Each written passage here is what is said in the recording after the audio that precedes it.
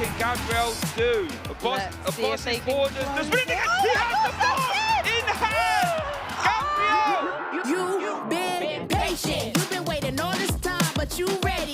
You've been putting in that grind, so let's go. Champions are hard to find, but you know the goal and you're ready to shine. Have they heard of you? Then they know. You got your sights set on that road. If it's time to battle them, then let's go. Cause you'll never stop. Show them what you got.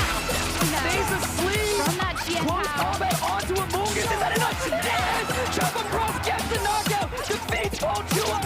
Show them what you got. Yeah, they already know. You got your sights set on victory road. Show them what you got. Yeah, they already know. You got your sights set on victory road.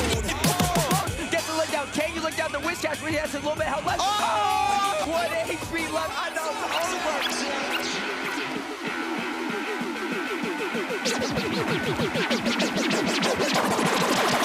Show them what you got. Yeah, they already know. You got your sights set on victory road. Show them what you got. Yeah, they already know. You got your sights set on victory road. Put your hands up. It's showtime! Come on in, Pokemon trainers, and welcome back to the 2025 Regional Championship here in Dortmund, Germany. It is a new season, and today we will be crowning a new regional champion. My name's Tomahawk UK, and I'm joined by the effervescent Amanda Lundberg. I like that, effervescent. That's a nice way to describe it. You guys can start putting, I'm going to start that on my resume. Amanda, you've casted Worlds, you casted Baltimore, and now you're here casting Dortmund, Germany. Tell us how you're feeling. I mean, Pokemon Go isn't the only thing that's doing a max out meta right now. I've been really capitalizing on going to all the different events, seeing the different trainers around the globe as well, and just kind of, I'm really, really looking forward to crowning our first person here in Dortmund. Yes, me too. It is going to be such an exciting weekend, but Dortmund is only the beginning of this 2025 season. We have a ton of very exciting tournaments coming up. That's right, trainers. Grab your backpacks, tie up your bootlaces, because the journey is just beginning. This is the first European regional event of the season, but look how many more we have to go. We have Lille, we have Gdansk, even before the Latin American International Championship in Sao Paulo. As you can see, it goes on from there all the way up to London at the International Championship for Europe, ending in New Orleans in the North American International Championship. And lastly, we are going to be all trying to make it to the World Competition in Anaheim, California. And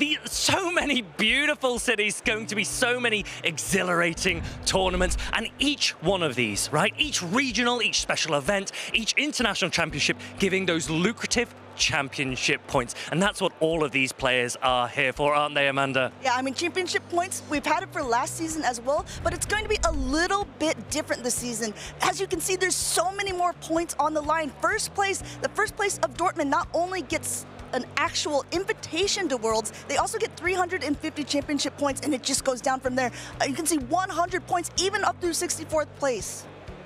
And this is the special thing about this season, the way that these championship points have changed. There are so many more available for top 8. It really, really rewards those players, especially those that are consistently getting into those top cup positions. And we have a few of those here this weekend, don't we? A lot of familiar names. There's a lot of familiar names. We have a lot of people inside this tournament who are well established, but what I also like about this tournament, especially in the new season, is we're seeing some newcomers, some new names that are being brought into the fold. This is the first event of the season, so all of the points on the leaderboard before this have been gone through local cups and challenges. This is where the real tournament energy starts. And that energy is starting so very soon. We have seen players like Zizwilas, players like Colin Six, so many players that already have titles, but only a very few are now into this day 2. We are down to our last 12 players. We have our losers finalists, and then straight into the top 8 competition. And I think that you guys are going to definitely want to stay tuned in for these battles because,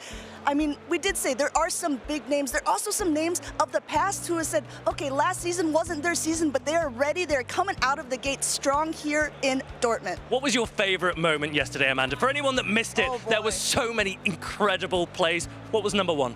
I honestly think it was something that I mean, it was a game that we were casting near the very beginning. I'm going to go ahead and steal it. It was when Colin 6 ended up being able to change the thing against Howie. But I will say, Howie got his redemption against Colin 6. They had a grudge match later on, and Howie was able to make it into day 2. So I just think that kind of reflects how this game can go. Even if you are a good player, it really depends on that actual best of 3 that you're playing. That is right. So for anyone that missed it, I will go over it later. So stick around and make sure I will go through this exact play that Colin 6 pulled off yesterday, which was one of the most high-level, intelligent Pokemon Go plays that we've seen so far this weekend. Now, Colin was a player that we thought would do very well. He hasn't actually made it to day 2 here this weekend, but Z's Wireless and many others have, and they were a part of our caster fantasy draft. So, Amanda, it doesn't look to me like many of your picks are still sticking around. Yeah, I mean, that's the sort of thing with the draft rate, and with so many good players here in Dortmund, I mean, some of us were bound to fall. I think that Lurgan Rocket was an incredible pick. He did so well at the World Championships. He was our first ever regional champion for Pokemon Go. Unfortunately, just not his tournament, but there's still quite a few names that are not shaded out here that are still in the running. 1 for you, I think, and 2 for Martijn. I'm really excited to see how 23 EJB gets on. This is a player that has qualified for all 3 World Championships so far, and he is in no position to stop now. He got 4th, I believe, in Utrecht, and he is looking to cement his place on that leaderboard, on that regional championship graphic. He's going to come through that loser's bracket. I have no doubt, EJ, he can pull through. Martijn with 2 picks still in the running. Z's Wireless and Javier V20, both very, very strong players. We enjoyed a lot of their games yesterday, didn't we? And not only is Javier V20 in the running still, he is actually from Peru, so he's coming over here. He's going to be able to take some championship points for sure. And also, if he ends up winning this tournament, he will have an automatic qualification for Worlds, even though it is not in his specific region. We want to know which players you are supporting, which players you are backing here this weekend. Make sure to let us know. You can post on X, and if you use the hashtag #PlayPokemon, we will try and get your posts here on stream. Make sure to post any pictures, any comments. What are your favorite Pokemon? What's your favorite Pokemon, Amanda? It's no surprise. My favorite Pokemon is Sableye, something that's been very meta in the past. I'm hoping to maybe see it again in the max out meta. Let everyone know what you think about Sableye. But if it's not good, then I actually don't use that hashtag #PlayPokemon. Follow us on each of these channels here on Facebook, X, and YouTube. As I say, post on X with the hashtag #PlayPokemon. We cannot wait to see your pictures and posts and hopefully get them on screen for everyone to see. But we are so excited now to get into this final day here in Dortmund. Amanda, any tips? Anyone you're backing? Listen, I said it earlier on. Wadaj was the first person to win in Baltimore earlier this season. He was actually the first person to win in the 2024 season as well. Z's Wireless, coming in from the winner's side of the bracket, was the first to win in 2024, this Barcelona special event.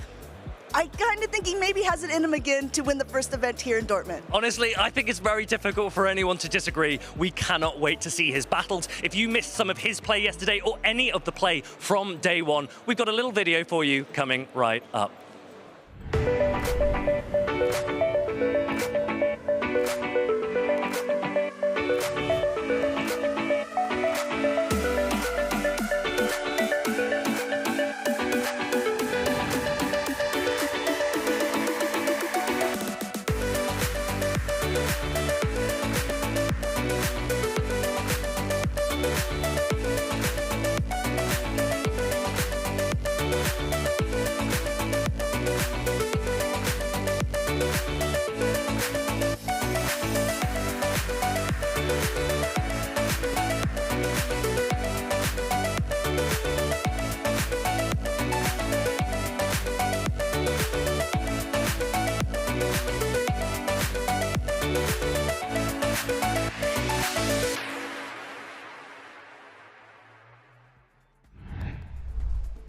I have such a big smile on my face after watching that impression video. Honestly, Dortmund kicked things off in style for the 2025 season here on the European schedule of things. And now we're in Championship Sunday. I'm Luak Josh Cromie, and I have the esteemed pleasure to be joined by Inadequence for today. I'm so happy to be here. Yesterday there was so much action, so many good plays, but day two we have 12 players remaining, and they're going to fight for the last few steps here to get those medals and the accolades. This is where the competition gets really intense because in day one, you know, you have the whole plethora of competition, all the different competitors really trying to be the very best. But by the time you get to this point, like you say, there's only 12 competitors remaining and only one of them will be able to become our champion at the end of the day. Do you have any expectations or predictions who may make it? Do you know what? I kind of want to steal the comment that Amanda said because Z's Wireless is on a tear. Fantastic tournament run yesterday, did incredibly well. I wish I could be saying that there would be, you know, certain Pokemon that will be going all the way, but Z's Wireless definitely one to watch. I mean, there's so many out there. Who have you got your eye on? I would like to see a Mind Joke succeed again. Oh, okay, in the last meta, he didn't do super well. This meta has been going much better for him so far. Of course, we've only had the first tournament so far yet, right? So, yeah, speaking of the meta, how about we take a look at the day one usage first to see what it looked like yesterday. We had a lot of Clodsire and Dunsparce. Unfortunately, no Gastrodon, but I do see a lot of cool and new Pokemon here. Any Pokemon here that are sticking out to you here, Lou? For me, it's been the poison types. They've really risen to fruition and been so exciting to see from the kind of transition from Baltimore that set the original tone for this new maxed out meta. I mean, looking at the Drapion, looking at the Toxapex, there was also the Ariados that we saw yesterday. It's not in the day one graphic, but it was definitely out there, you know, kicking up a storm on the field. A Mind Joke, for example, as you mentioned, was one of the key pilots of that Pokemon. And I've really liked seeing these meta trends develop, the poison types coming up, but also the dark types. The dark types and the poison type. Like Drapion has been rising a lot, especially after the showcase of Elite in Baltimore. Yeah, another thing I want to talk about, we see a lot of Mandibuzz here, but on the day 2 usage, there's again, just like in Baltimore, so few Mandibuzz, but we have Galarian Moltres again on that top 2. Look, where's Mandibuzz? Well, you drop one bird, you got to replace it with another one, I guess. True, you know, Mandibuzz taking a little bit of a rest, but Moltres, its wings out to fly. And we saw it soar to so much success yesterday as well. Those sucker punches, the fast attack coming through, hitting so hard. It's almost like I've forgotten counter was a thing. Right now, sucker punch is the play. I think so too, Lou. And the other Pokemon that really stuck out to us yesterday, Malamar. Oh my goodness, it was everywhere and it was such a standout superstar with the superpower, no less. It was so good. I can't wait to see more of that. I know Zweilos has one, a Mind Joke has one, many of these top players. I also want to point out, by the way, the Galarian Moltres, they're both on the winner's side of the bracket. Ooh, which is incredible, right? That such a rare and relatively spicy Pokemon. It hardly has any usage, but it's on both teams. It's on 2 teams out of 4 in the winner's side. I think as well, because it is a little bit rarer to be able to get, you need to use that daily incense to be able to try and track it down in game, that it is maybe a little bit more exciting to see as well, because not every trainer will have the utility to be able to use it, let alone maybe even have one that will be, you know, battle ready, let's say. So it's really nice to be able to see these trainers using it so well. The other bird I kind of want to talk about a little bit is Talonflame, because Talonflame we have seen a lot on the roster. You can see in day 2 it's 25% of the meta, but I haven't actually seen it in matches being able to show off its strength. And I think the reason why is because of all the Dunsparce, the Feraligatr and Azumarill. As you can see, they are in the top 6 users, and even the Shadow Drapion has access to Aquatil, which deals super effective damage to Talonflame. And then if those Pokemon are not threatening enough for Talonflame, there's also the Toxapex, which is a very bulky poison and water type. So Talonflame, it is very good on paper, but it might be a little bit difficult to use in many meta teams. With that Brave Bird charge attack, it can do a lot of damage to pretty much everything in the meta, because flying is hardly resisted on anything right now. I think only on Alolan Sandslash, but Alolan Sandslash is the Pokemon you really don't bring into Talonflame. That's true. I mean, definitely the fact that there isn't a lot of flying resist, like you said, does give it a little bit of coverage. And we are actually seeing so many different Pokemon types being able to come into this meta. As long as they get their alignment right, then they're able to kind of show off what that particular Pokemon type can do. And I wonder if in our very first match we might indeed see a Talonflame, because it is potentially going to be there on Howie's side. It is there, Howie, with the Talonflame. We saw him yesterday lose to Colin, but he made a really good run in the losers bracket, and he actually defeated Colin later on, almost at the end of that losers run. So Howie on a very long streak, and we saw Nickname yesterday making really good plays with the goofy team of Quagsire and Clodsire, my 2 favorite derpy Pokemon. Any Pokemon here that are sticking out to you here, Lou? Again, I want to see this Malamar in action on Nickname's side. I think it has a lot of potential, particularly considering the Clodsire on the opposing side of the field. Again, Mandibuzz, I would love to see it because I feel like Mandibuzz is getting a little bit of a hard reputation at the moment. Being able to maybe see it come in, apply some pressure with something like the Aerial Ace, and even just like snarl down with the fast attacks would be really nice. But honestly, I think Clodsire is going to come to this one. Clodsire is a very strong Pokemon. It's been on pretty much almost every team, and they're all, as far as I know, they're all running Sludge Bomb. We saw one Clodsire with Stone Edge yesterday, and all the others one had Clodsire. I think it did, but... Did it? Oh, I didn't think it did. Oh, well, never mind. We'll see later on, but most of them, we should probably expect Sludge Bomb by now. That is the preferred moveset for most Clodsire, and I think that is mostly to break that core of Azumarill and the Grass-type Pokemon. They are both very strong in this meta. I feel like Superior is going to have a tough time here as well, because taking a look at Nickname's team, there's a lot of typing that can apply pressure to that vulnerable grass typing on the Superior. But let's see how this action goes. It's going to be a Malamar versus Quagsire straight out the blocks. Yeah, this is a very neutral matchup. The Psywave from that Malamar are going to add up, and while Mudshot does more damage now, it also now generates less energy, so your damage output from the Aqua Tail comes out a little bit less quick, but the Mudshot on the other hand adds up. So maybe now 2 Aqua Tail plus those Mudshot might knock out the Malamar, and I think they do. But these Psywaves getting so much energy racked up onto this Malamar, able to go for one foul play, but I think a couple more Psywaves will be able to have that superpower locked in as well if it does want to go for that additional damage. So much foul play though into the Quagsire, that Shadow bringing its defenses down, leaving it very vulnerable. And I think if Howie decides to use the Protect Shield here, he can actually farm it down. No, lets it go. The Malamar barely hangs on, but feigns to one more Mudshot. Now what do you bring in as Howie? I think that he finds both his Pokemon relatively safe, but if you expect a Toxapex in the back, then Azumarill is really risky here. Howie decides to bring in the Dunsparce to get some more energy than it would on the Azumarill, but oh no, it fades with the Aqua Tail. Able to just get 3 rollouts in, a little bit of energy regeneration here onto this Dunsparce. Now in prime position to go for either of its charge attacks, but these Psywaves coming in from the Malamar again has its superpower ready to go, and it wants to be able to get that big damage down into this normal type. But first of all, it's going to be unprotected on Nickname's side from this drill run. As Nickname, you don't want to throw a superpower before taking a charge attack, because throwing the superpower means you will debuff your attack and your defense by 1 stage, meaning that the drill run from the Dunsparce would do more damage. Just how we call this. Superpower's coming through. Oh no, superpower lands, and it takes the Dunsparce extremely low, and then going into the Clodsire, but this is super effective, Lou. This is going to also hurt, but Clodsire is a very tanky boy. It's going to be able to take this reasonably well. We've seen it take Hydro Cannon from Shadow for Alligator before. It's going to be able to take a drill one from a Dunsparce. This is actually very valuable damage for Howie here. He has the Azumarill in the back, which has a slightly negative matchup into that Clodsire, but all his chip damage is so valuable. You really rely on the bubble damage, but because the Ice Beam is so slow to get to as the Azumarill.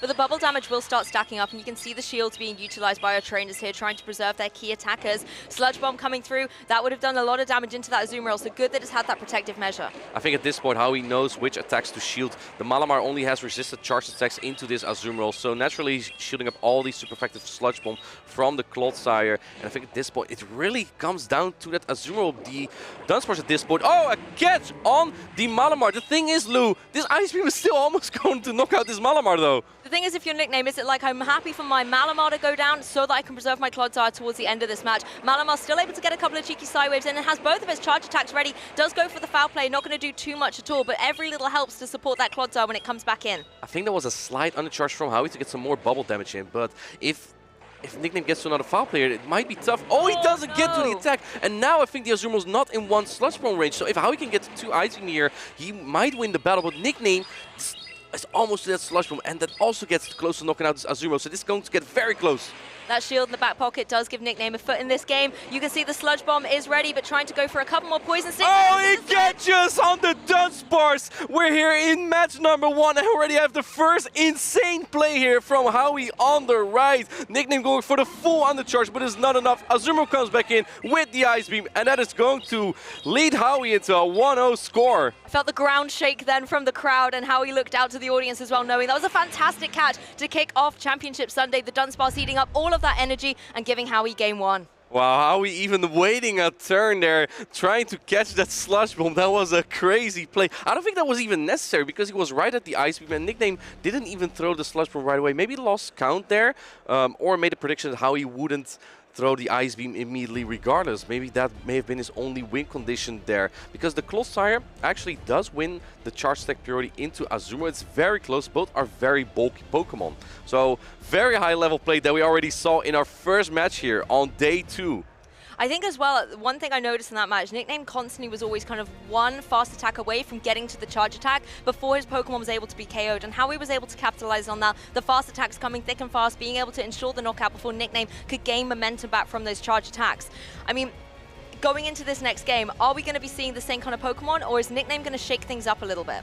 Well, what Nickname did yesterday to his opponent, and I think that was a game where he misstepped, unfortunately. His opponent safe switched the Malamar, and that's where Nickname predicted the Malamar would come out. He brought the Mandibuzz. Unfortunately, he then brought in his own Malamar by accident, but the Mandibuzz is a Pokemon that really shuts down that Malamar. It only really has Superpower to hit back, and Superpower drops your attack and defense, so essentially making Malamar weaker and weaker into that matchup. So I would not be surprised if Nickname is tired of all the Malamar he have already seen in this tournament, and he already starts bringing the Mandibuzz right away. We did actually see this yesterday quite a lot, where maybe game 1, Malamar gave a trainer a lot of difficulty, so then they brought all their Malamar counters into the second game. And I think it would be nice to see Mandibuzz come in here. Yes, it is quite bulky, and sometimes that can be a bit detrimental with the new switch timer because it takes so long to be able to get its momentum going. But if it can do its one job, which is shut down that opposing Malamar, maybe force it to go for that superpower and leave it vulnerable, then I think it will have done the job it needs, and the other 2 Pokemon Nickname can bring can sweep through the rest. And for those who haven't been around in PvP for a month or so,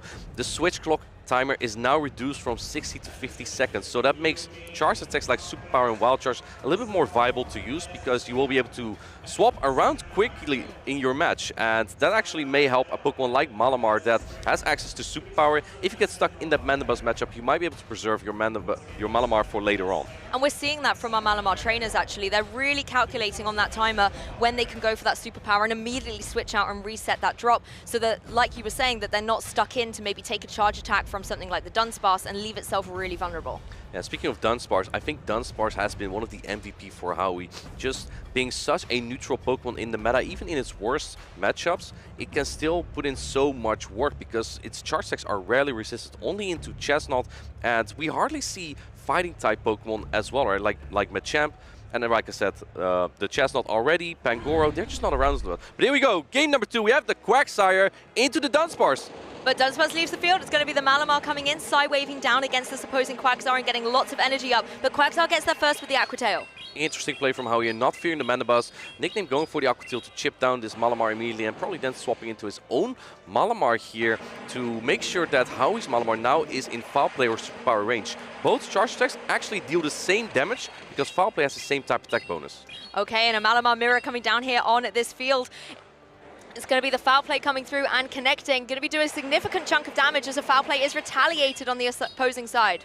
Is this going to knock out Howie? Is deciding to use a shield or not? He is going to put up his first Protect Shield, trying to fight for that switch advantage. And if you look at the backlines, that might actually be super important because he has that Azumarill, and there's a Toxapex lurking in the back. Going for the Superpower right here. Does Nickname shield this? He might actually barely hang on here, but Nickname, yes, he's letting it through. Superpower is coming through. Oh, that doesn't knock out just yet.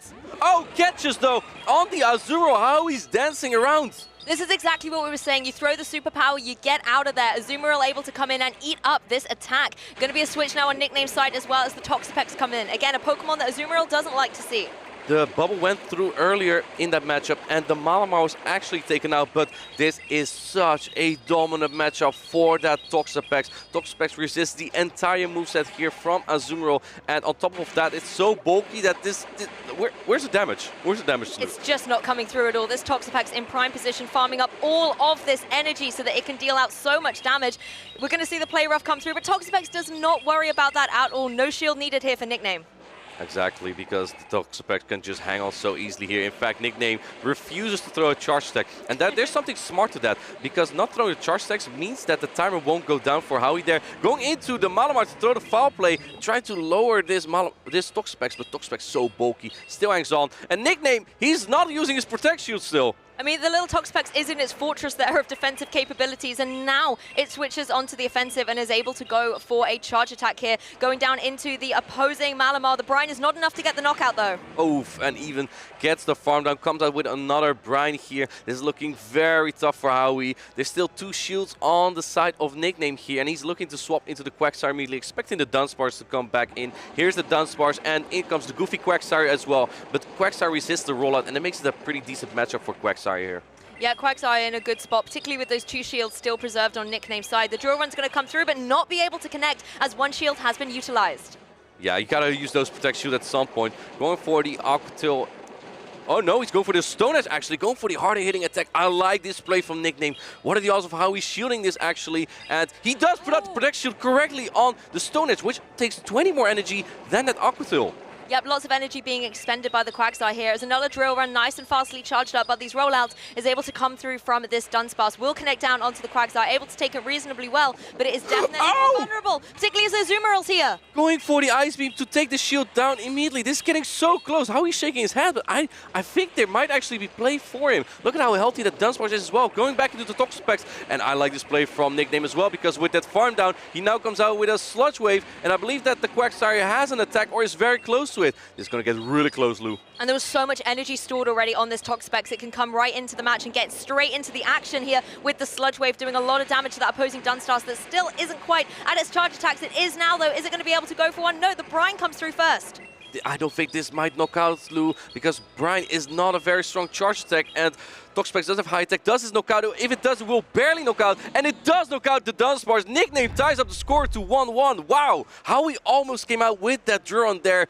And that may have been it. If Quagsire didn't have a charge attack stored, then the drill run could have made Howie win that battle. Honestly, this energy preservation has been key. We saw it on Nickname's side, actually. Quagsire and Toxapex, both throughout that game, had so much energy stored up and then was able to switch in and utilize that offensive pressure towards the end, evening up the score.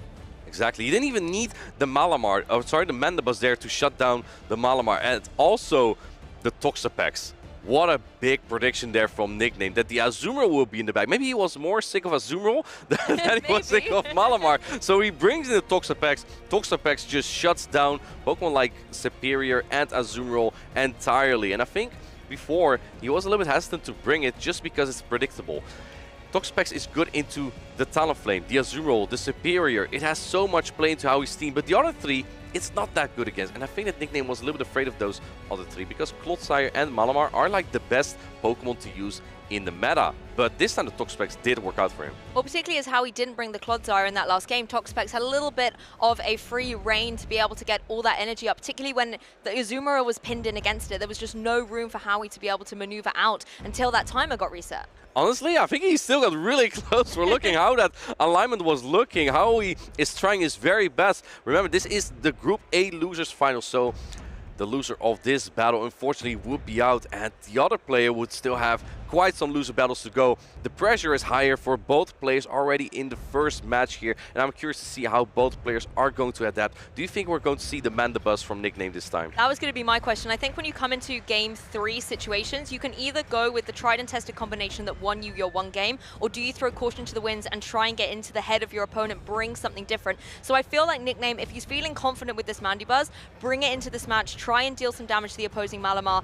It really will come down to whether the threats to the Mandibus have been predicted by Howie, and if he's going to adjust accordingly as well. So again, it's not just about playing the Pokemon, it's playing the player. If Nickname is confident that Mandibus will have a free space to be able to do what it does best, then I would love to see it.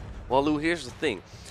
Nickname may have scared of the Azumarill a little bit by showing he is not scared to bring the Toxapex. True. And what shuts down Mandibus is the Azumarill. What shuts down the Azumarill? It's the Toxapex. A little bit of a triangle there.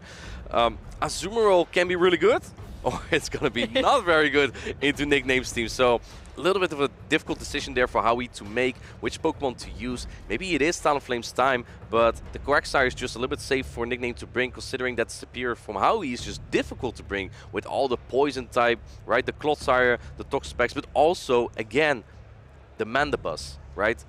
So it's difficult to bring Superior to counter the Quagsire, and I think Nickname is really utilizing that. It's this domino effect of Pokemon a little bit, like you bring this, so I'll bring this, so I'll bring that. And that's where these players really do have to decide in this, you know, show 6 pick 3 format, you have to make sure that the 3 you're bringing are going to be critical, because sometimes in that kind of turn 0 straight from the leads, you can be so on the back foot. And we even saw in that second game how we lead out with the Dunsparce and immediately switch it out. That possibly lost him a little bit of momentum in the game and made it harder for Dunsparce to come back when it likes to normally have so much energy locked in to be able to get those knockouts. But no surprises, it's a Malamar mirror once again. This is the standout Pokemon of Dortmund. Let's see it on Championship Sunday. And the leads are gonna be so crucial here, because if we look at the back line, there's Azuro for Howie again, but there's also Toxapex for Nickname. Nickname probably very happy to see this Malamar here, because Toxapex now voiced it. Howie probably not as happy to see this Malamar here, because this is what Azuro is supposed to counter. Foul play is coming through, almost putting the Malamar into the yellow. Now, do keep in mind that the Psywave from each Malamar here is triple resisted, so they're not adding up quickly here. Yeah, not going to be about the fast attacks, but these charge attacks, on the other hand, the foul plays connecting will do a significant chunk of damage. Howie getting lots of energy stored up there, and is going to be able to go straight away for a second foul play. Howie is winning the charge attack priority, meaning that he can lead this game, basically. Deciding the shield and switch play here is Howie going to shield up, play for switch advantage. You expect Toxapex, you gotta shield this, but no! Howie is letting it go, trusting that he still can win the switch advantage here. I'm not too sure about this. Who gets Psywave down here, Lou? Who has less HP? And it is Howie going down, losing switch advantage. This might be crucial for this match. Well, now if you're Howie, you've got a decision to make. Which Pokemon you're going to bring in, try and get that one fast attack down and get rid of the Malamar on the opposing side. It is going to be that Dunsparce, and as you can see, one rollout is going to be able to take down that opposing Malamar. And this makes the decision very easy for Nickname to make, bringing in the Quagsire into this. Bringing in the Quagsire into the Dunsparce, and Dunsparce going for a rollout for a drone immediately. This will almost put the Quagsire at half HP. Yep, significant chunk of damage, but the Quacks are able to take it, has lots of energy being farmed up as well, and the Aqua Tail is going to be able to come through and connect onto this Dunsparce. It's going to be able to take it well. Lou, if Howie wants to make it through here, he has to make the craziest play. Howie, now is the time to do that. Duran is coming through. I think he kind of knows what could be in the back here. If it's a Toxapex, you need to rely on the Dunsparce. Yep, Dunsparce being able to use those drill runs will be able to apply a lot of pressure to the Toxapex, but it needs to be able to hang on and deal with this Quagsire first and foremost. Quagsire being able to get to the Stone Edge now. Going for the Stone Edge. This is the harder hitting charge attack. Is Howie predicting that Nickname will go for this. And no, he doesn't shield it up this time, putting the Dunsparce into the red. Oh man, that backline matchup is looking so dire though for Howie. You almost needed that shield previously when it was the Aqua Tail, but again, another Aqua Tail coming through, another shield on this Dunsparce. Howie knowing that the Dunsparce is going to be the key to victory, but it only has a limited amount of time left on the field. Interesting play here from Nickname, perhaps trying to make a little bit of a prediction of what could be in the back. Maybe preserving the Quagsire in case it would be Clodsire of Howie in the back. We do see that Azumarill in the back though, and since there's another drone coming through, maybe Nickname now is predicting there could be Azumarill in the back. What do you shield here? He doesn't shield this drill run. This actually might give the Azumarill from Howie a little bit of play. He's shaking his head because he has no shields. Nickname still has a protect shield, and he's pretty close to the Sludge Wave here. That's going to do a lot of damage. I mean, it shows the bulk of that Toxapex being able to take 2 drill runs, preserving that shield to utilize later on in the match as the Sludge Wave comes through into the exposed Azumarill. That does so much damage to the bulky bunny. Yeah, it's looking very tough now for Howie. Ice Beam is coming through. Nickname still no shielding, playing a risky game because I think that the Quagsire is also not that high in HP anymore. Let's see, but it has enough HP to get to those charge attacks. Wow, what a high level play from Nickname here. Going for the charge attack priority exactly on the Ice Beam. Going for the Aqua Tail. This is resisted, but I think this still knocks out. No, I love that counting there, being able to go for the Aqua Tail at the right moment, get the knockout on the opposing Azumarill, and now it's just the Dunsparce to deal with, a couple more fast attacks, and then you can go for another Aqua Tail to seal up the victory. You can see in Nickname's face, he has won this match. Wow, Nickname, the 2022 Bremen champion, advances on the loser side of the bracket in his first match on day 2. Very well done by the Polish player here. Huge congratulations, really masterful play as well, coming back from a bit of a detrimental game 1 there, being able to have calm, cool and collected energy on his Pokemon to be able to sweep through the end games. That was really impressive play with that Quagsire, really recognizing that the Superior from Howie was just nearly impossible to bring, and because of that the Quagsire was just such a safe play, really taking notes from how Out of Pocket played that in Baltimore. We see that here from Nickname in, actually Out of Pocket is his friend as well, by the way, so maybe they discussed that matchup before. Yeah, maybe that explains a little bit of the strategy that was going into it. If they've been able to practice together and then, you know, use all their amazing experience to come up with a game plan, I think you can see why it worked. Nickname is a is a veteran, right? One of our first regional champions in Europe. It is no surprise to see him do well over and over. And I'm pretty sure he's hungry for those accolades because he hasn't won a championships ever since. I'm pretty sure he wants to do that again. Oh, definitely. Once you've got a taste of that victory, I mean, you know it yourself as well, right? You always want to be able to keep bettering your score, maintaining that expert level of Pokemon play that you've got. And I think with the amount of veterans we've got and the way that the Pokemon Go scene is really growing and developing in 2025 already, it's going to be an amazing season for them all. Now, I want to ask you, Lou, which Pokemon do you think was more decisive in this matchup? Was it the goofy Quagsire or was it the Malamar? I mean, Malamar's been the superstar so far, and I did see it, you know, apply a lot of pressure, particularly in the mirror. I think it was very important to have that in the Game 3, apply those foul plays. But the Quagsire, for me, was the sweeper. It was a little bit like Swampert back in the day. It would be able to come in and just sweep through at the end. And that's exactly what I saw this Water Ground type being able to do. Yeah. Maybe they could tie for first place, I don't know, for being MVP of this match. But in all honesty, Malamar, with the pressure it was able to exert on the Dunsparce, as you can see here, but also on the opposing Malamar, it has to have the #1 ticket for me.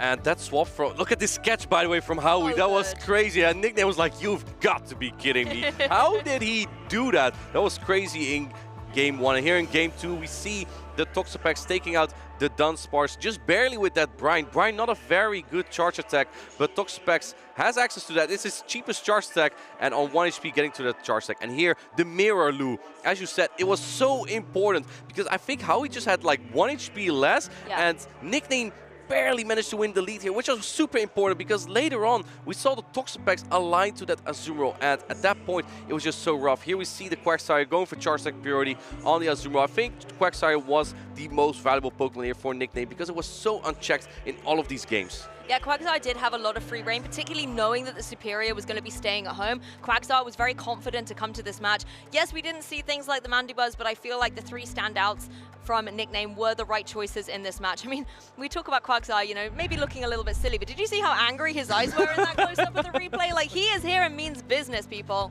It means Quagsire business. He does. He does look a little bit like he's just checked out the office for the day. He's just rocking up to a Pokemon tournament, and now he's taking names on the field. Like, Quagsire might be here to stay. I think so too. It's now in our top 8 of the tournament. Now, what I also want to point out just before heading into our next one, Nickname's decision tree was just... The way he made his decisions was so impressive to me. He was sketching out all the scenarios possible. No shooting the Toxapex there meant that Azumarill on the back could be close, but it was still healthy enough, the Toxapex, to take on the full Azumarill in the back. Now, what was so impressive about it, if it was Clodsire in the back, he had to keep the shield for the Quagsire. So he was kind of sketching out, if it is Clodsire in the back, I can't shield here. If it's Azumarill in the back, I think my Toxapex might just be barely healthy enough to make it through here and pull in this win for me. So you've got to make sure you know your calculations in the meta and how your Pokemon are going to fare up when pinned down against another Pokemon choice. And I think you're right, those decisions can be risky, but the reward payoff can be tremendous. And that is why it's important sometimes to make sure you throw your charge attacks before the other player. We saw that also at the start of Game 3, right? How he won the charge attack in the lead, that kind of gives him, or that kind of gives him the choice to Nickname, are you going to shield this or not? Because if you do, I might as well. And Nickname didn't shield, so I was like, well, I can't bother either then. And you have to switch your mindset then as well, because if you're trying to get to your charge attack, you're kind of going on the offensive, right? But if you lose the charge attack priority, suddenly you have to switch to the defensive mindset and be like, okay, do I need the shield or not? What is going to get me to the end game situation here and get the victory? And then obviously, as soon as you go for your defensive play, because you've already locked in your charge attack, you now have to go back to the offensive. And based on how you called maybe the bait correctly or something in the defensive moment, it might adjust how you play offensively as well. I like how you call it the offensive and defensive way of thinking there. I would say I always think in a more offensive way because I always want my Wigglytuff aligned well, you know? Like an alignment-dependent Pokemon. And I think Toxapex is also one of those Pokemon. Imagine if the alignment was reversed. We would have the Quagsire on the Azumarill and the Dunsparce on the Toxapex. It could have been an entirely different game, and that just makes switch advantage so important sometimes. I wonder how he was thinking that could have been in the back. Perhaps he was predicting the Mandibuzz, and Mandibuzz would not have had any play into Dunsparce and Azumarill. So it kind of comes down to the predictions that trainers make in these battles. I think that's where we kind of saw that Azumarill keep coming back as a pick for Howie, because if that Mandibuzz comes up, then it's the Azumarill show. It's going to have a fantastic time on the field. But speaking of the battlefield, it's time to shake it up and move to our very next match. This is Group B, losers finals between EB and EJB. We got some different Pokemon here than we saw earlier. I like the picks here of Ariados and Shadow Typhlosion on EB's side, and on 23 EJB side on the right, the Shadow Dragonite and the Chestnut. Now keep in mind, EJB is the 2023 Bochum champion, so he knows what it takes to make a good losers run. Here we go, Lou. Game number 1. EB on the left, 23 EJB on the right. It's Malamar into Dunsparce. We're jumping straight into the action here. Dunsparce does not want to have to take one of these superpowers, so Malamar in prime position to start side-waving up, getting lots of energy out here on the field. We've seen this matchup quite often now, and we kind of know how this goes. One superpower is not going to knock out the Malamar just yet. Trying to make a catch on the Azumarill, answered by that Ariados. This is kind of tough for EJB, but maybe he wanted to bait out this Ariados so his Feraligatr doesn't have to deal with it in the back. I mean, the Ice Beam going to be able to come through, get some damage on the board, but Ariados not shielding that. We know the charge attack of Trailblaze is ready to go, and you can potentially deal some good damage into Azumarill while also getting an attack buff on this Ariados and setting it up for success throughout this match. Now you have to keep in mind here that Ariados used to run Cross Poison as the second charge attack next to Lunge, but it doesn't need that anymore. Now that Poison Sting deals very good poison type damage, it has Trailblaze instead to deal super effective damage to Pokemon like Azumarill and Feraligatr, so really coming in handy here, plus boosting the attack of this Ariados, and it's going to be tough for EJB to take it out. In fact, he's using up his shield. I think he needed that, though. There was so much energy stored up on this Azumarill. You want to be able to utilize it effectively. And the Ice Beam comes through, will connect down onto this opposing Ariados. It will get the knockout. EB's like, it's done its job. I can now bring in this boosted up Malamar as well with all this energy. It has 100 energy right now, trying to go for the farm down. EB realizing that Sidewave are not doing enough and has to expend some energy here. But Malamar still has a lot of useful energy that it's going to do a lot of damage into both the Dunsparce and the Shadow Feraligatr that we see in the back for EJB. Going for the next superpower here. This is going to put the Dunsparce straight into the red. Yeah, so much damage coming down onto this exposed Dunsparce here. Will not be able to get the knockout, but will put it in a very vulnerable spot. And straight away, EB making that switch to a Dunsparce mirror. This is a great play from EB, going into the Dunsparce right away to take all the damage here. Now going into the Feraligatr, but here's the problem, Lou. This Dunsparce isn't even remotely close into Hydro Cannon range, so kind of that drone damage from the Dunsparce from EJB doesn't really do a lot for him here. He doesn't want to use that shield either onto the Feraligatr, so it will be exposed to take this damage. Another one will be able to finish off the job. Some more Shadow Claws coming through, maybe trying to get to the second Hydro Cannon, but goes straight away for the first one here. Hydro Cannon's going to do a lot of damage. Is EB going to put up a shield here? It won't knock out just yet. He's letting it go, but can you get Shadow Claw down? They're double resisted, but they don't do a lot of damage. Going for another drone. Do you shield this as EJB? Yes, he puts up the last Protect Shield, while EB still has 2. Yep, no hesitation there, and you do have the Hydro Cannon ready to go, but as you've said, the shields are still primed on EB's side. Instead, just going to be switching in the Malamar here, using the shield on this Pokemon, allowing it to be able to use these Psy Waves to farm down, get all that energy ready so the charge attacks can be unleashed. Can you get to another Hydro Cannon? EJB is not risking it, going for the drone here. He needs to pull those shields, but I think this allows EB to get a lot of energy on this Dunsparce. Let's see, still not shielding here, knowing that the drone does way less, and the Dunsparce rollout just doesn't do enough damage. Can he get the farm down? Can he get the farm down? Yes. He gets the farm down, comes out with the energy, has the superpower ready, and I think EB here is taking the score to 1-0. I love the way the farm down happened there, being able to then capitalize on this Feraligatr joining back in the battle, EB being able to get the knockout and take game 1. Malamar, once again, what a start. It's Malamar again, right? It's amazing. It's the Malamar show. It literally is, and Dortmund has all been about Malamar. I mean, Clodsire is old news now, right? Perhaps. I mean, we do have only one, and it's not on EJB's side in this matchup. How are you going to adapt here? Drapion is one of the Pokemon that can take on the Malamar quite well, but is it predictable? I think that was EJB, that is what EJB was fearing a little bit. Possibly, and I think as well we have to give some credit to the Ariados there. It applied a lot of pressure to both the Azumarill, and knowing the Feraligatr was in the back as well, that's another Pokemon that doesn't want to take a Trailblaze, for example. And Ariados pinned up against the opposing Azumarill. Like you were saying, the fast attacks, Poison Stings are really stacking up the damage into that Fairy type. Throw in the Trailblaze and get that momentum boost coming through, getting your attack stat boosted up, makes it such a formidable threat. The Ice Beams were not doing enough to be able to threaten it. I think Ariados might be that sleeper pick that could do very well in this tournament. We know a Mind Joke on the win side also has it. I feel like this is a little bit comparable to last matchup that we had in Howie versus Nickname, where Howie couldn't really use that Superior. And here, look at these Pokemon, Ariados, Typhlosion, Clodsire, and then there's also Malamar this time for the Chestnut. The Grass type, again, is somewhat unplayable, and it makes the Dunsparce for EB on the left just so good because it's safe. Here we go, game number 2. We have the Dunsparce into the Shadow Drapion. This is again not a great lead for a 23 EJB. No, you don't want to take any of these drill runs, and their rollouts are going to get these up very fast and quick. But of course, Drapion also has its fast attack getting lots of energy on the field, going to be able to go straight away for some damage, unshielded by EB.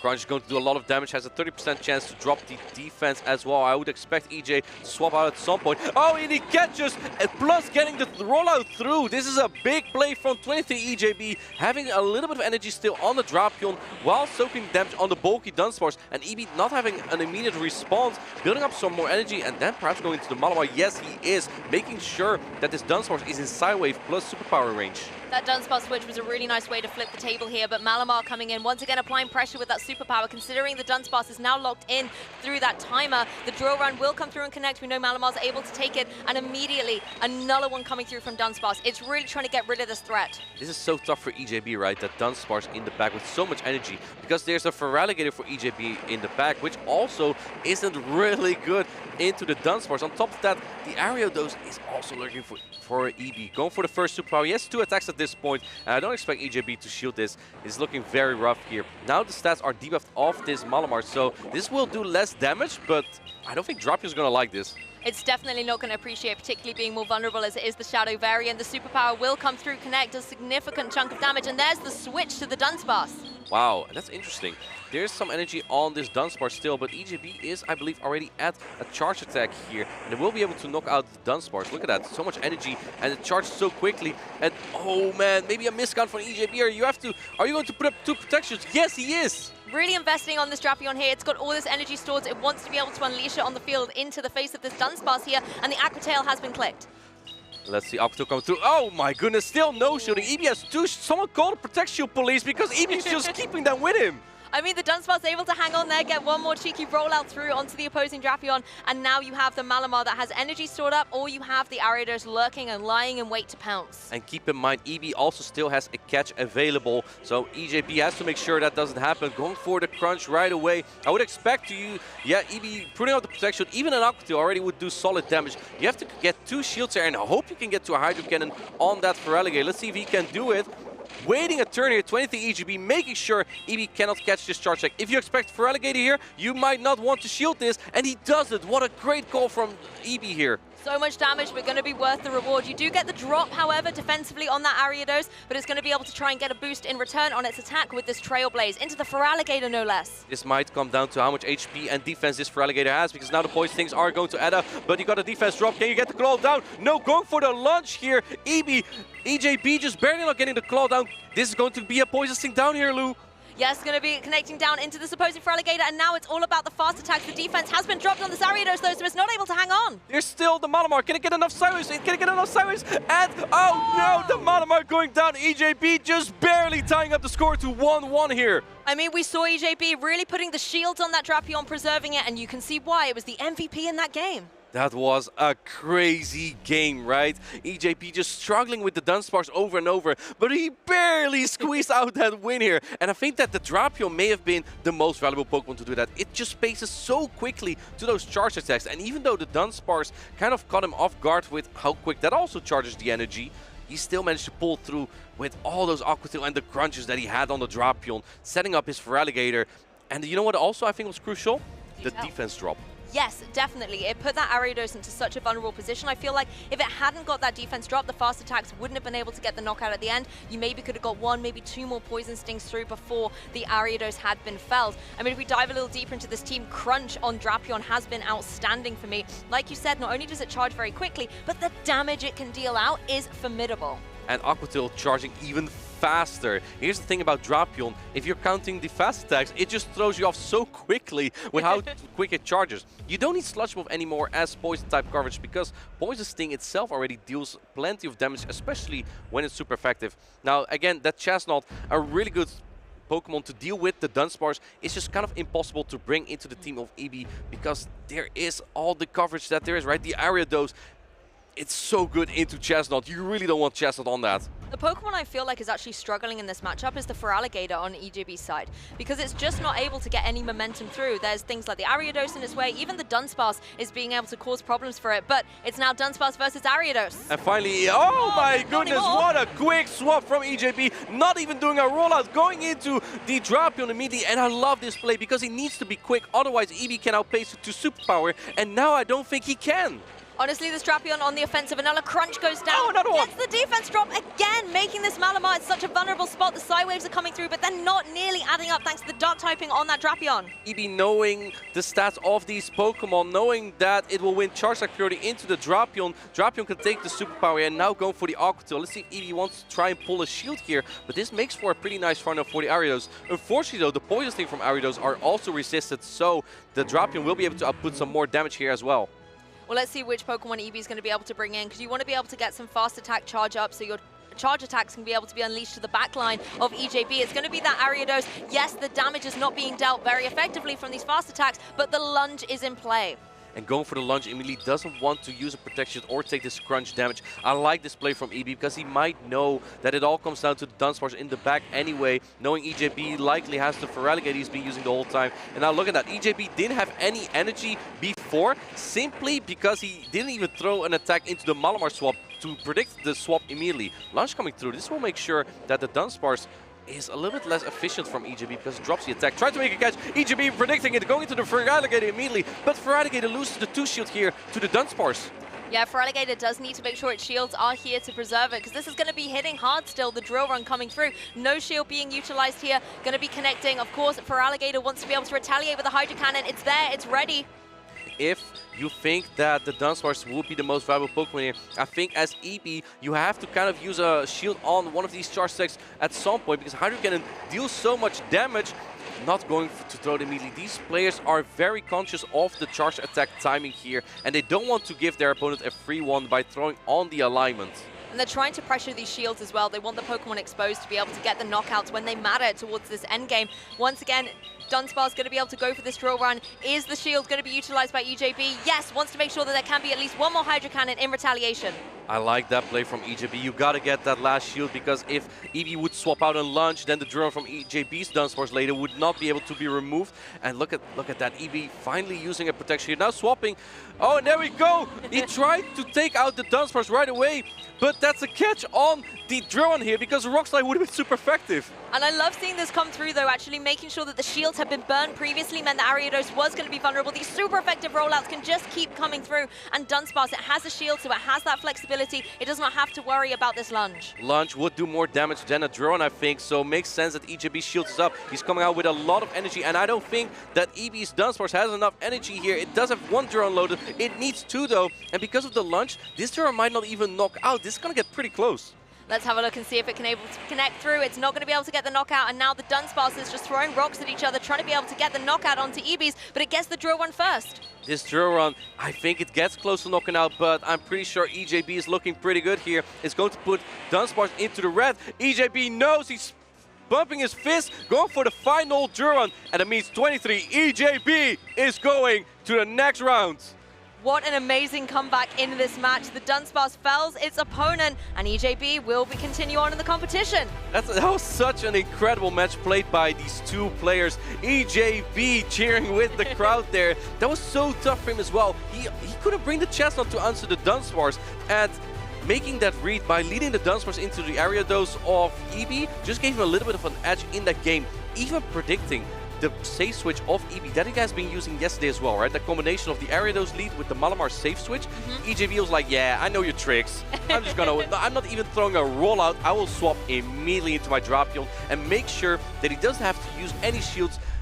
And he won the battle like that. That was such a big read by EJB there. And I think as well, using his own Dunsparce to apply a lot of pressure to the opposing Ariados that we saw be so effective was a really nice play by EJB, because that Ariados, the Poison Stings hit really, really hard, but also having that threat with things like the lunge and the Trailblaze just can be so detrimental to play around, because we've seen how critical these drops and buffs can be. So I think making sure that you get rid of that Spider, you don't have to contend with it, just gave him a lot more flexibility in the match. And Ariados is, I feel like Ariados can be a little bit safe to use in the meta as well. With Talonflame being hard checked by all these water type Pokemon and Dunsparce, what really threatens the Ariados? It's at most Dunsparce, but you still have Lunge, which also drops the attack of the opponent. But you also have Trailblades to boost your own attack. That gives Ariados such flexible play in this entire meta. Exactly, and being able to kind of control your opponent's match a little bit more by bringing those debuffs into play does mean that your opponent has to work around them. It's almost like you're in control of the match and making them do the adjustments. But EJB had a plan up his sleeve, and that Drapion, once again, was so impressive. The Malamar, though, I have to say, was still such a standout for me. On, EB side, being able to apply so much pressure to that opposing Dunsparce and kind of dance around this Feraligatr, but by game 3, EJB had figured it out. And this was the only match he did bring the Shadow Drapion. Once EJB started bringing the Shadow Drapion, he started winning battles as well. Malamar taking out the Feraligatr in game #1, but here we see it, getting the crunch off and then making the catch, plus the rollout through. EJB making a great player that set him up for a victory in game #2. Even just straight from the beginning with that immediate switch, he was in control, he was making those risky plays, but you can see the rewards. The Drapion being able to get rid of the Ariados and the Malamar coming in as well and being felled by this amazing Dark and Poison type. Fantastic play. Yeah, 1 HP and an EJB. The last Juron coming through on game #3, and he knew at that point he would win this battle. It was a charge attack priority. EB was also at 2 Juron here, but EJB had it loaded and was going to lock in his spot for the top 8 of day 2. And honestly, I love looking at EJB's team. Even though we didn't get to see things like the Shadow Dragonite and the Chestnut, the fact that they're on there and he can utilize those in different matchups and give him so much creativity as he goes through this tournament, it could be what takes him all the way. And I feel like his team is so offensive as well, Yes, right? yeah. With the Shadow Feraligatr, almost no bulk. Shadow Dragonite, even less bulk. Drapion has a little bit more bulk and that crunch debuff that clutched the defense drop in game #2. And then the Chestnut, not as bulky either. Really only has the Azumarill and the Dunsparce to soak up damage. And we've seen as well how sometimes these Pokemon, maybe because they're a little bit more unique or possibly, something that's being picked out, a lot of the trainers are then countering them. And so sometimes they can be pinned on the back line, but when they're able to come into the moment, they have their time to shine. And speaking of shining, let's move on to our next match. Group C losers final, Maximilian versus Argi, yeah, that's going to be a really good match here. We have Argi with that Shadow Machamp. There's no Dunsparce on Maxi's side, but there is the Diggersby. Although, honestly, I don't think Diggersby is that terrible into it, just because the fast attack that Machamp is using nowadays, which is Karate Chop, does less damage than Counter does. And that makes it being able to hang on a little bit more. Even though Cross Chop and Karate Chop still adds up, Diggersby probably will be able to win like a zero shield scenario, be it with Quick Attack as the fast attack and Scorching Sense as the charge attack, just knocking out the Machamp pretty much straight away. And we see again from Argi that Shadow Drapion has been such a good Pokemon in this meta, and I also think that Maxi might struggle with it a little bit. It's pretty good into the Talonflame, the Toxapex, the Malamar, and the Feraligatr, so that's going to be difficult for Maxi to dance around. Yes, Maxi is going to have to come up with a plan, but if we dive a little bit deeper into his team as well, one of the standouts for me, I love this Arctobax. I feel like it's going to have a bit of a rough time in this particular match with obviously Pokemon like the Dunsparce with the rollout and obviously the Karate Chop coming through from that Machamp as well. But it has been such a unique Pokemon to have, the extra damage coming through from Avalanche really paying off. But the superstars, as we have seen so far in Dortmund, Pokemon like Toxapex, Pokemon like Malamar have just so much grounding in this game. You say that, but they're both checked by the Drapion, so that's going to be tough for Maxi to go around. Arctobax might actually be key here, and Lou, he's running Avalanche. Why is he running Avalanche over Icy Wind? I mean, it gives you that extra damage, right? Icy Wind, really nice for the debuffs, and we've seen some Pokemon utilize that very effectively, but I feel like in a meta at the moment where Ice type can be so detrimental to the flyers that are out there, you want to be able to pack that little extra punch. I think so too.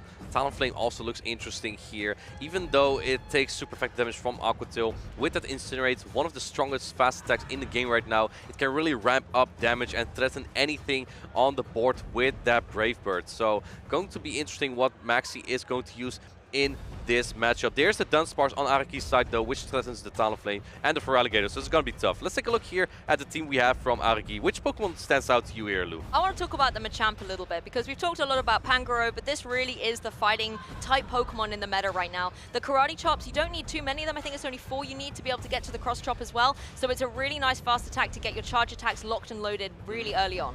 If you had to pick between Machamp or Pangoro, which Pokemon would you pick? I'm picking Machamp. Very good. Every day Don't of the tell week. Farid. Don't tell Farid. Oh yeah, he's not listening. We don't know where he is right now. But I think honestly, it's just such a nice Pokemon to have in the meta at the moment. yes, you can still apply that pressure. You're able to also have that rock slide coverage for the flyers that obviously you're weak to, so at least it gives you an option against them if you find you're pinned in with that switch timer. And keep in mind that this Machamp has Rock Slide. A lot of trainers are opting for Stone Edge because it's more efficient, but Rock Slide comes out a little bit faster, giving you an edge into some flying type Pokemon, especially into Talonflame, where you will be able to reach 3 Rock Slide actually before getting incinerated down. But into like a Mandibuzz or even an Azumarill, Stone Edge just does way and way more damage. So yeah, gonna be a good match. I expect a lot of Drapion here. Both players giving each other a hand, wishing each other good luck, but only one of these can go through. We are getting ready for game number 1 between Maxi and Ariki. And if it's going to be anything like the matches we've already seen on Sunday, it's going to be an incredible one. So make sure, trainers, you are tuning in and not leaving your seat for this epic match. We're diving straight in. Maximilian versus Arigi. Let's see what the leads are going to be coming out of the blocks. We have from Maxi the Diggersby, and from Ariki we have the Shadow Drapion. I think this is exactly what Maxi is looking for, because the Diggersby is quite good into this, but also keep in mind this Dunsparce in the back, so Ariki doesn't really have a lot of places to go. Drapion has a great play here though, with that Octo coming out so quickly, but 2 won't be enough to knock out the Diggersby. It will need 3. Yeah, Diggersby has a lot of bulk. It's almost got like a secret shield and it's padding around its belly right there. Able to take that super effective attack and farm up all this energy and go here. The bait, the Fire Punch bait, is Ariki going to call this? Oh, he puts up the Protect Shield on the Fire Punch. That is so unfortunate for Ariki. I mean, if it was the Scorching Sands, that would have been so much damage, but a fantastic mind game play here from Maxi. And once again, you have both of them locked and loaded, but there's going to be a switch. Instead, it's the Dunsparce. Trying to make a catch on the Dunsparce, but Maxi doesn't really have a great answer here. But Toxapex takes super effective damage from the Duron, and Artipex takes super effective damage from both Rollout and the Rock Slide from Dunsparce. So I think Maxi is just content with staying in here, going for another Scorching Sands, which, by the way, just like Crunch, also has a 30% chance, but this one will drop the attack of the opponent. So let's see if that's happening here. Let's have a look. Is able to connect down. No attack drop today as these rollouts keep coming through, but it's doing such minimal damage into this Diggersby. This is kind of tough for Maxi. I think he's just going to bank on that Artifax in the back here. Duron doesn't do a lot of damage on the Diggersby. It has such a dominant matchup here. Another Duron coming through. Is Maxi going to shield this? No, letting it go. Diggersby might be able to barely hang on there. It might also knock out. And no, Diggersby barely not bulky enough to take it on. But I like the Artifacts coming in here. Those Dragon Breaths had the opportunity to start farming up lots of energy very quickly and maybe try and get rid of that Dunsparce, but the Drapion is now going to be its opponent, being able to go for a powerful crunch, but it's not even shielded. Still Huge no damage. shielding. That's crazy. I don't really dislike the play from Maxi, because if the first crunch would debuff, then the second one would do more. Now putting up the Protect Shield, but these are resist stock, but you don't want to shield those either, actually. Yeah, putting the shield up against the wrong charge attack here, but at least the Artifacts is here to play and go for its own charge attack here. I like that. Going for the Dragon Claw right before the Drapion can fire another charge attack off, and Arigi letting that go. How are you going to take out this Artifacts though? Mandibuzz doesn't really have a lot of charge attack. Fast attack pressure, and even rollout. I think the Dunsparce might faint before that. Now revealing his last Pokemon. I think Maxi might have an idea now how to play this one out. We're finally seeing the Mandibuzz out here on Championship Sunday, but although we've got a little bit of energy, Artifacts in the back as Toxapex joins the field, it's really not worrying about what this Mandibuzz is throwing its way. It can just start farming up some beautiful energy. Doesn't have to go for any of these shields that Maxi is trying to preserve. Look how little that did. There's no Fairy type on the side of Maxi, so Mandibuzz is actually free to fly on the stage here. Going for another Dark Pulse, but like you said, they don't do a lot of damage. On the other hand though, Toxapex takes a while to get those charge attacks, so that gives Ariki some time to think how he wants to play this out. And remember, also still has a catch in the Dunsparce in the back. And also remember, Maxi still has a Dragon Claw sword as well. That's the thing, you've got the Artifacts in the back, and possibly if you can get the Mandibuzz in a vulnerable position, then Artifacts can close up that KO. But we now see the Mandibuzz able to go for another charge attack. The Aerial Ace was also ready to go, but deciding to opt here on the side of the Dark Pulse. And Maxi keeping the shields. I can't remember exactly how much energy there was on the Dunsparce, but you definitely want to keep the shield for a potential drone. Go for the Brine. This may pull the last shield from the Mandibuzz. You kind of have to at this point. And no, letting it go. That's interesting, because I'm not sure if the Dunsparce has enough HP to take this game. Well, let's have a look. It's back in the field. Doesn't have a lot of energy here. Is able to go for a couple of rollouts, but it looks like the Toxapex is going to be able to farm down. Wow, Maxi taking game number 1 into Ariki. That Diggersby lead was just so strong. And the Fire Punch bait just really opened up the play for Maxi there, realizing, oh, my opponent is staying in with Drapion into Diggersby. That's fishy. I'm going to bait him. He's probably going to shield this if this is one of his better answers to the Diggersby. I think Maxi's main goal here, Diggersby must not be on Mandibuzz or Machamp. Yes, you need to make sure that the Diggersby is in a position where it's able to thrive. It doesn't have to then be forced to use these shields, because we saw Maxi preserve them throughout that match as well, really wanting to make sure that the shields were utilized at the right time. But both trainers were really baiting each other throughout this with a lot of the charge attacks, sometimes successfully, sometimes not so much. We saw the Aquatail as well from the Drapion on the Artifacts. Maxi first letting the first crunch go, and that's kind of also what I talked about, the decision tree, right? Do you shield the first crunch, knowing it's likely a crunch, but if it debuffs, the next crunch will do more. However, if you no-shield the first crunch, your opponent goes straight Aquatail. Those are resisted. You don't want to shield those either. It was kind of a tough choice for Maxi. All the energy on Drapion was so good for Araki there. I think Drapion, if anything, will have to do it here for Araki. It has to be the Drapion. It's such a key component, but being that little bit more vulnerable as it is the Shadow variant means you often are forced to kind of utilize your shields on it, but the trade-off is you can deal those powerful crunches back. I want to talk a little about the Artifacts here. Do you think it got its moment in this match, being able to apply pressure to the Mandibuzz? I think that the Artifacts wasn't the key component for Maxi, but I do think it's the key component in the match. Okay. It's one of the safer Pokemon for Maxi to use. There's the Machamp and the Dunsparce to counter it, but other than that, the Artifact just looks really solid, and I think that Machamp and Feraligatr may not be the Pokemon that Araki is bringing a lot, right? The Dunsparce is coming out probably, but the Machamp, I don't think as much. Here we see the leads. We have the Toxapex into the Dunsparce, doing it Poison Jab, and then going into the Diggersby, answering the Feraligatr. Lou, this is going to deal super effective damage, but it's not an answer. No, I mean, the Hydro Cannon being able to come through, a lot of damage into the Diggersby, but it's not going to be going for a shield on this time. The Diggersby able to hang on, even though it's super effective, and it can retaliate with something like the Fire Punch, the Scorching Sands against the Feraligatr, let's be honest. The Diggersby can win this straight Scorching Sands, so Maxi not going to bait this time. Is Araki going to think it's a Fire Punch, and he does let it go. Scorching Sands going to land, and it does a lot of damage on this Feraligatr. Again, no debuff. I think at this point it doesn't matter anyway, because a Hydro Cannon would knock out. Maxi going to put up the Protect Shield. He wants switch advantage. With these quick attacks as well, stacking up against this Feraligatr that is in such a perilous position here. Look at them, only, I think, 2 more, and then it's going to be able to go. Oh, gets the farm down. This is such a big play, and the switch advantage is going to be so clear, because look at what's in the back. It's the Mandibuzz coming out now, which probably would have been a better answer to the Diggersby as well. But because now the Malamar will not be aligned to this Mandibuzz, that's incredible for Maxi actually. I mean, this is the thing, the Mandibuzz doesn't mind this matchup at this point, but at the same time, Maxi can capitalize on this Diggersby being on the field. Look at these charge attacks coming through. The quick attacks are going to be doing a little bit of damage, setting up the Mandibuzz, making it a little bit softer for the KOs from its Pokemon in the back. And I don't think Mandibuzz can even snarl down this Diggersby. Diggersby is just so bulky. It does give the Araki opportunity to farm a lot of energy here, but as you say, it just keeps chipping here. When you throw your energy here, now going for the areas finally. The Mandibuzz already has 50% HP. I mean, I think you're forced to go for the charge attack there, because otherwise Diggersby was going to go for a Fire Punch there and get some damage against that Mandibuzz. Now Maxi has the utility to switch, brings in that Toxapex.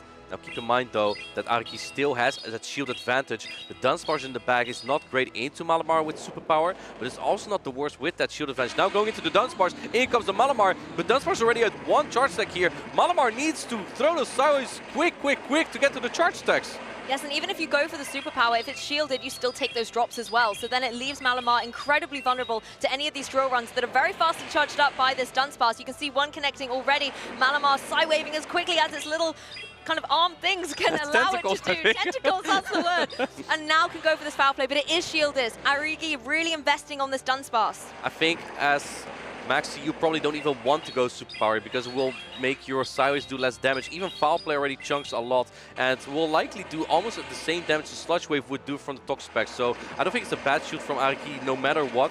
Not going to throw just yet. This is an interesting play from Maxi. Not going for the drill round. I think your Malamar faints now.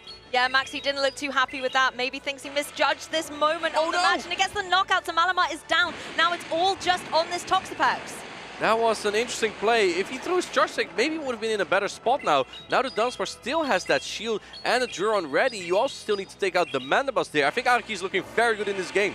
Yeah, Maxi looking a little bit frustrated with that previous play. You can see there's lots of energy up in this Toxapex, but the Mandibuzz able to come in. There's still that shield on Arigi's side as well. So you have just so much momentum that Maxi needs to be able to do to climb this hill and take the set, but it looks like the score might be even. It's a tough hill to climb here. Araki just needs to make sure that Dunsparce can close up. Didn't even shield the Mandibuzz that could take that Sludge Wave kind of easily. This Dark Pulse, I think, barely won't knock out just yet, but the next few rollouts will take out this Toxapex here.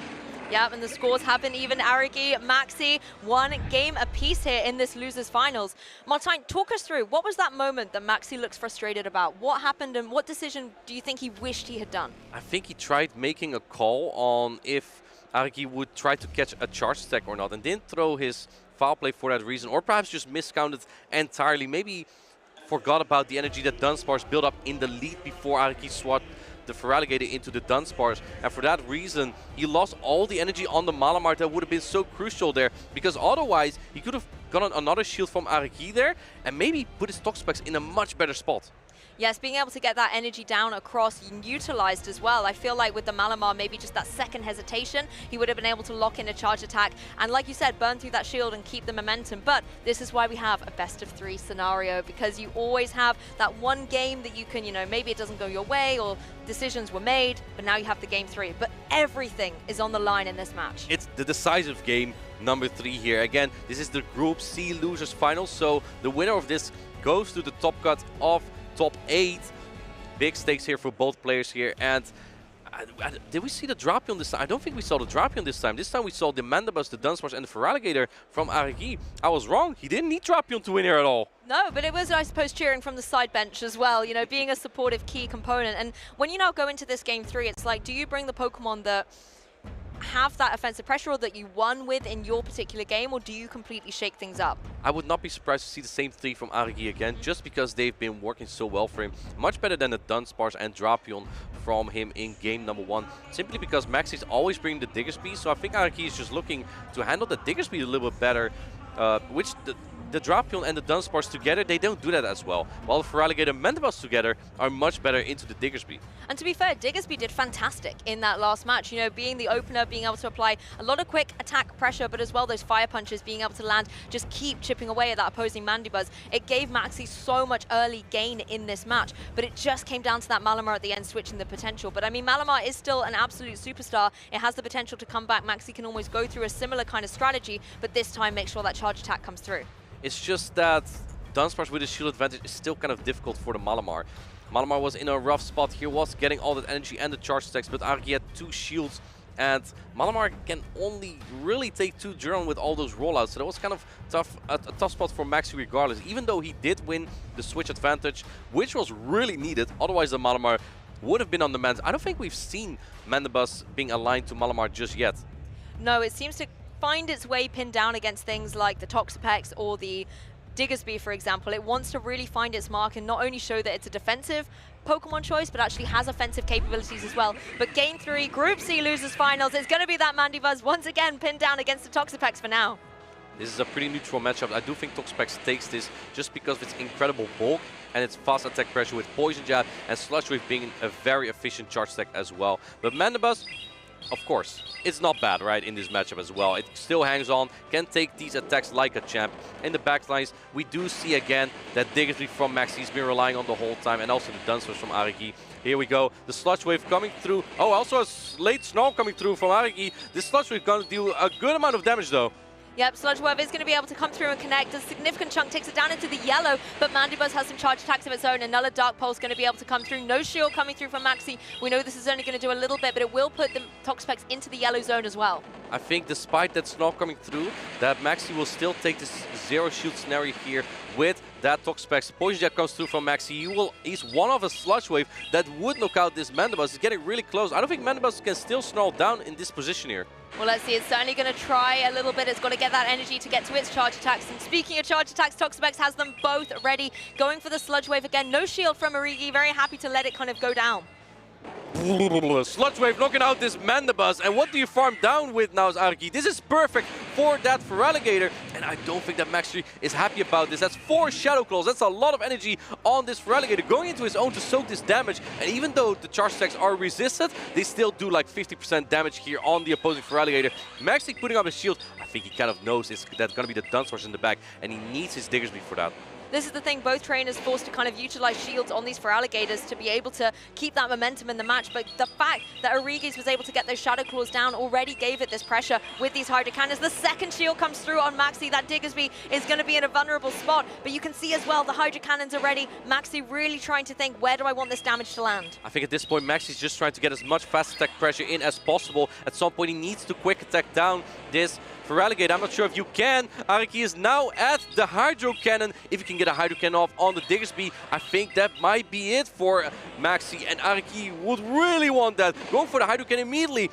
Here we go. This goes to knockout. Can you quick attack down as the Diggersby? You kind of also need to hang on to a lot of charge attacks from the Dunsparce as well after that.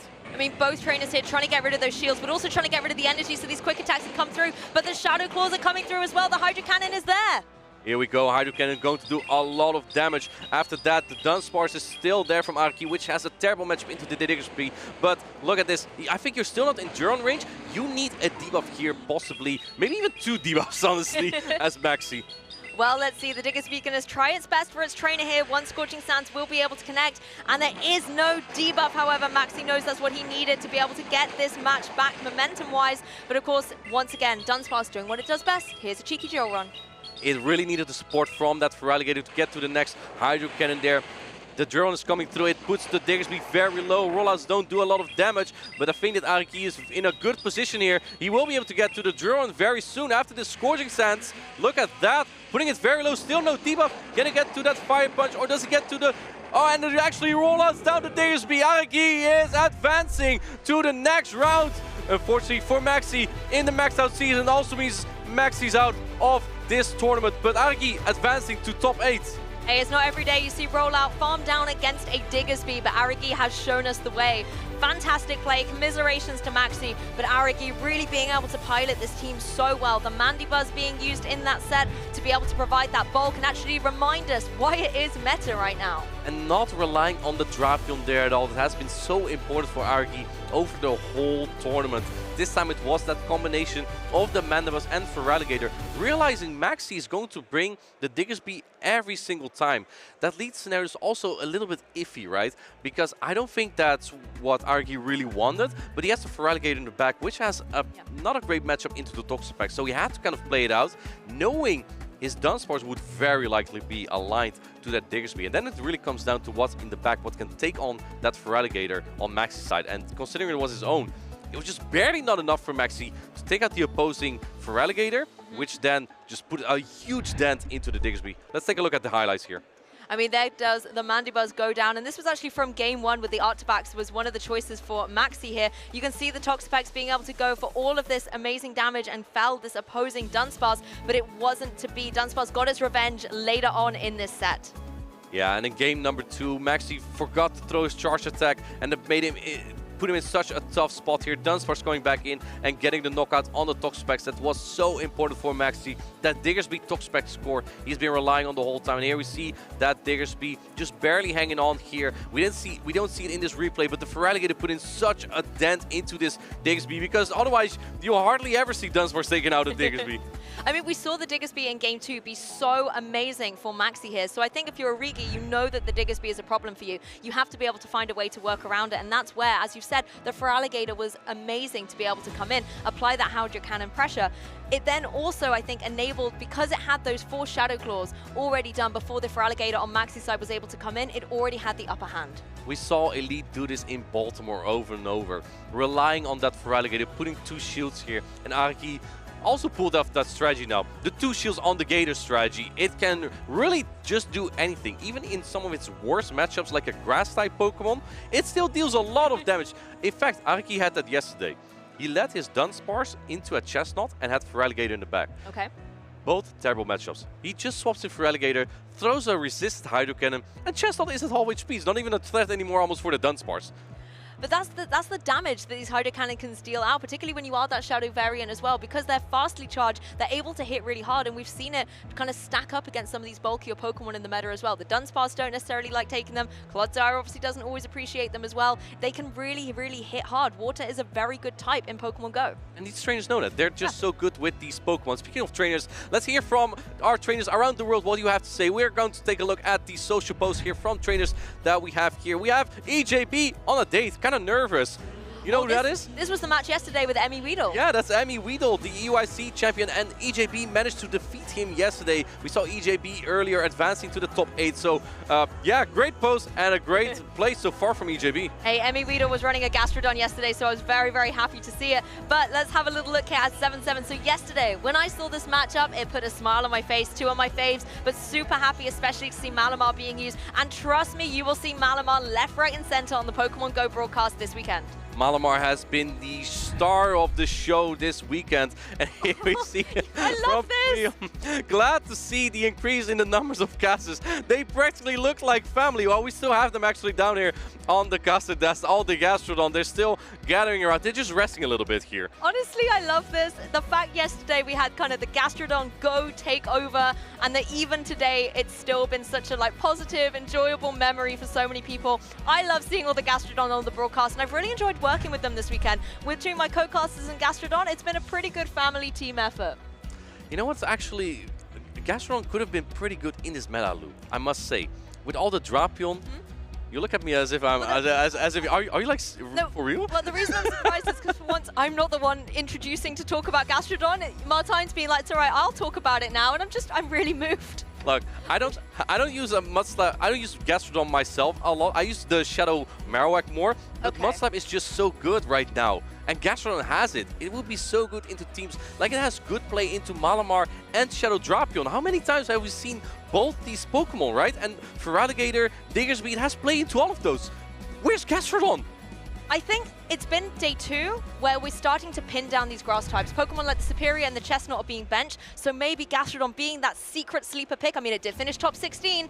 It's definitely one to still pick up for your team, but let's look at this match, Martine. Just one more thing about the Gastrodon. Look at Stone Collection's team. Okay. Good into Malamar, good into Azumarill, good into Dunsparce, good into Feraligatr, good into Clodsire, good into Drapion. Stone Collection, Lou, I'm sorry, but I think he's bluffing off the Gastrodon. Still haven't quite got the memo. It finished 3rd in Baltimore. It's actually in day 2 on the video game side of things. Pick up your Gastrodon, people. Put it on your team. But let's dive a little deeper into Group D of the Losers Finals. As we've already talked about, Stone Collection has a team incredibly weak to Gastrodon, but Javier is not bringing that Pokemon. So what has Javier got that can really kind of counter Stone Collection's team? Javier is a little bit more prepared. He has the Chestnut, and I think it actually may have some play to Stone Collection's team. Being good into the Azumarill, very good into the Dunsparce we've seen all day, and it's decent into the Feraligatr as well.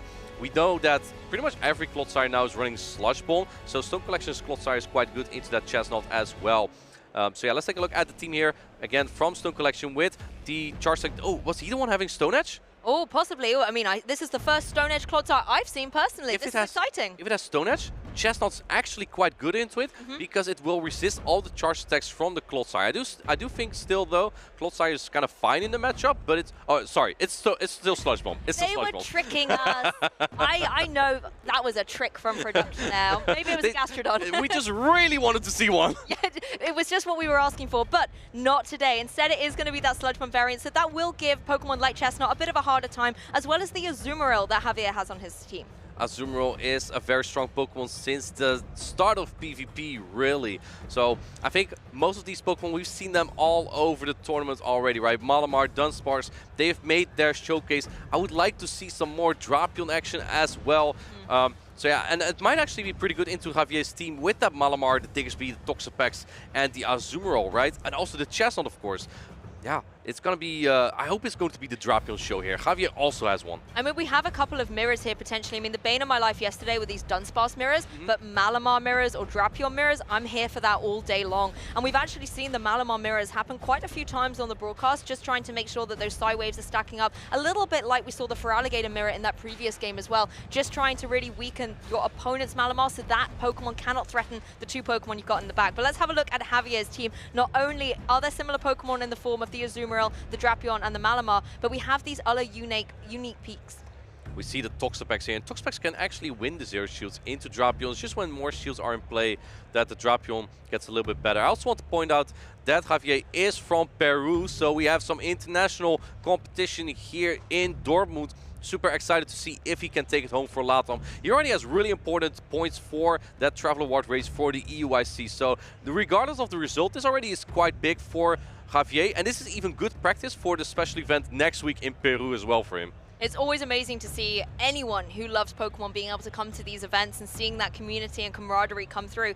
I'm looking at the Diggersby. We already saw what a superstar it could have been on Maxi's team. Do you think Diggersby could get its redemption now? Absolutely, and I'm pretty sure we're going to see it here as well in this match. We see the Malamar into... I got a little bit thrown off by the name there. The Malamar into the Drapion. This is a great lead for Javier. Yes, we're going to see the Psy Waves come down. They're going to be not very effective, of course, into this Dark type, and so much energy already on this Drapion. I think, going for the Aqua Tail bait here. Interesting. Stone Collection not opting to shield. I think Javier was hoping to get the Charge Attack priority, which he would lose, and then deal more damage or threaten a shield from Stone Collection. But Stone Collection did not throw. Now going for the Superpower, which will do a lot of damage. Yep, Superpower will come through, connect significant chunk of damage, and Stone Collection retreating it immediately, resetting that debuff and bringing a Drapion in of its very own, but it is now up against this Diggersby. That's not what it wants to see. Are you sure about that? Maybe the Drapion doesn't want to see this, but I think that Stone Collection is very happy to see this, because we look at the backline, we see the Clodsire from Stone Collection, and Clodsire is even worse into the Diggersby. He has now baited out the Diggersby from Javier, and I think that gives Clodsire a lot more play. That is true, and I forget how fast these Aqua Tails are able to stack up and deal damage, but I'm worried about a Scorching Sands being able to come through and do significant damage. Not the bait, Lou, not the bait. And he goes for it. That's the second Fire Punch on Drapion shielded. Is this the way we play now? Baiting the Drapion with the Fire Punches. There are some tricks with this rabbit out of the hat here. It's going to be going for a shield. It doesn't want to take another Aqua Tail that I believe would put it into that KO range. It wants to be able to maybe throw a few more tricks at this opposing Drapion. You've got both the charge attacks ready. This time it is going to be the Scorching Sands. Let's see if Stone Collection wants to fight for switch advantage here. The Drapion already has some energy from Javier, so I don't... Oh, he does put up the protection at the very last second, and he gets the attack drop, unfortunately, but Javier doesn't really care at this point anymore. He has energy on his own Drapion and probably can take out this opposing Drapion before it can even get to a charge attack. And forcing the shields down on Stone Collection's side as well does leave him a bit more vulnerable for his back line. The Clodsire is going to be able to come in now, though. Yeah, and taking two super effective Aqua Tail likely. Javier is probably pretty happy with this, because now his Azumarill may be aligned to that Malamar. Stone Collection making a different prediction of what could be in the back here that Javier lets Switch Advantage go like that. Another Aqua Tail's coming through. This Drapion's popping off. Yeah, this Drapion is completely, it's just running havoc on the field right now. Yes, the Clodsire is going to be able to take these attacks, but now we have the Azumarill coming up, but it is going to be the Sludge Bomb. And the Sludge Bomb is super effective. I'm not sure if you want to catch this charge attack, but maybe you want to just preserve that Drapion a little bit more. I actually think this doesn't look as great for Javier just now. However, and going for the Farnon here, not throwing a charge attack purity, which he may lose with the Azumarill. I think at this point Javier is just really banking on Azumarill to do it all for him. But Stone Collection still has half a Drapion coming in now, but it has no energy. Yeah, this time it's going to be able to go for the play rough. So Azumarill's having its moment. It got rid of the Clodsire from the field, and now we're going to be able to see this play rough connect and get the knockout. So Clodsire might be coming back, but first of all, it's going to be this Malamar Psy waving down. And look how much that fast attack is doing to Azumarill. The Psys do a lot, but it's not going to be enough. It was not a foul play range just yet, which is resisted. Going for the play rough, just making... I think Ivy was enough. He just wants to get rid of this Malamar. Get out of my face. And now bubbling down this Clodsire, meaning, vamos, that Javier wins his first match here. Did Azumarill just get all 3 KOs? He got all 3 KOs. I mean, it's the king of PvP after all. Oh, I mean, it's amazing. And that when we actually saw that switch come in and the catch, it's like, oh, it's going to take a Sludge Bomb. Azumarill doesn't want to do that. Well, what's going on here? And actually, it worked out. Being able to get it on the field and start farming up all of that energy and get those 2 play roughs back to back into the Dark-type Pokemon. Fantastic play by Azumarill. Very calculated from Javier. Even catching a super effective Sludge Bomb, it didn't matter. Azumarill was in such a dominant position and just memorizing all the energy on the opposing Pokemon from Stone Collection. Because if there was energy on the Drapion, it could have been very difficult. But because Stone Collection just threw the energy immediately every time and then swapped out immediately as well, he had no energy anymore. He had no energy all across the board, giving the Azumarill from Javier just all the time and the energy to close the game.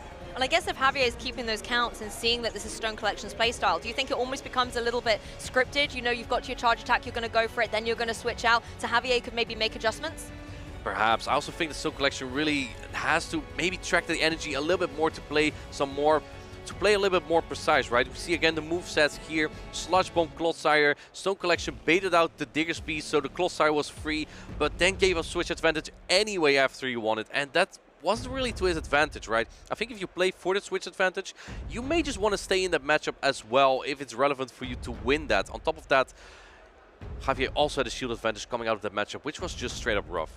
I wonder if Stone Collection's going to take a leaf out of Javier's book here and bring the Azumarill of his own to try and use those play roughs. I mean, if we take a look at Javier's side, you've got Pokemon like the Malamar, like the Drapion, even the Chestnut doesn't want to take those play roughs, but oh, look at this, Malamar on the field. What a terrible lead for Stone Collection. Going into the Malamar, answered by the Drapion. This is a good matchup for the Drapion, but I think that this Malamar might be able to take a shield advantage going for the Aqua Tail. I don't think Stone Collection shields here, knowing that the next attack might do more. Let's see what he's going to do. No shielding this Aqua Tail again. Not going to put up protect shields on the Malamar before throwing a charge and going for the foul play bait. This is cruel, and oh no! Actually baits the resisted foul play. I think Stone Collection might be fighting for switch advantage now. I mean, Stone Collection was on the back foot straight away, so trying to get rid of these shields early doors will give him momentum back in the match, but has to utilize a shield of his own as the Aqua Tail is going to come through from the Drapion. I think Stone Collection really needs switch advantage. You don't want Azumarill on the Toxapex. Go for another bait. This is so cruel. Does Javier call this? Does he call this? Does he shield this? Does he call a foul play? And oh no! He shields the resisted foul play! 2 shields down for Javier from 2 baits from Stone Collection. He is trying to make sure he gets back in this match, but the second shield also goes down on his own Malamar. This is such a wicked play from Stone Collection. Now let's see. He's, oh my goodness, the catch! What are these players doing, Lou? Oh my goodness, Stone Collection playing out of his mind. Javier making a fantastic catch as well, also showing his capabilities. The superpower comes through, the drops come through. Now the Malamar on Javier's side can try and get all this energy up, but it can't farm it down. Here's Azumarill. I love that play from Stone Collection, knowing that the Psywave, despite being debuffed, is triple resisted, so that gave him the opportunity to farm up more energy, then going into the Azumarill and take all this resisted damage on the Azumarill. Because there are no shields in play, only 1 charge stack will knock out this Malamar, so that means that Javier is unlikely to be able to preserve this Malamar. And now we're going to see the reverse here. The Azumarill on Stone Collection's this side is now up against this opposing Malamar. You've got the play rough ready as well, but you can go for a couple more bubbles, get the energy up, because you might need that for the Drapion in the back. Lou, the timer is going to be up after this. Javier could make a potential catch here, preserve the Malamar. That will be devastating, and he is swapping out into the Toxapex. We see the catch on the Ice Beam. Stone Collection waited way too long with throwing its energy. Oh my goodness, Toxapex comes in and faces down against the Azumarill once again. Not very effective. And you've got to get the Azumarill out of there. It doesn't want to face the Toxapex. Exactly, and you've got to be quick here as well with that Drapion. Toxapex wins the zero shield scenario, but with that Ice Beam chip, it may actually be able to take the zero shield scenario. The first crunch coming through, you need a debuff here, and he doesn't get it. I don't think that this Drapion may be able to take the zero shield now. Well, there's no shields at all to be able to be utilized, and being the Shadow variant, you're extra vulnerable. The Brine isn't a massive damage-dealing hit, but that's still significant damage coming through. The Poison Jab do more damage to Drapion than the Poison Sting do to that Toxapex. Perfect counting here. I don't think this knocks out yet, but it will put the Toxapex very low, so it may not be a threat anymore for Stone Collection. Also keep in mind, Stone Collection still has an attack banked on that Malamar in the back. Yes, and once again, we're going to see Toxapex just going for another Brine. Not going to be putting it into KO range, but still weakening it significantly. A few more of these damage attacks can come through, but it has been felt, but the Malamar switching in. My goodness, this is so close. Can he get to the Ice Beam? He gets to the Ice Beam. He does. Knocking out the Malamar. This is getting so close, though. Can you bubble down the Toxapex now? You still have a charge attack on the Malamar as well, but Malamar is almost no HP, and there's 2 Pokemon in the back here for Javier. You need the superpower for the Drapion here, but I think the Drapion gets the far down on the Azumarill if it comes in here. So much pressure on this Azumarill right now to be able to get the bubble down. Instead, we're going to see the Malamar come through against the Toxapex. It's gone. The farm down and into the superpower. This is going to knock out the Drapion. This is getting so close. This is what Stone Collection needs. 1 KO after another. Superpower will come through. Connect and... Wow, Javier is taking his, Stone Collection fighting back from that super difficult lead. The Toxapex into that Azumarill. Breathe a sigh of relief, Stone Collection. I think we need to do it behind this desk as well. I am absolutely shook. That was such a devastating lead for Stone Collection, and then he came back with such a vengeance. Lou, this was a crime from Stone Collection. He baited the Drapion twice with foul play. Twice! And got away with it. He got away with it. Look at these accolades. Stone Collection, he has some accolades to his name. Won the last chance qualifiers group to qualify for the World Championships. He got a couple top 16 and top 8 to his name as well, but no medals yet. He wants to get that medal, and it showed in that game. That was almost impossible to win based on alignment, and he did it. no matter what. And here we see Javier, also a very accomplished player. His last tournament win was the Mexico City special event where he won, and then top 8 at LAIC as well, where he will be competing later this season too.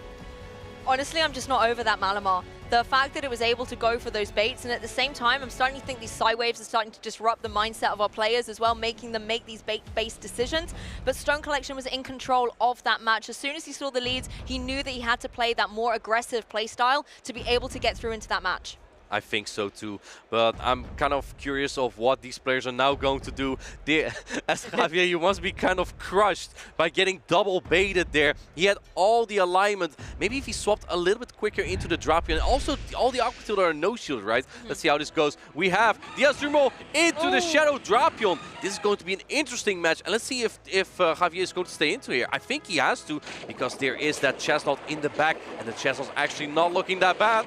Exactly, and both these trainers going for these fast attacks, getting some damage up on the board here. It looks like it's going to be the crunch. Azumarill can take that all day long, but it will still start to weaken this offensive pressure that Azumarill has, but it wants to get to that play rough. It wants to be able to apply that pressure, and it's got to it now, but instead going for the Ice Beam.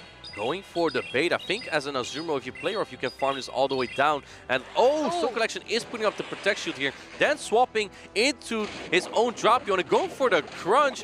Interesting. This is resisted, but still does a good chunk and can drop the defense of the opposing Drapion. Yeah, if we see any of these drops coming through again, we've seen how devastating they can be, and it does come through. So that has been dropped on Javier's one. I like this play from Stone Collection, taking the Aquatil here, knowing that it will do less than any charge attack from Azumarill. Now you have an Aquatil stored. Are you going to throw it into the debuffed Pokemon, or are you going to switch out? Let's see. Building up more energy, going for it. Interesting play here from Stone Collection. Going 2 shields down here. He has 2 attacks banked. What is the play here for Stone Collection? Maybe wants to try and keep this Drapion around to utilize. You can switch it out, keep the energy in the back, but instead going to use some of that energy right now with an Aquatail. And Javier doesn't care. No. He's just keeping the 2 shields. How are you going to deal with the Azumarill you just saw earlier? Both Pokemon in the back for Javier can take all these charge attacks. Everything the Drapion has is resisted as charge attack. Now going into that Dunsparce. Oh no, there it is. It's Chestnut making its appearance on the field, and it's going to annihilate this Dunsparce. It resists all the charge attacks. Finally out of its shell and ready for action. Chestnut has graced us with his presence on the field as the drill run comes through. Negligible damage, and as you can see, we have got this charged attack ready to go, but it doesn't even want to go for it right now. Keep going for these fast attacks, keep getting the energy up. There's nothing Dunsparce can do. Literally, cannot do nothing here. Javier could even go for superpower, but I think his goal here is to build up as much energy as possible. Now going for that superpower, I think the Dunsparce might barely hang on here. It's a very efficient charge attack, but Dunsparce is also very bulky, and it barely does hang on, and it barely won't be able to get to the drill run. Wow, Javier has so much energy here. 2 shields, and in comes the Malamar. Superpower is neutral here because of that dark typing next to it, but you don't have a lot of time here as a Chestnut, because Sideways will definitely add up. And you just want to get that damage out. The Chestnut's taking all of these drops. It's now going to have those reset, and the Azumarill can come in, take these side waves, start applying pressure with something like that play rough that it has got ready to go. And Javier has 2 shields. Stone Collection, having lost them early on as well, meant that the Dunsparce was so frail earlier on. 1 more shield coming through. Oh, we're going to see a switch, but it's gone. I think he tried to catch a charge attack, and perhaps also forgetting he had charge attacks of his own on the Drapion. Javier putting up the show here with that Azumarill. Latam is going through to the top 8 here in Dortmund. Honestly, Azumarill, what an incredible Pokemon. Incredible match from Javier as well. Amazing to be able to showcase his exceptional talent over here on the European broadcast. I'm just shook. That whole match, Stone Collection as well played phenomenally well. That game 2 was so inspired, but Javier showing that when his Azumarill has the alignment, has the play rough pressure, it can get the victory. The Europeans should be afraid, because Javier is here to win some medals, perhaps even a title to his name, and he has the skills to do it. He has the team to do it, taking his Fuecoco, his trusted partner Pokemon, and yeah, he's moving into the top 8 of day 2. What an incredible performance there. And now we have went through all the loser finals of this tournament. We're going into the top 8 now. I love to see this. At this point in the competition, these trainers are trying to kick off their 2nd day of a tournament run, and to be able to win in such exceptional style, like every single match so far, Martijn, has been incredible. Some of them going right down to the wire, some of them just from the leads, you already know who's got kind of the game in hand. And just being able to see the way these players are adapting to a brand new meta has been so incredible and inspiring to see. The losers bracket, there's just so much pressure on these players, right? You need to make an incredible run to get there, and some of these players really have it in there. How many times have we seen last season in Europe the bracket reset coming from the losers side in the grand finals? I believe it was in pretty much every single tournament. Let's take a look at the highlights again from this matchup here. We saw the fire punch bait into the Drapion. This is just a cruel play. Well, there were so many baits throughout this entire set here. You know, falling for the bait here, but then Stone Collection was able to get redemption in game 2 by throwing 2 baits Javier's way, and Javier falling for both of them. Yeah, speaking of cruel in game number 1, this was even worse. Double shielding the resisted charge attack, making it able to flip the switch advantage so the Azumarill wouldn't be on that Toxapex, and then catching here, knowing that he wouldn't win switch advantage anymore. But this allowed Stone Collection to align the Azumarill to that Malamar and get it off the Toxapex. Exactly, and now you start to see as well coming through, the Azumarill was a superstar, I think, on both sides, but Javier was able to utilize it so effectively in games 1 and 3 to be able to gain that momentum. Stone Collection, unfortunately, kept finding himself pinned down in a way against the Toxapex on Javier's side, so Javier making sure the alignment was his to control. Exactly, here we see the player off coming through, and this sealed up that battle for Javier. He was just in such a dominant position, as you said, with a shield still in play, with 2 more Pokemon as well, with the Chestnut in the back. Chestnut was just a little bit of a key Pokemon there. I don't think that Stone Collection even relied on the Dunsparce as much in those previous 2 games, but Javier just had a feeling. I need to bring Chestnut. He's gonna bring Dunsparce. Chestnut is so good into those.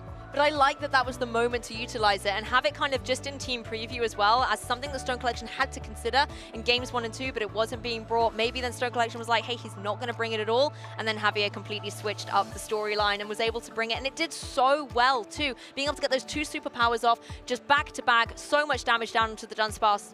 You love to see it. Yeah, we have Stone Collection is one of the best German players, but we still have Zweilhaus on that winner's side. We're gonna have those battles coming up soon, but don't go anywhere. We have a video about the save swaps, and after that, we're getting back into the action. Welcome back, Pokemon trainers, to just another round of Master of Choice. This time, we are going to answer the difficult question: do you put your save swap on top or on bottom? So is it position 2 or 3 on your team? Amanda. I mean, you said it's a difficult question, but it's not. It's the most simple question. You put it on the bottom.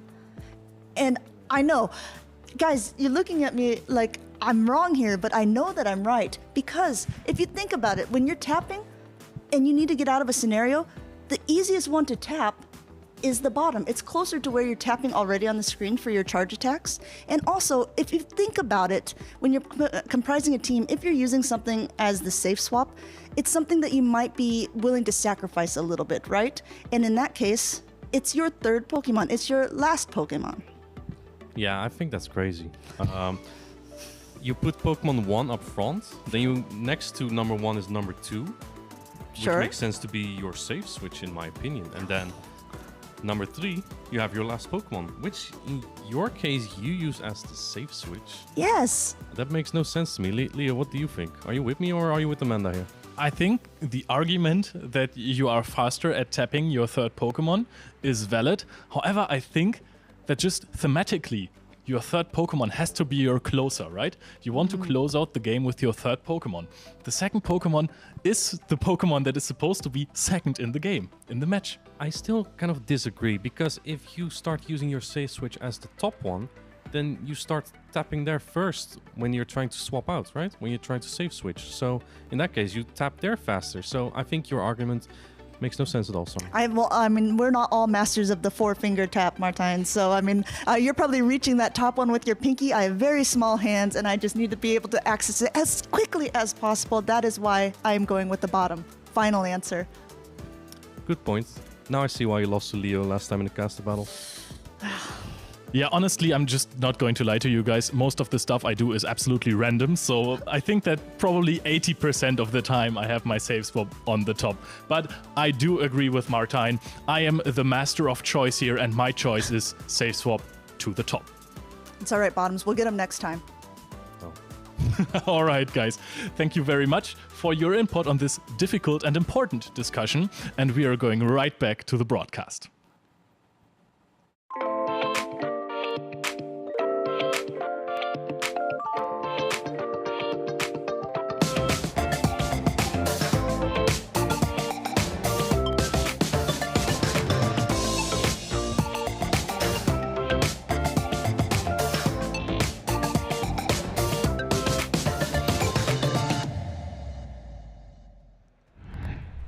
Settle in, trainers, because we have our top 8 finalized here in Dortmund. I am Amanda, also known as Lumberger, here alongside Tomahawk UK, and we're about to find out where he actually uses his safe swap position in Pokemon. Yeah, do you know what, Amanda? I actually have mine on the top as well. But I think the thing that's most important, right, is that you as a player... I'd like a new casting partner. Production, is this the only thing that matters is that you remember which way around you have it. And it's the same as your charge attacks, right? If you've got them on the left or the right... I was actually speaking to Alejandro yesterday, and he told me, he goes, I would have won my game, but my Dunsparce, I forgot which way round Draw Run and Rock Slide were, and I threw a Draw Run on a Mandibus. This has happened quite a few times in the Championship Series. I believe one of the most infamous ones was Rise to Occasion, where he forgot what side the Shadow Ball was on. I've seen Rise to Occasion in chat. Rise, explain yourself. Why are we throwing Shadow Ball? We'll give you some time.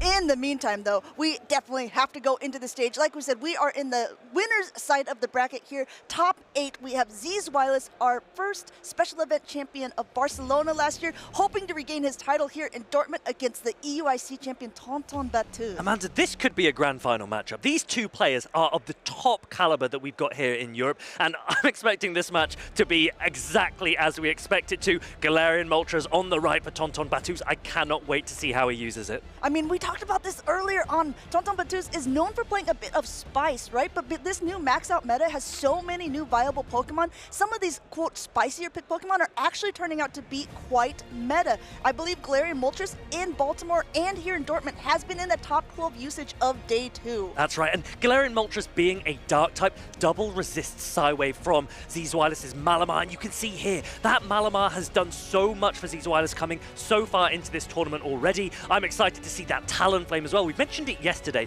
This Fly and Brave Bird moveset, there are so few Pokemon in the meta that are resistant to that flying damage that Talonflame with energy can cause big, big damage. And Z's Wireless was actually one of the first people to actually popularize these two flying charge attacks, doing it last season as well, even when Flame Charge was super viable. Also running that Superior, there's some grass Pokemon that have made it onto day 2. Superior seeming to be the one of choice, although we did see a Chestnut last round by Javier really take commanding lead over Stone Collection. We'll have to see if it will come into play against Tonton's team here for Z's Wireless. One of the other stories of this weekend has been, what moveset do you run on your Clodsire? And both of these players have opted for Sludge Bomb. It is stronger into Azumarill, it is stronger into Superior, and it also gives you slightly quicker access to your charged attack. And you know, Tomahawk, we were talking earlier about that safe swap position, but if we're actually talking about Pokemon that have been used in a safe swap position rather than the positioning of it itself,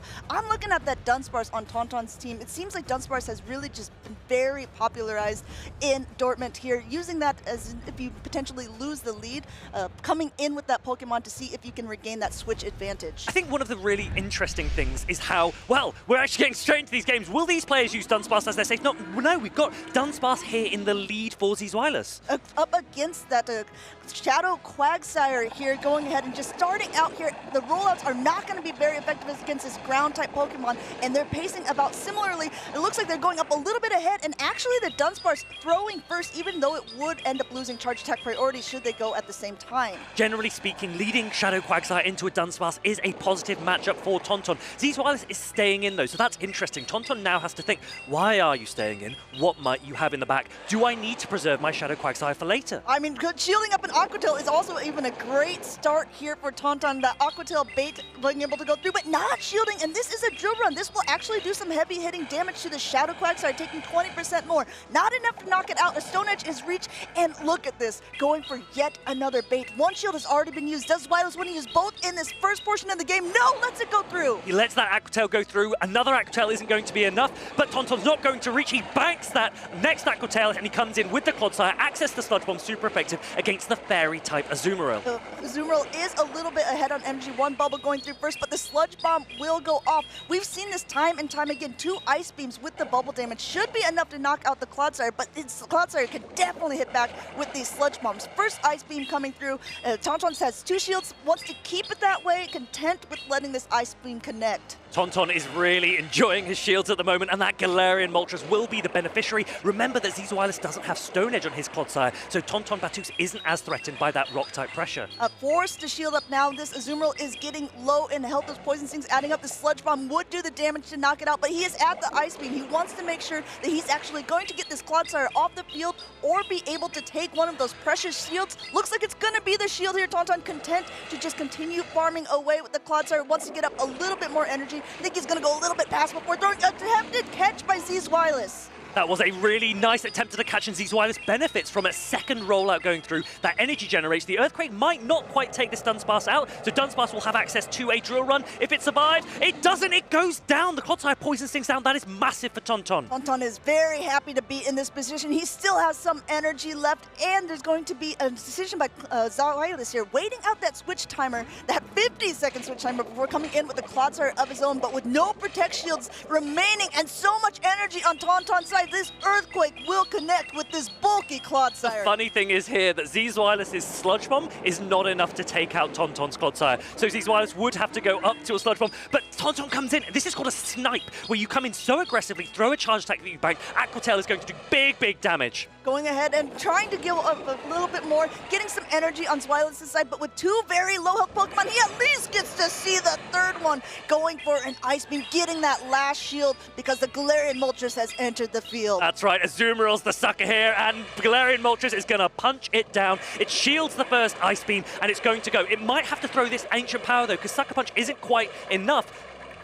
And it looks like he will, again, no Protect Shields remaining, not a lot of health left on the Clodsire either on Zizwilus' team. At least he got to see the third. Will this Sludge Bomb be enough? He knows it is not at this point content, or maybe non-contently, letting it go down. Tauntaun Batux taking game number 1. Tauntaun and that Dark Phoenix Pokemon, that is impressive. I love to see that Sucker Punch. As we've said before, Sucker Punch now is the counter of old, but it's a dark type attack, and Galarian Moltres is a dark flying Pokemon, so it gets same type attack bonus. That is a lot of fast attack pressure coming. Tauntaun was saying earlier that last season he didn't feel that the meta was his, but he feels very confident coming into the max out meta. He's been doing great on the Go Battle League leaderboards, but we mentioned yesterday, Zizwilus was the very first trainer this season to hit Legend in the Go Battle League. So these 2 well-known trainers not only do show 6 pick 3, they also know how their certain 3 that they use in a matchup are going to play out. Now, I am very confident that Zizwilus will continue to lean into the Azumarill, and that's because this Galarian Moltres plus Shadow Quagsire Core is so dominant against so much of Zizwilus' team, and Azumarill is one of the few Pokemon that has play into both. Tauntaun, with that Sludge Bomb Clodsire, is able to counter it, and here we have Galarian Moltres, a really good lead for Tauntaun into Malamar. Speaking of countering, because those foul plays would not be doing too much to that Galarian bird here, just going ahead, content to stay in. This is strange for Zwilis here. I think he wants to try to do what we call a superpower and dip, because this would lower his own attack and defense. He wants to get out of here after this point, but look, this is actually going to do a nice amount of damage to that Galarian Moltres. The Galarian Moltres is actually staying in against these rollouts, and they do a little bit of damage, but Tauntaun's going to say, look, I'm going to either land this Brave Bird or you're going to give me a shield, so it's a good case for me, and then Tauntaun will dip back out, probably into his Cresselia. We talked about using the Dunsparce as that safe swap. It looks like Zwilis opted to do that game number 2 here, getting a lot of energy as Tauntaun did not swap out right away, already at a Drill Run, but this is one of the bulkiest Pokemon in the Great League. Very happy to be able to take that Drill Run and just get some more energy of his own. Tauntaun looks like he's still going to not use those 2 shields right away in the secondary matchup. And I can understand completely why Tauntaun has opted for a Brave Bird first to get the shield, because Dunsparce actually does have play both into Cresselia and into Clodsire. So if he counter-swapped immediately, there was a chance that he could lose the alignment, and he wants to stick with that Galarian Moltres on the Malamar. Now, Cress, with the Moonblast coming in, there's a debuff chance on this. Will we see it? Let's find out. This looks like it will not. We're not even going to get a chance to see as an immediate swap out from Zweilous into an Azumarill. And this is actually a strange swap out in most scenarios. Azumarill does not fare that well against Cresselia, but at this low of a range, I think he was hoping to do a little bit of damage, maybe just get ahead on energy as now the Clodsire takes the field, but an Ice Beam is already loaded. We saw how much damage it did the last time. Another reminder, Tauntaun has still not used a shield. I think that's exactly why he brought the Azumarill in. He thought, there's a Clodsire somewhere. I want to get an energy advantage on this Azumarill, so at least I can start landing some Ice Beams. Now, if the Azumarill can hold on to this Sludge Bomb and reach that Ice Beam, that'll be really important for Zweilous here. Zweilous does not shield the Sludge Bomb. The Azumarill does hang on, able to get bubbled to another Ice Beam, forcing Tauntaun to make a decision. But yes, at this point, Tauntaun says, okay, I see that health bar. I think I'm going to Poison Sting down. And this is the really nice thing about this Sludge Bomb Earthquake moveset. It's going to, you know, if this lands, this will do big damage. Earthquake is the same type attack bonus, hard-hitting nuke attack. Clodsire, is it going to land it? Yes, it does. Well, Malamar was in, and now look how quickly both of these trainers are swapping in and out. It is almost like a dance, and Tauntaun is saying, let me lead, Zweilous. And he's got in this Galarian Moltres. Malamar not even able to take it to an attack. Zweilous waiting out that switch timer, but at this point, there is a Rock Slide loaded. Does Tauntaun want to use the last shield at this point? No, content to let the Galarian Moltres go. This Galarian Moltres has put in so much work, but the way that Tauntaun is utilizing all three of his Pokemon, look how much health is still left, and he has a shield here. But both of these trainers have a shield. Zweilous is actually up on energy, getting that last shield off of Tauntaun here because this is a super effective, and he wants to be able to at least hit back, get that last shield off of Zweilous as well, but tries. Oh, he attempted the catch, but actually he's giving Clodsire so much energy. That is massive for Tauntaun. He's going to be able to go for back-to-back Sludge Bombs, or he can just shift it to his Cresselia. So many win conditions here for Tauntaun. He's nodding his head. Amanda, this is looking pretty good for the Frenchman. Tauntaun Fatou's taking out the former Barcelona special event champion who will be knocked down to the losers side of the bracket. Congratulations, Tauntaun, our 2023 EUIC champion, ready to claim another title to his name. He is buzzing. Look at the grin on his face. I am so happy for him. That is an awesome display of the Galarian Moltres. I cannot wait to see more players use it throughout this season. We really need to think about how many switches both of these trainers did during that matchup because of that 50-second timer, it made it so dynamic. So many times they were coming in with energy, banking that for later. You saw Zweilous trying to masterfully dance out of scenarios, trying to get some extra energy wherever he could. Unfortunately for him, there's just not enough time for him. Tauntaun switching in just as quickly to counter whatever he had to play. I think everyone is so excited about this 50-second switch timer. It has allowed for so many catches and movement, and there isn't that alignment-based play that we have seen before. We did see the Malamar up against the Galarian Moltres, but then we were seeing movement in and out and the players adapting, the reaction times. This is a live game. This isn't a turn-based game. This is in the moment. Let's take a look right now at the Clodsire landing that Earthquake on that Dunsparce, but the Dunsparce holds on. Not enough to reach the drill run. That was key for Zweilous, that was key for Tauntaun. A pivotal moment in that game. Also, Tauntaun recognizing that he needed to throw that ancient power there to knock out the Azumarill and then just be able to completely sucker punch down the Clodsire for game number 1. And despite all of the best efforts of Zweilous, game number 2, it's trying to go for the catch, which would have been a possible win condition for him there. Tauntaun too patient, too ready for it with almost 2 Sludge Bombs. Zweilous knows how that matchup goes. As soon as that catch attempt didn't come off, he doesn't need to use his shield. He knows that there's almost 2 Sludge Bombs lined up for Tauntaun. He accepts, he concedes. Tauntaun goes through to the next winners round. And these have been such exciting matchups. You made a really nice point earlier on when you were saying that no longer is this maybe a rock, paper, scissors RPS scenario where if you lose the lead and you even lose the counter swap, you're guaranteed to lose the game. Even today alone, we've seen so many matchups with so many quick switches. When even like when there's secondary Pokemon came in, you're like, oh, not sure who's gonna win this matchup, and things have been completely turned on their heads multiple times here. I think that's one of the reasons why Malamar has been so impressive. That ability to superpower and dip out, we've seen it so much. It didn't quite work here for Zweilous, but Malamar, the usage that we have seen in day 2 especially, has been astonishing. As a reminder, right, we were both in Baltimore. There were no Malamar in the top 8 at Baltimore, and there were more than 50% in day 2 here in Dortmund. The way that the meta can shift it's pretty incredible. Yeah, that's a good point. There was no day one, it was not even the top 12 of day one usage here in Dortmund, but the fact that it's so high means that so many trainers that are really high caliber have recognized the potential of it, and I'm really glad to see it in play. I think in Baltimore it was sort of the Shadow Dropion show, right? I mean, a lot of trainers were like, okay, that's a pick that came out of nowhere. I think after this event, trainers will be looking for the next one saying, okay, is Malamar the viable option? I think one of the reasons as well that Malamar is starting to see some success is because Baltimore showed us all that Mandibuzz doesn't quite have the presence that we thought it might coming into this max out season. And one of the ways in which Tonton was able to deal with that Malamar was say, hey look, I don't have Mandibuzz, I have something far, far more impressive. Galarian Moltres. What are your thoughts on that, Amanda? I absolutely love how many Galarian Moltres that we've been seeing. As a reminder, this is actually the first season that they are going to be eligible to be played.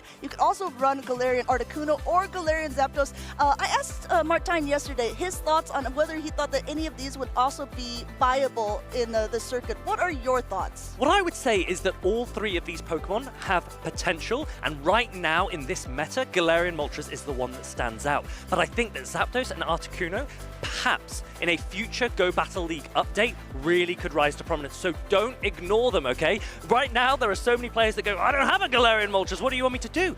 Prepare in advance. Go and get your Articuno, go and get your Zapdos as well, and then their time will come. And you know what? We're gonna go and get Tonton Batuz right now because we have Lou ready for him with an interview. Thank you so much, casters. I am delighted to be here in the area here with Tonton Batuz.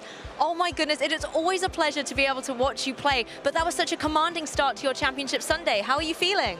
I'm feeling really great right now because I wasn't expecting to go this far after all my poor performance from last season, and for this first tournament going this far, it just it makes me really proud of what I can accomplish this season. It's going to be a confidence boost to kick off the 2025 season for sure, right? Yeah. And it's great to be able to see you back in action. It was the first thing you said when you sat down here, that you're back, and I'm so glad to be able to see you at the peak of your Pokemon play. I want to talk a little bit about the Pokemon as well. I'm sure everybody is talking about, I mean, the casters couldn't stop talking about it too, this Galarian Moltres. Why is it such a superstar for you on this team? I was hesitating between two Pokemon, so it was this one, Galarian Moltres, and Actibax, and I didn't find a good team with Actibax, so I went with Galarian Moltres. I was like, yeah, I'll just try it. I built it the night between Friday and Saturday, so I have no experience with it, so it's literally my first time playing it. Oh, wow. Yeah. Okay, well, it's already off to a really good start. You weren't debating between Moltres and Gastrodon, were you? No Gastrodon for you? No, Gastrodon was initially on my team. Okay. Yeah, and I replaced it with Shadow Quagsire because I think it's a bit more flexible with the Stone Edge. I didn't want to see a Gastrodon fainting in the field. Me neither. Okay, we're on the same team it's there. For you. That's fair. I understand that completely. Let's talk a little bit more about the match you just had with Zizoilis. Were there any Pokemon you were really worried about on his team? Because the Dunsparce gave you a little bit of trouble. Were you worried about Dunsparce in the match? Yeah, I didn't expect it to have such a huge trouble with Dunsparce. But when I'm playing battles and battles during this tournament, I saw that I have a soft weakness to it. But I have Clodsire, Quagsire, my own Dunsparce, and Tresselia. I mean, I have a lot soft loses, I'd say, or soft wins. I can manage it anyway. And this one from Zylos is really tough because my Galarian Moltres was really good against him. But I knew he will play the Dunsparce every single game with the Azumarill. But I wanted to bring the Galarian Moltres anyway. Yeah, he did bring a lot of those kind of bulkier Pokemon choices, but Galarian Moltres was ready for them. In that last game in particular, you seemed to be in complete control the whole way through the match. Did it feel that way for you? Did you feel like you had lots of win conditions? Yeah, I saw the Galarian Moltres against the Malamar on the lead. I was like, okay, I'm so good in this matchup because I know that in his back there's either Dunsparce, Azumarill, or both. I was like, my Cresselia is so good, my Clodsire has play, so I was like, really, this match I can get it. I can get this battle. Well, we'll let you go get ready for the rest of the tournament, but just before we go, as soon as the match was over, I saw you surrounded by a group of friends and supporters. Is there anything you would like to say to them now? Yeah, I want to give a shout out and a thank you to every franchise here in the crowd and also watching me on live, and also a big thanks to Sandodu who helped me get this matchup get me to understand this matchup better. Fantastic. It definitely is a team effort with Pokemon Go at the end of the day, but we will be watching you for sure. Good luck in the rest of the competition. Thank you. For you guys watching at home, the Pokemon action is going to keep going here in Dortmund for Championship Sunday, so don't go anywhere. I really like that community-based aspect, those high-caliber players. We know that Tonton, he's an IC champion. Sandudu as well, 3rd place in an IC. And we have so many of these high-caliber players still to play here this weekend. That was the first round of the winner's side of the bracket here in day 2 at Dortmund. And we have so many more games coming up. That's right. Tonton said when he was on the couch, I'm back. And he's not the only one that is back that is in the winner's side of this bracket. Let's go ahead and look. The matchup that he just beat was against Z's Wireless, but we also have Kazim33 up against a Mind Joke next. And a Mind Joke was the other person who said, I'm back this season. He's coming in on the winner's side. He's hoping to take it farther, but this is also really the first time I believe that Kazim has made a top cut, wanting to make a big appearance himself. Both of these players so strong, especially in the Go Battle League. I've seen these players so high up on the leaderboard, but Show 6 is where they really want to cement themselves. They haven't quite done so yet, but this could be their weekend. One of these players will go through to the winners finals to play against Tonton Batus. I don't know who I'd be picking. Who are you backing? I don't know who I'll be backing, but I do want to give a little funny fact. So a Mind Joke is very well known for being a part of the Alolan Sandslash team. That's like essentially his mascot, his favorite Pokemon. Kazim, on the other hand, his favorite Pokemon is Whimsicott, and he's normally played it in the past, but neither one of these players are choosing to play their favorite partner Pokemon. But they do have some interesting Pokemon here. We've got another Galarian Moltres here for Kazim, and a Mind Joke. What's that I see on the screen? It looks like, ooh, it's a scary, spooky season. We've got a spider for those who are scared of it, and I have to wonder if Kazim will be, because I think there's a decent amount of play for it, and a Mind Joke has really been piloting to it successfully on day number 1. I've seen a lot of Ariados. I haven't yet been convinced by it, and a Mind Joke, he could prove me wrong here. So this Galarian Moltres, on the other hand, this is very happy to see that Ariados. So the question is, what alignment will we see? I mean, even though it would be happy to see it, it is running Lunge, and as a part Dark-type Pokemon, not only is Lunge going to debuff that Pokemon, it is going to be able to hit it for a little bit more, say, if it was just a pure Flying-type Pokemon. And I don't know. I mean, I think that Mind Joke proved yesterday that he was not scared to bring it, even though there does seem to be a decent amount of counters on Kazim's side. Kazim also running a Dugong. One of the few has made it to day 2 with it. Icy Wind guaranteeing to debuff your opponent's attack as well. Dugong is a really interesting pick, and the ability for Dugong to slow down your opponents, right? You can, especially with the 50-second switch timer, you come in with your Dugong, you slow them down, and then you can aggressively swap something in. And your opponent's now stuck. They go, well, I don't know if I want to chip and dip because I'm debuffed. And that might give Galarian Moltres an opportunity to get some energy. Ancient Power and Brave Bird, that gives you a decent amount of coverage. Both of those attacks super effective into the poor little spider. However, Azumarill on the other side may kind of put a stop to that Galarian Moltres, and Mind Joke has been playing that Pokemon as well. I have to wonder if these two trainers have kind of studied ahead of time. They know who they were going to play this day. Have they been doing some scrims against teammates, some friends, to see which 3 Pokemon do I want to bring into the very first matchup, because there is a lot on the line for both of these trainers. So typically when you go into day 2, you know who your opponent is. You find out, we find out yesterday evening, and you spend a lot of the evening thinking about your matchups, scrimming with your friends and trying to work out. So both of these players, I'm pretty confident, know exactly which lines of 3 they're going to start with game 1, and they might already have an idea for games 2 and or 3 if they come about as well. Let's see if these play out how these players want them to. So it looks like both of these trainers have locked in. We saw them shake hands on screen. We're getting ready to hop into game number 1. We got Kazim on the left-hand side with the Clodsire up against an Azumarill from a Mind Joke. This is the matchup we have seen so much of this weekend, and with Sludge Bomb for that Clodsire on Kazim's side, this is slightly beneficial for the Blobfish. Especially because they're on even energy to start. Sludge Bomb is going to be able to be thrown first. I think both of these trainers know that the first one is not going to be the detrimental one, doing about half here. Super effective damage, but an Ice Beam is loaded, and now it looks like a Mind Joke's turn to go through here. Ice Beam will connect with the Clodsire, but like you said, Fareed, I think the Clodsire has a slight advantage in this scenario. And the really nice thing about the Shadow Feraligatr that's on the side of Kazim is that even if he soft loses this matchup, there is the potential for a Shadow Claw farm down. And a Mind Joke has to be wary of that. He will be thinking to himself, I don't want to allow a Shadow Feraligatr sweep. And look at this, going ahead, content to take it, but he's not quite there. He goes out and immediately swaps into his own Clodsire, and there's still 2 shields left on the field, an Earthquake loaded from Kazim's side. If a Mind Joke is counting, he knows that this is going to be an Earthquake, and he properly shields it up, keeping his Clodsire nice and healthy. This is a smart shield from a Mind Joke. Earthquake would have taken it into the yellow, and now he's got an energy advantage against the Shadow Feraligatr. And honestly, Clodsire can put out a lot of pressure. It's a big shield decision. He gets the shield with a Sludge Bomb bait. Sludge Bomb has not been able to connect, but now it is Feraligator's turn to just continue to chomp up a ton of energy. Hydro Cannon being loaded here right as the next is available. Mind Joke's already used 1 shield on his Clodsire. He knows that this is not going to quite be enough to knock him out. Content to let that one go through, and it looks like the next attack has been loaded. Does Kazim want to use 2 shields in this mid-game matchup? Clodsire has bulk for days. The Earthquake does not land. Kazim is pleased with that. That is what he needed. A Mind Joke comes aggressively now with this Ariados. It does have access to the Grass-type attack. Trailblaze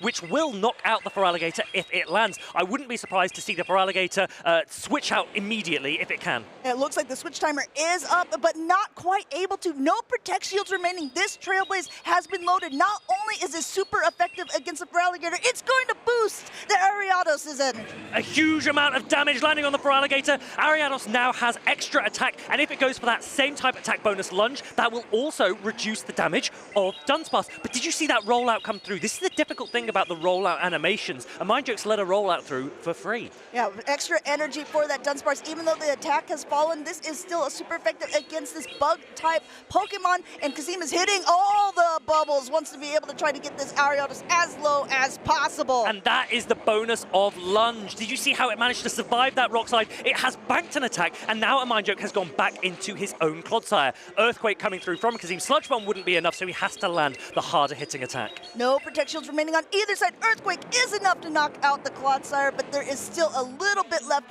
in the tank for both of these Pokemon. It might not be enough to face Kazim. This is the thing. There was so much play for that shiny spider, but unfortunately it doesn't quite have the bulk that Clodsire can boast. And a Mind Joke knows this is going to be a little bit difficult now. The Azumarill also on low health in the back. Yeah, Trailblaze will connect. It is still not quite enough. Azumarill 1 away from the bubble. The Poison Sting's gonna do it, and Kazim is gonna take number 1. A big Game 1 victory for Kazim there. A Mind Joke will have to rethink, replan. It looked like he had a lot of play, especially when that Trailblaze landed, but the bulk of Dunsparce, of Clodsire, and the pressure of Feraligator to get shields down, Kazim's pretty confident.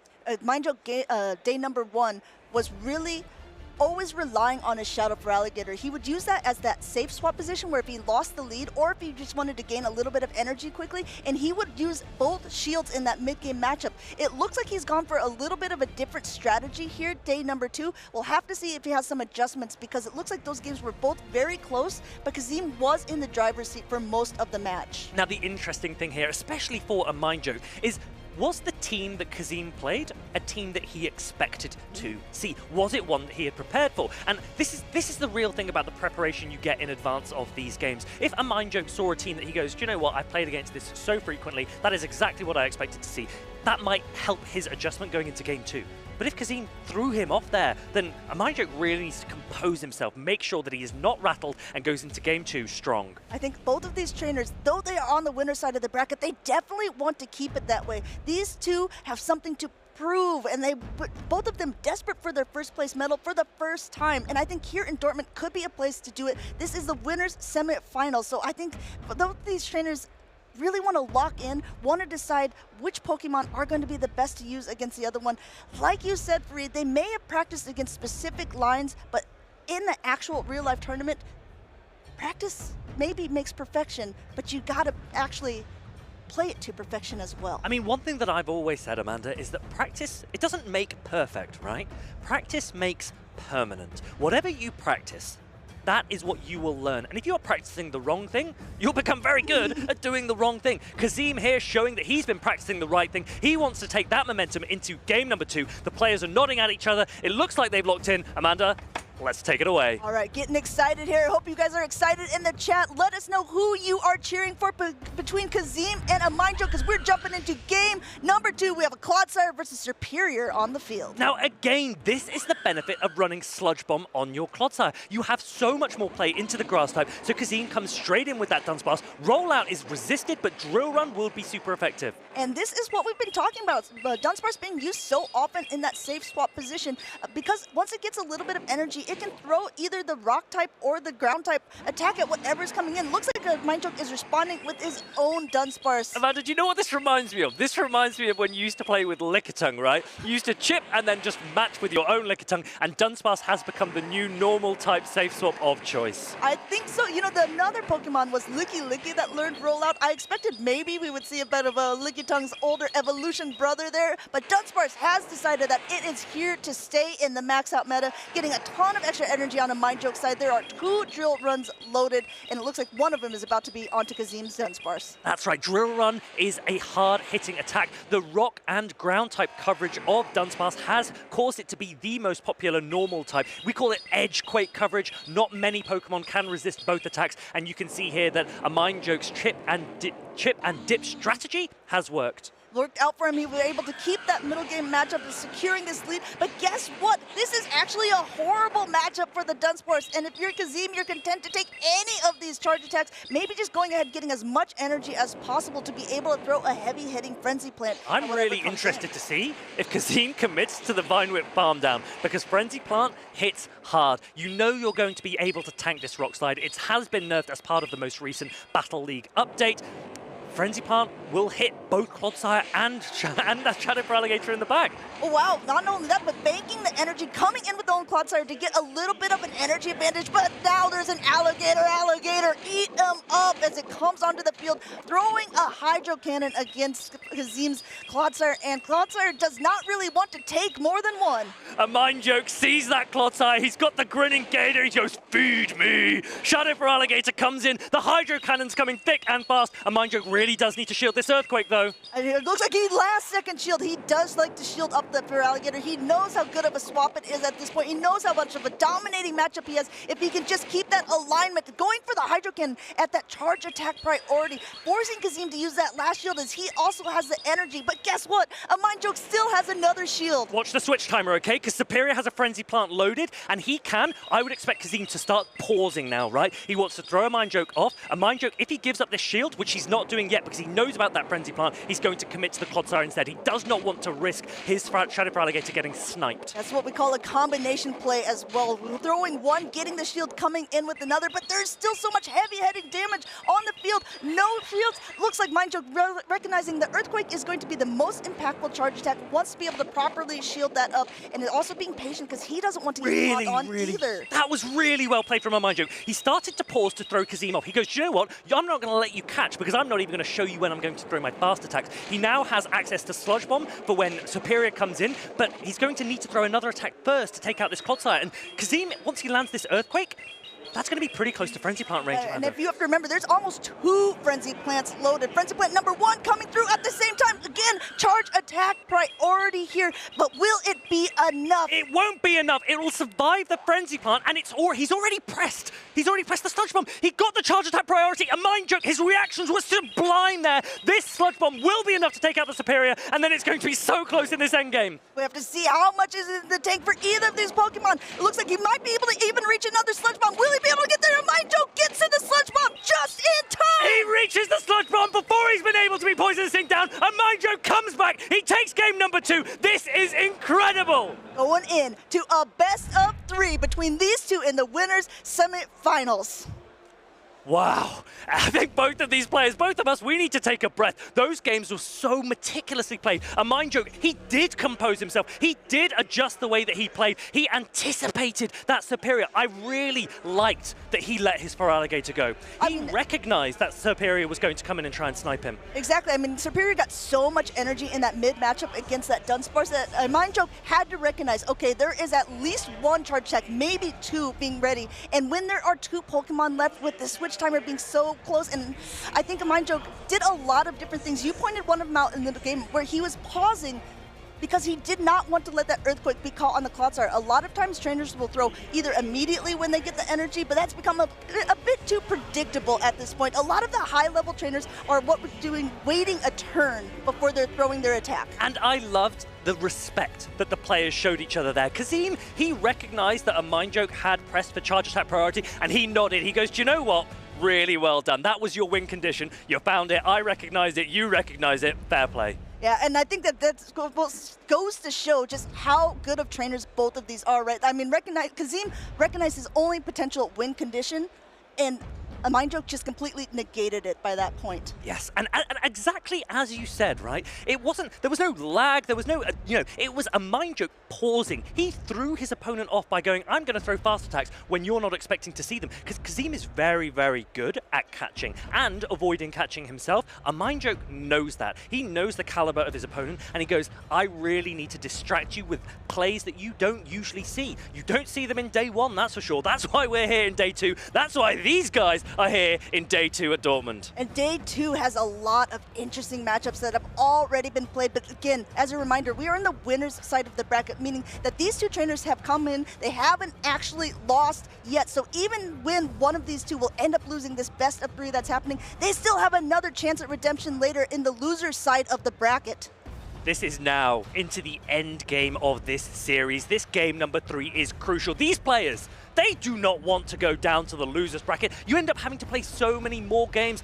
I don't want to play those, say Kazim. I don't want to play those either, says a Mind Joke. This game number 3, pivotal. And you can see the concentration of both of these trainers' faces as they're kind of deciding between which 3 Pokemon they want to play.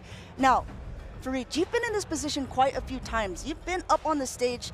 You've been brought to best of 3s. What is the mindset that a trainer has to, prevail through to be able to? We're going to talk about it after this because there's going to be this game number 3. The spider has found its target and it is going to capitalize on that prey. The Dunsparce safe swap comes in. I would expect to see a lunge here from the Ariados and then a swap possibly into the Clodsire. It looks like or the Feraligatr actually to avoid that Superior. Yeah, I mean, if the Superior is shown at the very beginning, it looks like he is opting for that Clodsire, recognizing, okay, if Superior's in the lead, it must mean that Feraligatr probably has a good matchup in the back, trying to know that if he can win this mid-game matchup, he can still keep the alignment that a Mind Joke wants. This drill run will connect, but it has been debuffed, so even though it is super effective, it's not even doing as much as it would have before.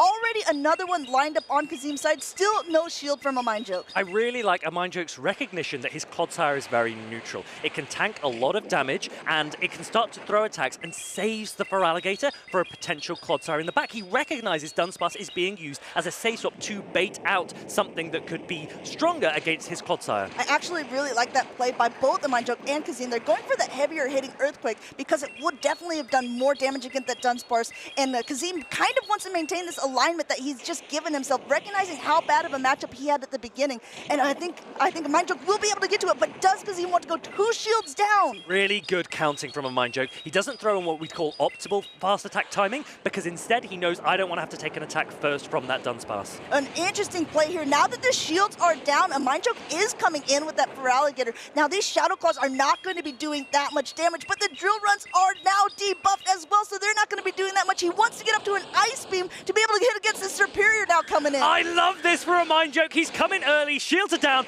Ice Beam, are you ready for some massive damage, Amanda? There's no Protect Shields. This Feraligatr says, hey, you're looking a little hot, Superior. Why don't you cool down? Boom! Look at the amount of damage from that Ice Beam. Shadow Feraligatr, look at the grin on his face. There's a grin on a Mind Joke's face as well, and I don't blame him. Completely undercharging here. Looks like an Aerial Ace will be able to give, and now I think Kazim is trying to get a little bit more energy, but guess what? There's not a lot of health. Kazim, his head's in his hands, a Mind Joke. He's trying to stay as composed as possible. He's in a really strong position here. His Clodsire doesn't have much health left, but he's got a Spider and it's got 2 shields. There's 2 shields left to a Spider. Not only is this going to happen, 1 shield will definitely be used up at this point here. Kazim is trying to get the Ariados off of the field. Unfortunately for him, 2 shields left, and the Mind Joke is just going to continue getting a little more energy. In comes the Clodsire, but a Trailblaze is already loaded. This first one might not look like it's going to do a lot of damage, but keep an eye on that health bar, everyone, because as this first Trailblaze boosts the attack energy, it's going to be doing a lot more as the next ones come through. This shiny Spider is starting to ramp up. Kazim does not have Stone Edge onto his Clodsire, and honestly, Earthquake, if it goes shielded, is going to be really, really uncomfortable. I'm interested. Are we going to see a bait? Well, there's already basically 100 energy. You wanted a bait, Tomahawk, you got it, and you got the shield on it. These games are going to be coming down to the wire. We have to remember, Mindjoke has his own quad side for a swap later, but do you want to swap out when you're so buffed already? This is a big, big shield. And do you know what's interesting? A Mindjoke hasn't been going for lunge, and that means Earthquake could be really threatening to the Spider. Kazim cannot let that Earthquake get caught. Switch timer is up. Looks like he tried to go for it, not being able to get there. Kazim is going to try to powder seed down. He's not going to be able to get it, but a sludge bomb is loaded on a Mindjoke side. Oh my goodness, Kazim actually has a really big chance here because that Clodsire is so low. If it continues to get Poison Sting down by the incoming, oh, what a good undercharge from a Mindjoke. He's recognized, and the players have stopped tapping because neither of them wants to give each other an energy advantage. Kazim has an Earthquake loaded. He's going to land it on this Spider. Amanda, I think it's going to take it out. I think you can see on both of these trainer spaces, they're so much hoping, Alessio's hoping that it's not going to be able to take it out, but in fact, it's a knockout! Kazim takes game number 3. What a win out of nowhere! Kazim coming into it, Clodsire advantage. There was so much that goes on the line there, and Mindjoke played that so well, but Kazim just had him in the end game. That undercharge was not enough, being able to throw the Earthquake into the Ariados to take the game. A Mindjoke cannot believe it. Kazim cannot believe. I cannot believe it, Amanda. What a way to start off the series. Kazim being able to go farther than he's gone in any tournament before. Really great matchups, showcasing the power of when you know how to play your Pokemon. A Mindjoke played very well. As a reminder, if you're a fan of those matches, he will be knocked down to the loser's side of the bracket. Well, he will continue on his run, but congratulations to Kazim there. I mean, I think that he was just one step ahead in that last game. Do you know what? Kazim, the whole time, in the last couple of minutes, he was there thinking, I don't know if there's much I can do, right? But he did not give up. There are so many players in that situation that go, I think I'm done. I think I'm over. I'm gonna start thinking about what's for dinner, right? And Kazim goes, hold on a minute, look, let me at least play what I can. Let me play to my potential win conditions. And he put on a chef's hat, and then he's just started to cook. Wow, and also the fact, right? When that Clodsire came in for a Mindjoke, Kazim could have thrown a Sludge Bomb to try and take it out, and he goes, hold on a minute, I need this energy. I need the energy on my Clodsire. I'm going to come in with Dunsparce, and I'm going to force you to throw an attack on me. Yeah, it was so good. Let's go ahead intelligent. And look at these replays because these were some incredible matches to watch. Mindjoke here with this Trailblaze boosting the attack of the Ariados and knocking out this Shadow for Alligator. And there was some back and forth between these two, but eventually this was the incredible play there. Being able to throw at charge attack priority, being able to take out Kazim. Oh, these Clodsire mirror matches, they get uncomfortable. There's the one where a Mindjoke takes the advantage of it. Kazim, he puts his hands to his head. He applauds his opponent. This is exactly what I mean about the respect that these players have for each other here at this top level. But wow, the Ice Beam that comes through from that Shadow for Alligator, this really rattled Kazim. He wasn't sure what he was supposed to do there. He almost paused. He goes, I'm not sure who needs energy more. And actually, he went for that charge attack priority on accident because you can see he's already shaking his head. He clicked the button and he completely undercharges here, which actually gave him a little bit of saving grace because he was able to knock out the Feraligatr at the same time the Superior. And look at Kazim's face here. Look at Kazim's face here. His eyes look up and guys in chat, this is called mentality. This is what is so important at this level of the game, to make sure you are paying attention, to make sure you do not give up. And what a win for Kazim. I am so happy for him. I mean, 2 shields down, 2 shields left for your opponent's side at this point. You do have a Clodsire, which has a fairly decent matchup against the Ariados, but you still have to play masterfully, and Kazim did absolutely that to be able to take that game. But it is not over for a Mindjoke. This was the winner's side of the bracket, so that one defeat means he does go down into the loser side. He still has an opportunity. Many players we've seen before have gone through the loser side of the bracket, and there are many strong players there too, so this is going to be very interesting for a Mindjoke. He too needs to show that mentality. He too needs to stay composed. We saw the winner side of the bracket a little bit earlier on in the tournament. We just casted over the very first 2 from that side. So as a reminder, in case you missed it before, Tonton Batus was able to knock Z's Wireless down to the losers bracket, and Kazim has just now put down a Mindjoke. But there's still plenty more trainers in this. I mean, and all of them want to be crowned the first regional champion of this 2025 season. I'm really excited to see how Kazim approaches Tonton Batus. We all know Tonton Batus. I think this is how you approach him. He's a bonjour. Bonjour. He is a dominant player, right? Tonton is a dominant player.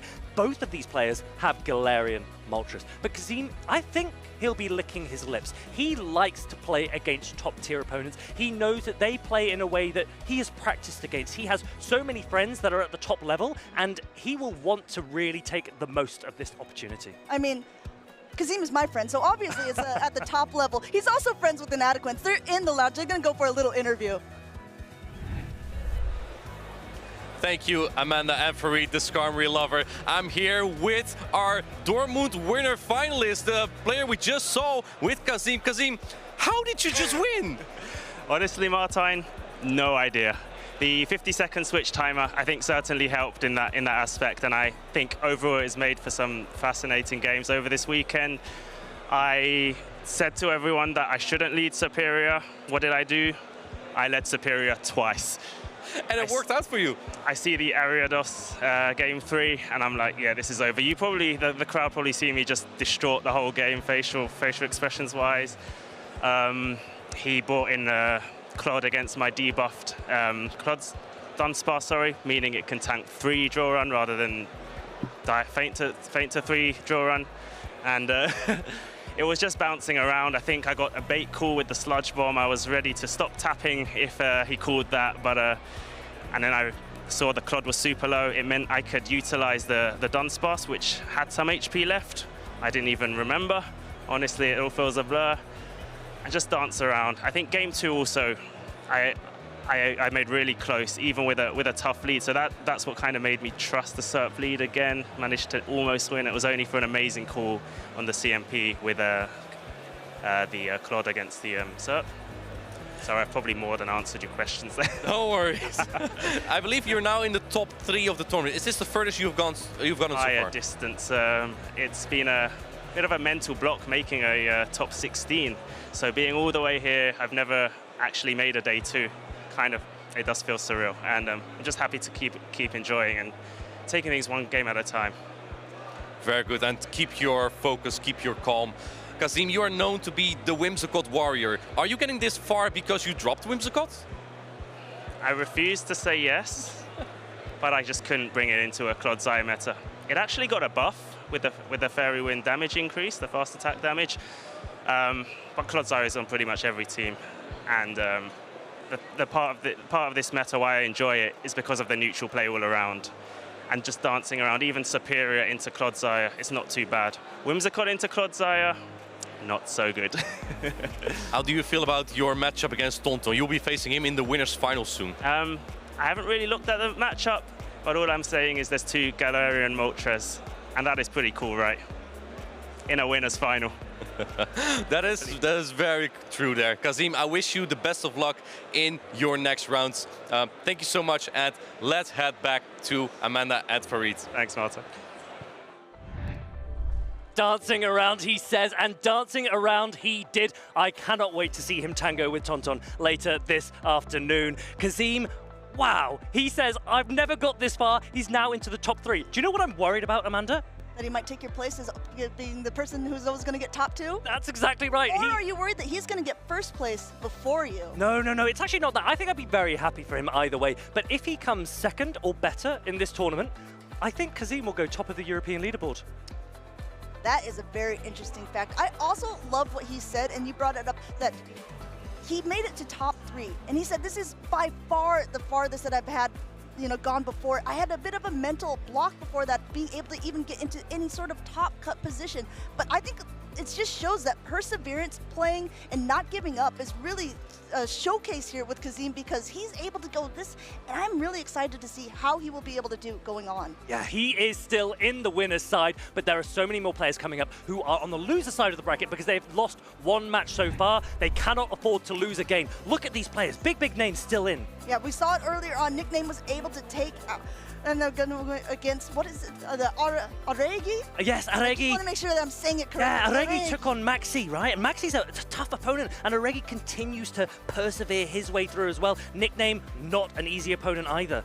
Yeah, and 23 EJB able to take out EVQ earlier on, and we just saw Javier V20 winning on stage. Z's Wireless was knocked down by Tonton Batus, and the Mind Joke was just knocked down by Kazim. So this is covered of the roster that will be playing up next. Can you imagine being in this position? You're in losers round 1, you're already against a tough opponent, and then there's a player in losers round 2, and it's Z's Wireless sat there waiting for you, saying, I'm here. Come on, I don't mind who you are, I'm taking you down. Well, you know what? 23 EJB has never come into day 2 on the winner's side of the bracket. He has always come in on the loser side, and he was our Bochum regional champion. So I think he's actually quite comfortable knowing that, okay, I like that kind of pressure. I like knowing that it's going to be either me or you. Yeah, EJ, he's a very scary player to play against. I've actually lost against him before, and he doesn't mind being on the loser's side. He's like, okay, well, if I win, you're out. And that's more pressure on you than it is on me. Yeah, it's just old hat to him by this point, right? He's been in quite a few top cuts, mostly coming in from the loser side of the bracket.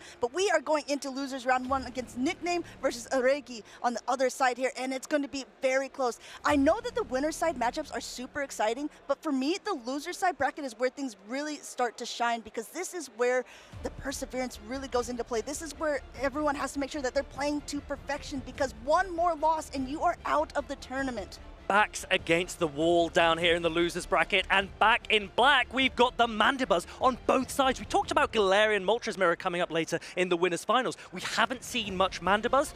I don't know if I want to see a Mandibuzz Mirror, but it is interesting to see this Vulture back in action. And I think it's one of the Pokemon that everyone is expecting to see everywhere. Nickname saying, no, guys, you guys should still trust in the Mandibuzz. Mandibuzz running Snarl, Dark Pulse, and Aerial Ace. Dark Pulse hitting pretty hard, but we'll have to see its targets in this actual meta. So one thing that we did notice about the Galarian Moltres, especially from Tonton, is the way that it was paired with the Shadow Quagsire. Nickname has gone for a similar strategy, but this time with the Mandibuzz, okay? So he wants that pairing, but he wants the bulk instead. Aregi, on the other hand, there is no Shadow Quagsire, but we have 2 very nice-looking Shadow Pokemon instead. It's the Shadow Drapion and the Shadow Machamp running Rock Slide. I mean, half of the team here is actually Shadow Pokemon, but those 2 are ones that are able to generate energy really quickly. We haven't seen so many Machamp. We actually haven't seen so many fighting-type Pokemon here in Dortmund, but Karate Chop just helps the pace so quickly, being able to get the Cross Chops just so quickly, and it's against all these Dunsparce, against a Dugong, against a certain type of meta. I mean, I think Machamp can really shine. It's going to be really difficult if the alignment is wrong for the Shadow Machamp, so Aregi really needs to plan his team compositions perfectly. He doesn't want to be up against the Toxapex, he doesn't want to be up against the Clodsire, so he's gone for a Dunsparce instead, and Malamar on the other side. Malamar leading into this. We've seen this quite a few times here in Dortmund, but I'm still interested to see how trainers like to play it out. Immediate swap by both sides. Shadow Drapion, but in comes that Quagsire to be able to hit that. And now a Crunch will go through. The real question is, will there be a debuff? Shadow Quagsire is a really strong response to Shadow Drapion, but you can see how much damage. It's got the defense debuff. That means that one Aqua Tail will be enough to take down the Shadow Quagsire. If this Stone Edge goes shielded, Aregi's in a really nice position. And it looks like the Stone Edge has been going. Aregi thinks it's a bait, but last second shield there, shielding that up, and now he's just going to get a lot of energy. Throwing this Aqua Tail, like you said, this will be enough. Nickname knows it as well, wants to be able to preserve the Quagsire and get a little more chip damage off of this Drapion. That was a huge shield for Aregi, and now he will start to outpace really nicely to these Aqua Tails. He can keep shielding the Drapion if he wants to. He's pausing. He's thinking. He's actually going to let this go.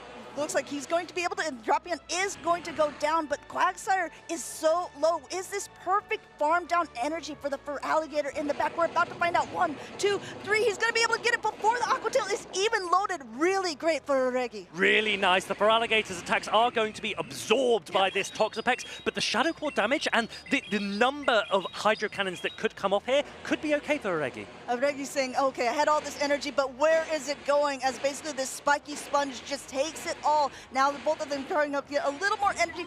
In comes a Dunsparce again to be met with the Malamar. We didn't get to see it very much at the beginning, but now we're going to see how these 2 trainers want to play it out, because those switch timers are locked. And do you know what's interesting again? Even if Dunsparce is the first to go down in this matchup, that Feraligatr can come back in and continue to Shadow Claw down and generate more energy to throw at that Toxapex. It looks like there is basically 2 charge attacks loaded. Nickname going for that superpower, this heavier hitting damage onto this normal type Pokemon, and Aregi uses loses the Good shield again from Aregi. He is in his opponent's head here. If this drill run lands, that Malamar's going down. Nickname knows that as well. He puts up his shield. Shielding this because his down defenses have been lowered. Another superpower is already loaded. I think he's going to go for a little bit more energy. He knows how the Dunsparce's energy try. You see Aregi desperately trying to click to get out of this matchup, but the timer was not up yet. Superpower will connect with the Dunsparce. It is a debuff superpower, so Dunsparce holds on. The Feraligatr now comes in. Toxapex comes in. It's got the Sludge Wave. Aregi quick to press that Hydro Cannon. Really, really important. If he's got the charge attack priority here, Toxapex might want to undercharge and continue to poison jab down. Nickname is in a very commanding position. There's so much energy still on that Malamar as well. Content, I think, to go ahead and take out this Feraligatr,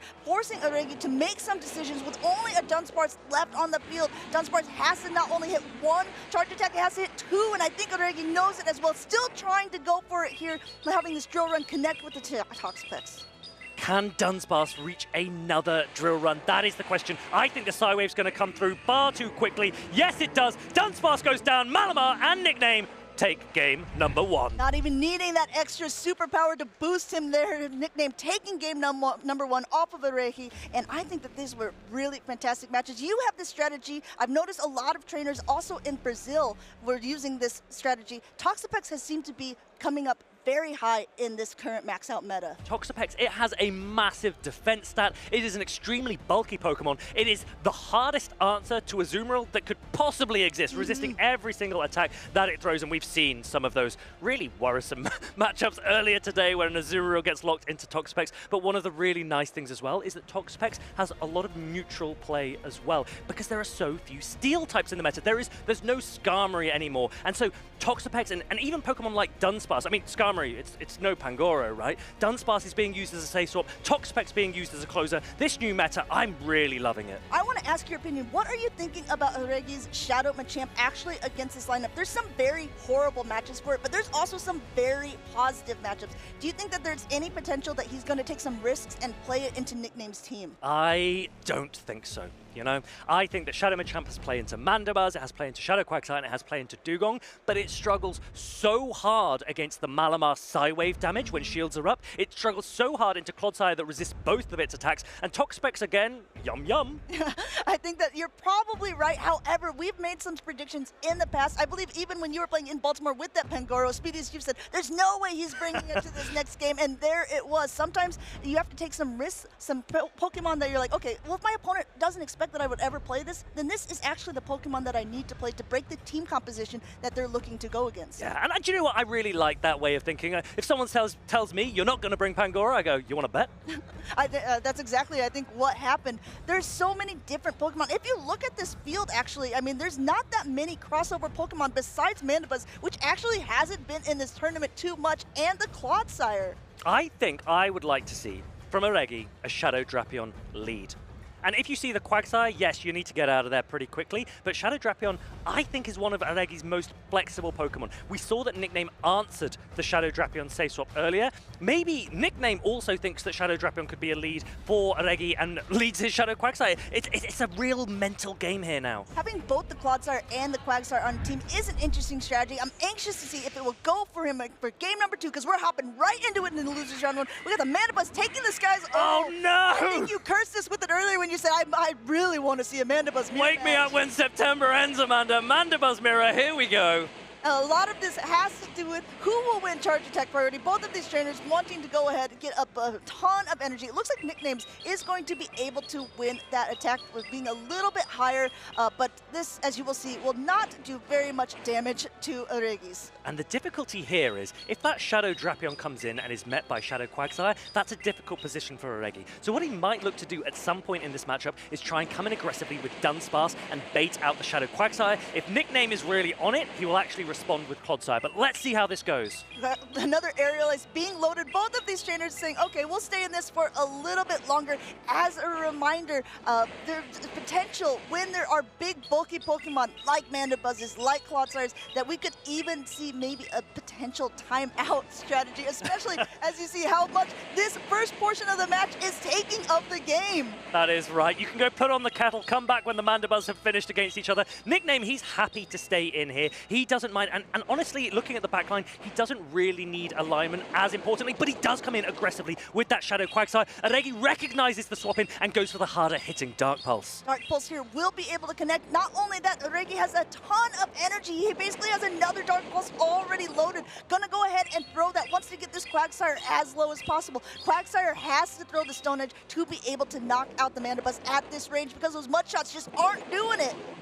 This is a really interesting position for Aregi here because the Mandibuzz in the back for Nickname now is pretty comfortable for Aregi. He's got that Shadow Drapion, he's got that Dunsparce. Will he let his Mandibuzz go? No! He correctly steals the Stone Edge! Aregi's shield decisions have been sublime so far this weekend. Going for one more Snarl and now going for an Aerial Ace. At this range, it would be enough to knock out the Quagsire. And Nickname, even though he swapped it in, he's just letting that whole Quagsire go down. It looks like he has a double ground strategy in the back, the Clodsire being able to try to soak up energy in the back. But how is he going to handle this now? Does he want to come right back in with the Mandibuzz?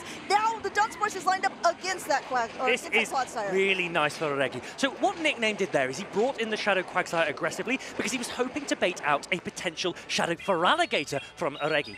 Aregi doesn't have that in the back, so he was happy to keep his Mandibuzz in. And now Dunsparce and Shadow Drapion look pretty good in this endgame. Their Earthquake is ready, about at the same time as the next drill run is, but there's still one shield remaining. I think Aregi is comfortable to let this one go through. He still is going to go for a couple more rollouts before going for a drill run of his own. Clodsire has so much bulk to its name, but this Dunsparce is literally on a roll.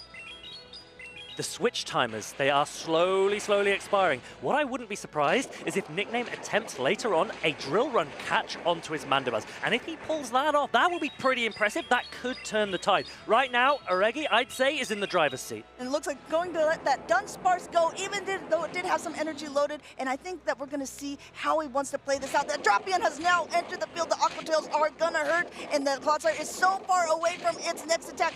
First Aqua Tail going before the Earthquake is even loaded. One Aqua Tail won't be enough, one Earthquake will. So Aregi needs to be smart with his shield here. He also, neither player really wants to let either of their attacks be caught. So you might see some pausing. It's a bait. This is a really big bait. Aregi, can you risk no shielding? It would be incredible if you...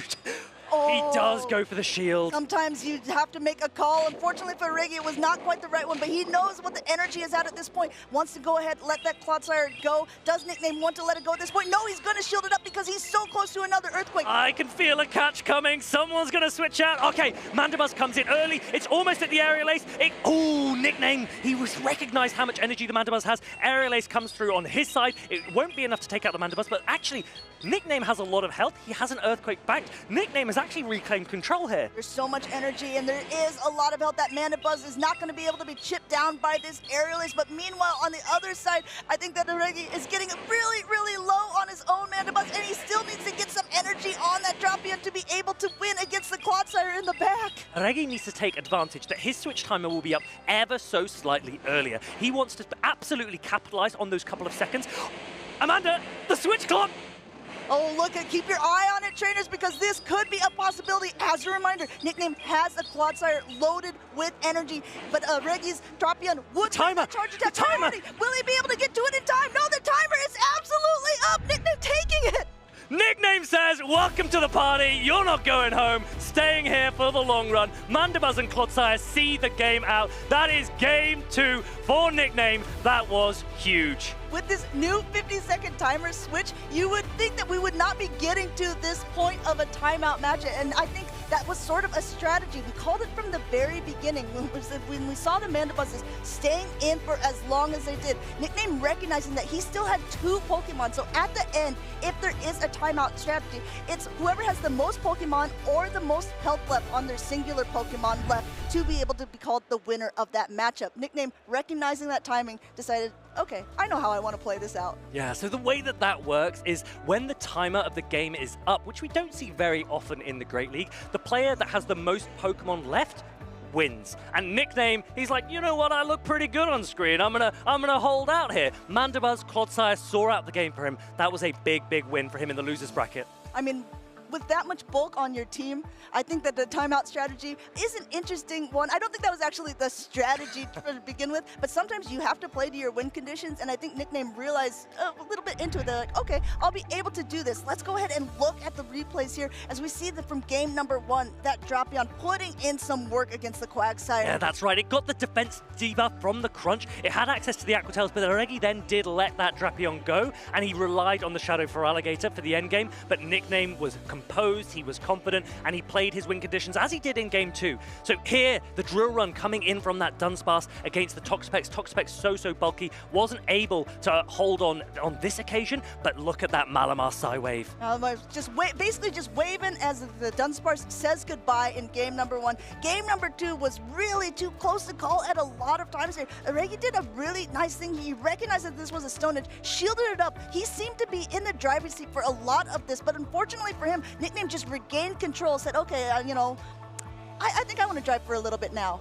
I think it was the moment in this game when the Dunsparce went down. That made it really difficult because Quagsire wasn't in range of 1 Aquatail, Aregi had to throw 2, and that looked to be a bit too hard to achieve. And here we see it, as his timer goes to 0, time up, you see Nickname pumping his fist saying, I'm continuing on in this tournament. I don't think we want to see loads of matches that end on a timeout, but honestly, that was a rare good timeout match. There was a lot of play for both players. Even getting towards the end game, you weren't quite sure who was going to win. I'm very happy for Nickname. He's very happy for Nickname too.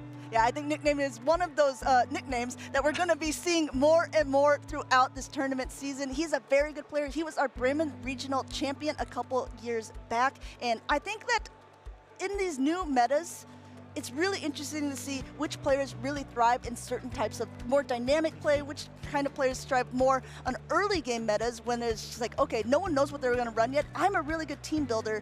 I'm going to showcase what I can do early on. And we have a couple of really good team builders coming up later as well. We have Javier V20, who's come all the way from Peru to crush the European dream here in Dortmund, Germany, against 23 EJB, who is one of the powerhouses here in the European circuit. I think 23 EJB has definitely been a household name. He was one of our first last chance qualifiers, and he competed in Worlds for the first season. He was the Bochum Regional Champion after that, but Javier was also a regional champion down, a special event champion down in the Latin America region. He wants to prove that he can do it here in Europe as well. And he's already claiming so many of those lucrative championship points that will go towards his leaderboard in LATAM. 23 EJB, he doesn't want championship points alone. He wants medals. He's tasted success before here in Europe, and he wants more of it. He's happy to go through the losers bracket. He came 4th in Utrecht, right?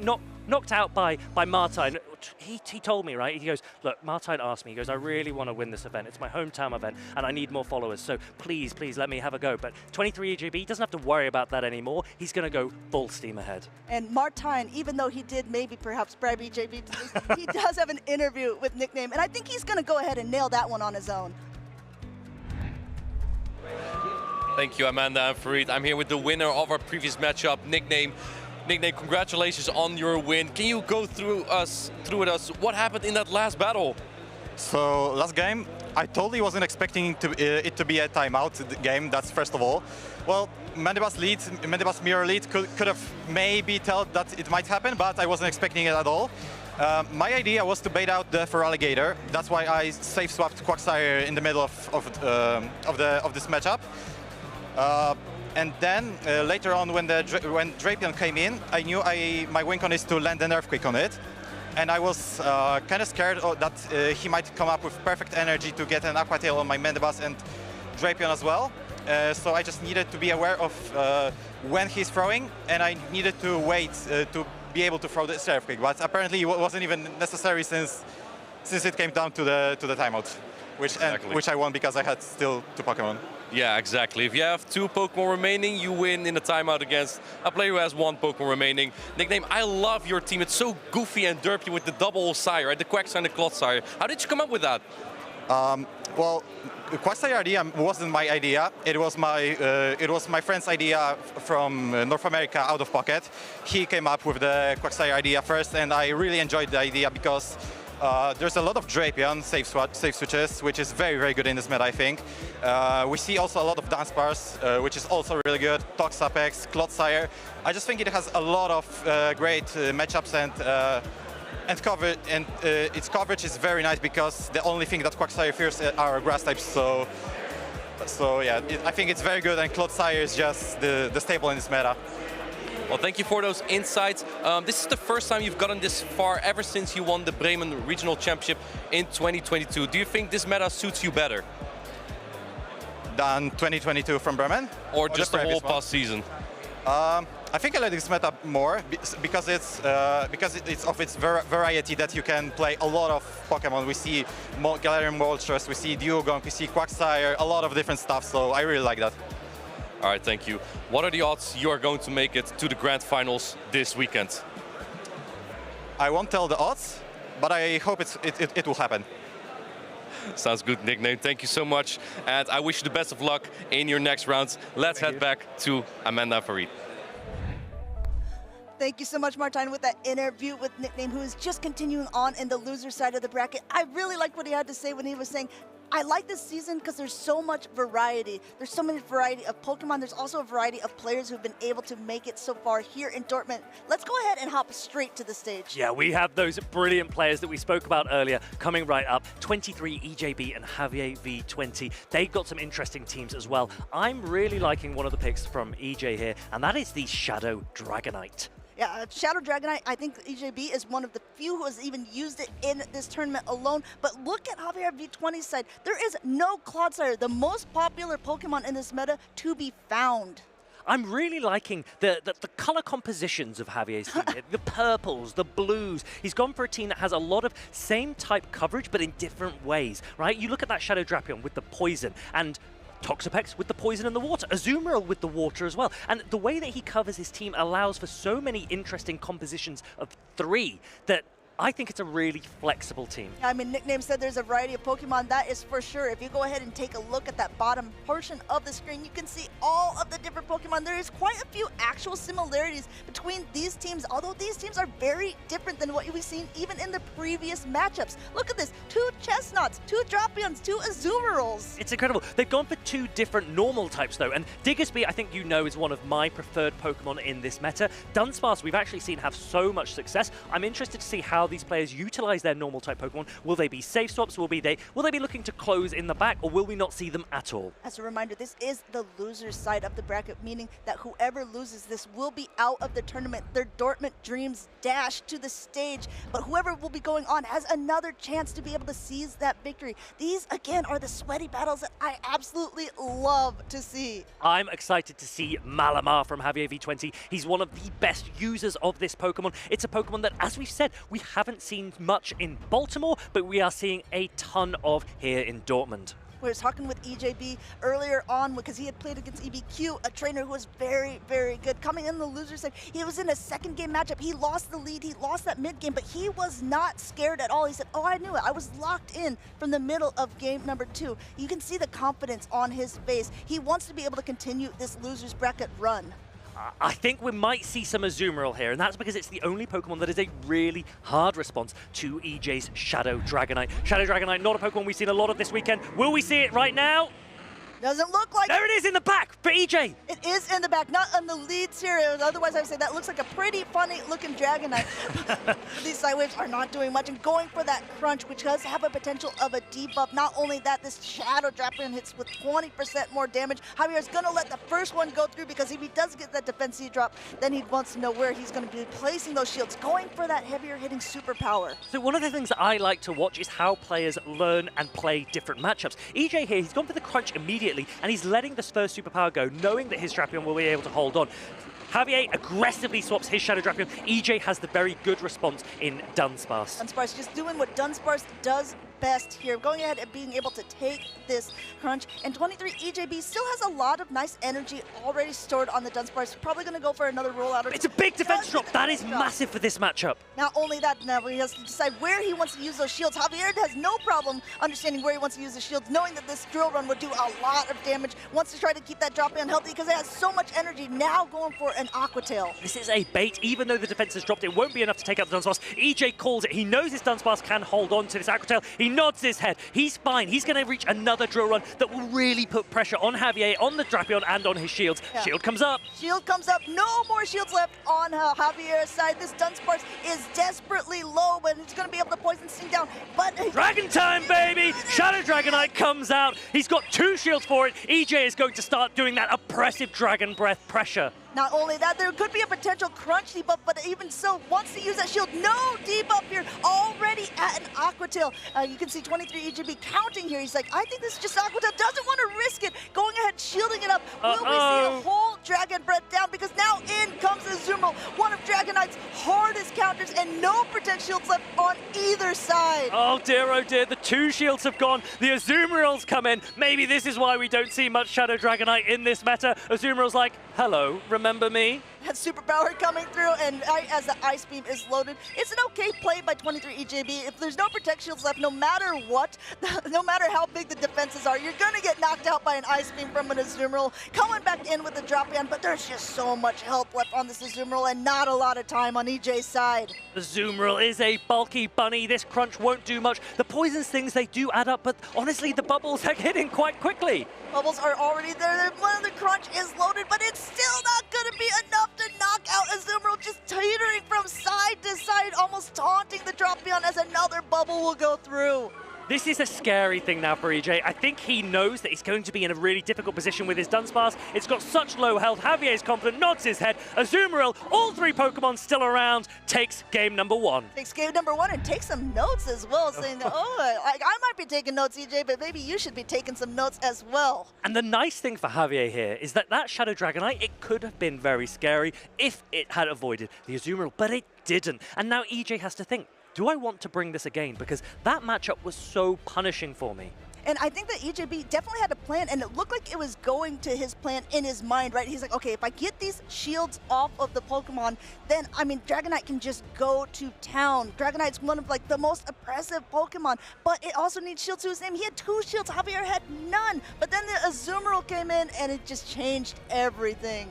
And this is the thing, Shadow Dragonite, whilst it's so offensively strong, defensively, as you say, it needs shields. And EJ almost needs extra shields for it, which he didn't have in the form of his own Azumarill. Shadow Drapion, you saw that he couldn't use a shield on it in the early game. That Malamar landed the superpower, and when it came to the end game, Shadow Drapion didn't have enough health either. I wonder if Javier also kind of recognized, okay, no shields were being used. We're going to jump right into game number 2. More on even footing here. We got the Azumarill in the lead and the Drapion in the back, but I think Javier did his job game number 1 with that Azumarill because there is no Dragonite to be found on EJ's team. Now, Azumarill resists both charge attacks from the Shadow Drapion, but the poison stings add up. And because Azumarill charges up so slowly, the Shadow Drapion can use its shields to actually push through this matchup. Ice Beam gonna be able to go through. EJB doesn't want to use his shield yet early in this matchup, knowing that it's not gonna knock out the Drapion at this point. It's gonna be able to soak a little bit more, gain a lot more energy before he even throws, because like you just said, Fareed, Azumarill takes a very long time to be able to get to its charge attacks. Javier went for the Ice Beam there, and that makes it a little bit more uncomfortable for the Azumarill. Shadow Drapion holds on. It can't be bubbled down as easily as it would have had it been a play rough that landed. And look how much damage this Shadow Drapion is doing to the Azumarill. That debuff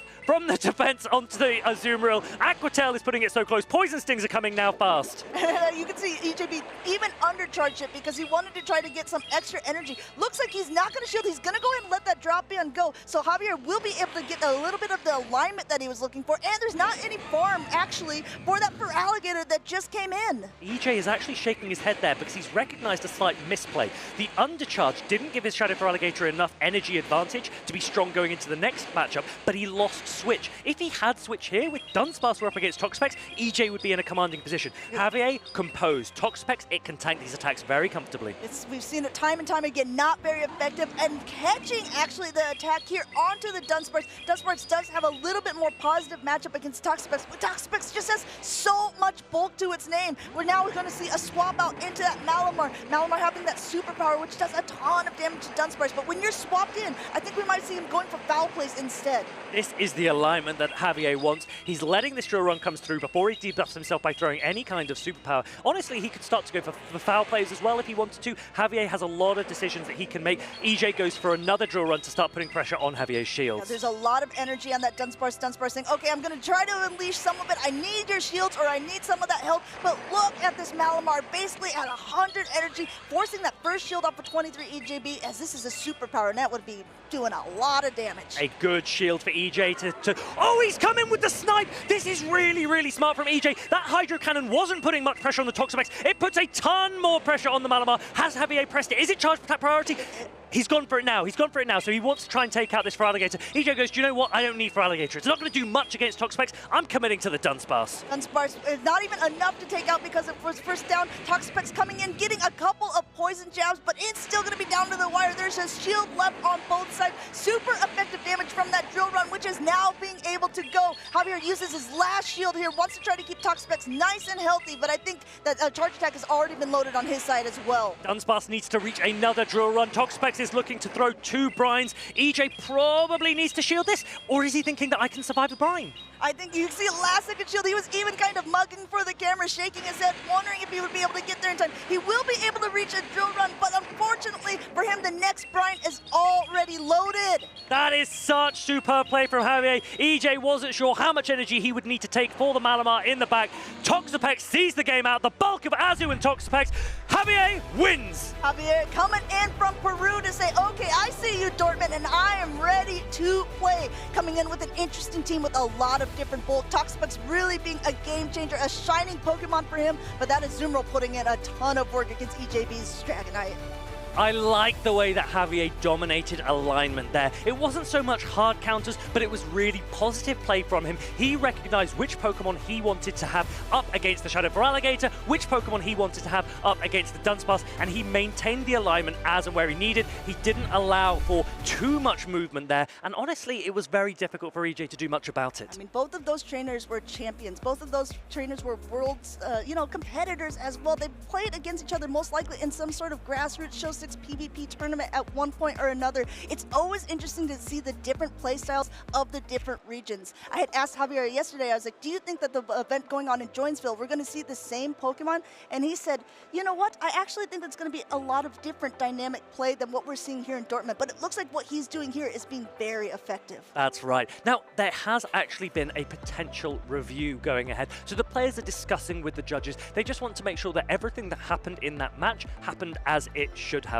If the judges deem that there was something that occurred, we might have a replay. Otherwise, Javier will continue to go through. But for both of these players, they got so far into this tournament already, the number of championship points, a little bit of cash as well, and trading card game pack prizes for these players. So regardless, they'll be going home with something, that's for sure. I think that they'll be smiling at least about their placements. It is an important point that we bring up. There is the match under review. Both of the trainers are able to, have their screens recorded. The judges are going to be able to look over things, and then if they decide that it would be not a rematch, there could even be a secondary review. And this is something that you should definitely know as a trainer. So if you're playing a matchup and you think something might not have gone right, make sure to flag it for the judges, because the judges won't be able to do anything unless you bring it up yourself. And speaking of you flagging things for us, we want to see so many of these social posts. Message us in the chat, use #PlayPokemon. Those of you that have his Jonkers, this was yesterday when he went 2-0 so far in his first tournament in 1.5 years. We saw him on stream. He played really, really well. Do you remember the Arctobax play, the avalanche from that Arctobax yesterday, Amanda? Yeah, he was actually the first trainer. We did this thing where it was like, actually, you guys in the chat could choose who our first matchup of the day. Everyone wanted Jonkus, and it was predicted that he was going to win. And guess what he did? He went 2-0 at the very beginning. Obviously not here at day 2, but his brother Z's Wireless is. Yeah, Spooder, #Spooder for the win there. And we've also got one from Martine. He says, this weekend we also have a regional championship in Joinville, Brazil. Look at this team. Shiny Diggersby, I like it. It's actually, if you look at this team, there's a lot of similarities between the Javier's team and this with that Toxapex and that Diggersby, but there's also some different choices with that Arachnid and a Shadow Jumpluff. What an interesting choice. We did have it on our trending up, but we haven't really seen it here in Dortmund. So this player, this is LNDS Cannon, and he's made it to day 2 on the winner's side. But Amanda, you and I spoke yesterday very briefly about Jumpluff, and there is a Shadow Jumpluff on my screen right now. You weren't backing it. What do you have to say to this? Well, I mean, we did have it on the trending up. But I don't know for sure if it is actually going to be the grass or flying type of choice. It definitely hasn't been here, but that doesn't mean that it doesn't have play in other regions, and especially in other places where Talonflame seems to be more of a popular pick, Jumpluff doesn't have a lot of play. Well, this is exactly what we're talking about, right? As the meta develops event to event, Talonflame, a lot of prominence in Baltimore. We saw quite a few. I took one myself. We haven't seen as much Talonflame here this weekend, and this is where Shadow Jumpluff might pop back up and go, hello, I still have some work I can do. So make sure that not only are you tuning in to our broadcast to find out who is going to be the champion in Dortmund later on, there will also be the champion of Joinsville. That champion will be able to get an automatic qualification for Worlds. We're crowning 2 this weekend. Yes, so #PlayPokemon. We want to see your posts on X as well. Let us know in chat what you're enjoying. We are here for you. We're going back to the stage very, very shortly to find out the outcome of this match. Yeah, I believe that there is no rematch for that actual battle, so we will be moving on to the next round. Javier has continuing on in this tournament with a 2-0 sweep against 23 EJB. Huge for the LATAM community, huge for Javier. We're so very, very pleased for him. He'll be very pleased, but now he's got to focus because there are some big games still coming up. He'll be up against Z Zweilous next. Yeah, let's go ahead and look at some of those replays from those battles in case you missed it. Javier did some fantastic, masterful plays. Let's go ahead and take a look at them there. Zoomerl hanging on through that drop down, being able to completely bubble down for what we call a 3 Pokemon flex in the end game of game number 1. 3 Pokemon still, none of them fainted at the end of the match. Oh, he's looking after his little buddy Pokemon, and here it's the Shadow for Alligator throwing Hydro Cannon into the Toxapex that says, I don't mind. A catch onto the Dunsparce, but honestly, Toxapex punished everything that came its way. Yeah, Toxapex just was one of those Pokemon that just soaked up all of the damage and was able to dish out so much more damage with these superpowers. There was Javier played this Malamar masterfully, and 23 EJB danced around, tried to find some footing here. Unfortunately for him, was not able to do so. Really, really nice Malamar play, taking out the Dunsparce, taking out the Shadow for Alligator. Javier and Malamar will be up against another Malamar in Z Zweilous very, very soon. As a reminder, we are in the loser's side of the bracket, so that means that these trainers just have one more game and then they have to go home. So I think a lot is on the line for all of these trainers. Yeah, and all of these trainers, the reason that they are doing this is because they want to be there. Anaheim, California World Championships next season. The World Championships is an incredible event. There's so much to do. You can compete, you can watch, you can also go to the Pokemon store. We have a couple of people who went there last year. Hello and welcome to the Pokemon Center pop-up here in Honolulu, Hawaii at Pokemon World 2024. We are here with some champions who are going to show us what it's like to shop with a pro, right, Spraggles? That's right. This is the best place to be here at the Pokemon World Championships. And who are you standing here with? And an international champion, Polaris. And I am here with international champion, Avery. And what is it like to compete in a Pokemon championship? Well, kind of stressful. If you're doing a battle, you have to determine if you win or not. How do you feel about competing this year? It's pretty fun. Are you gonna win, do you think? I hope so. What are your favorite things to shop for? Plushies. I mostly like the big ones. How do you feel coming here to compete in Hawaii? A little nervous because I don't know what to play yet. I mean, you're a champion. You can make it happen. I love that I've gotten to meet you before, actually, at a Pokemon Center. I've met your family before. What's your favorite part about traveling to compete with all of these Pokemon events? It's really fun to play Pokemon. I just love the game. And what's the best part about bringing your family to all this stuff? My dad, mom, and Cyrus, they just come and they watch. And they like cheer me, and it's really fun for them. Do you think Cyrus will one day be a champion like you? Probably. I really hope so. What's your favorite thing about coming to the Pokemon Center? Definitely big plushies. What's the #1 thing you're looking for in there? A big Slowpoke. A big Slowpoke. You heard it here first, folks. A big Slowpoke. You told me that you like to look at giant plushies, and I couldn't find a giant plushie, but I found something really big for you. Are you ready? This Pokemon can turn into any Pokemon. What do you think? Pretty cool. There you go, that's for you. You said you wanted a big plushie. I found you something even bigger. Oh. Okay. Yeah, it's big, right? What do you think? I think it's amazing. All right, well, you're taking it home, buddy. All right, let's go. Here we go. Told you it was huge, right? Pretty big. Watch it. Watch its head. Watch its head.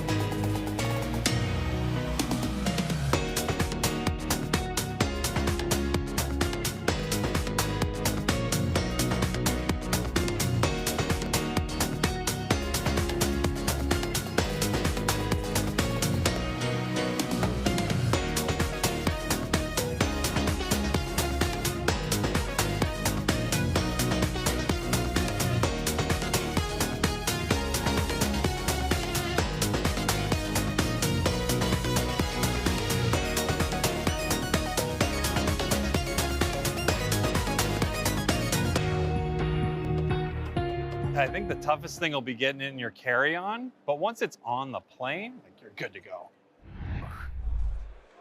Welcome back, trainers, to day 2 of the Dortmund Regional Champion, the first European Regional Championship of the season. My name is Martijn. You may also know me as Inadequate, and I am joined by Lou the Pikachu. How are you feeling? Honestly, this is the best day 2 I've seen in a long time. I am so excited. I feel so privileged to be in the front row seat to watching this incredible maxed out meta unfold. We already got to see so many cool things from Baltimore, but honestly, I think the cool level has been raised in Dortmund. I agree. We just saw Javier knock out 23 EJB, the 2023 Bochum Regional Champion. Latam is coming for the Europeans, and Javier got some really good points. It's a big weekend for Latam in general, because we also have a regional championship going on in Joinville, where many Brazilian players are going for those championships and try to get that EUIC Travel Award. And I think in the build-up as well to the first international championship on our radar, the Latin America International Championships, everybody is trying to put all the practice and their skills to the test to be able to establish themselves as a front runner for that competition. It's gonna be super exciting. It's such a great start to the season already. But we're gonna have more exciting battles for today as well. Our next matchup is gonna be a mind joke with that shiny Ariados versus Nickname with the Mandibus. I'm so looking forward to this matchup. When we last saw a mind joke in the winner's bracket, we were actually sat watching it together and we were on the edge of our seat. That Ariados is definitely a little bit of a spicy pick coming up, particularly the shiny variant as well. Love to see it,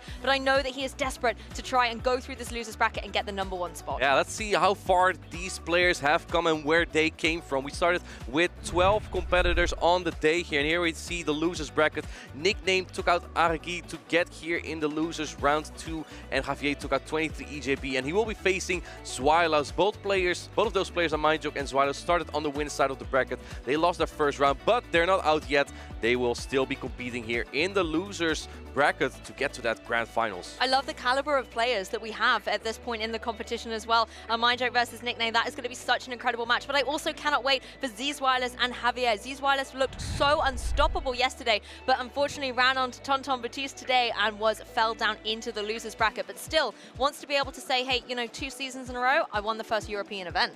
I just want to point out here, Lou, we have no Mandibus in the winners final soon, but we have 2 Galarian Moltres. Anyway, first we continue losers round 2, a mind joke on the left, Nickname on the right. A mind joke with that Ariados that has been so important for him, just barely not been able to win earlier. A Nickname with that goofy team of the Quagsire and the Clodsire. What Pokemon here really stands out to you here, Lou? I'm going to sound like a broken record, but it's this Ariados. For me, the one thing I really like about it is its charged attack coverage. Being able to hit with the Trailblaze into Pokemon like the Quagsire, for example, on the opposing side, and at the same time having the option of the Bug-type Lunge to maybe apply pressure to something like the Malamar that's been running around everywhere, I think is a really nice tech in the meta to have, and it's something that these Malamar players that I feel being confident with that Pokemon in the current meta have to watch out for. I think you're right, because Ariados also has Grass-type coverage for that Quagsire, for example. Quagsire used to be such a good counter to it, and now it's not really anymore. On top of that, Ariados can also fight back into that Mandibus.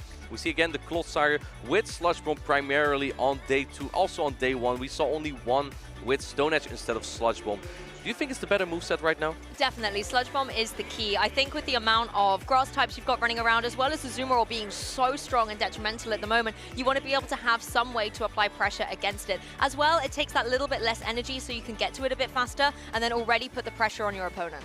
And I think also because there's less Talon Flame, you don't really need Stone Edge, right? So it just makes sense. And on top of that, if there is Talon Flame, it's just scary to bring in all those Dunsparce with double water teams. Speaking of double water, we have here, actually it's triple water even. Dugong, Toxapex, and Quagsire. I honestly count Dugong more as an Ice type than a Water type, just because it has primarily the Ice type offensive coverage in Ice Shard and Icy Wind. And with Driron to fight back into Pokemon like Drapion and Toxapex. I don't think we've seen a lot of Dugong for nickname, and it doesn't really line up well into Ariados, but it does really well into Clodsire without Stone Edge. I mean, it's doing well in the meta. For day 2, there were 25% of the Pokemon being Dugong in this meta at the moment, but you're right, I often see it in the team preview, but not necessarily being brought to the match. So let's see if it's going to make an outing here today. It's going to be the Ariados versus the Toxapex. Wow, and the Shiny Ariados has an interesting matchup here. I actually am not too sure how this is going. Comparable to the Drapion, I would not be surprised if Toxapex would win the Zero Shield scenario here, just because of the Poison Jab and the Brine adding up. But because Ariados paces quicker and deals neutral damage with that Trailblaze, that's also adding up because it boosts the attack of the Ariados.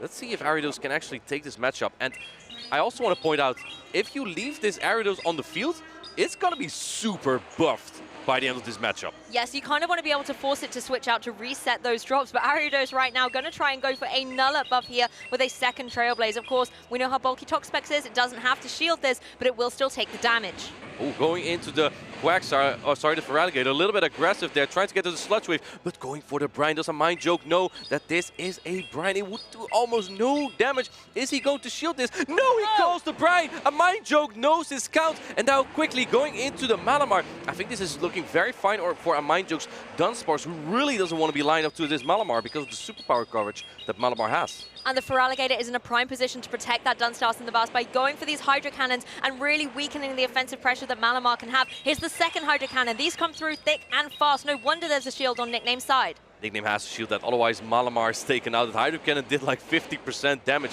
Can you get the Psywave down on Nickname here? I think you have to go for a charge attack. He's going for the Foul Play, which does cost more energy than the Superpower, but Superpower drops your attack and defense, so that makes sense.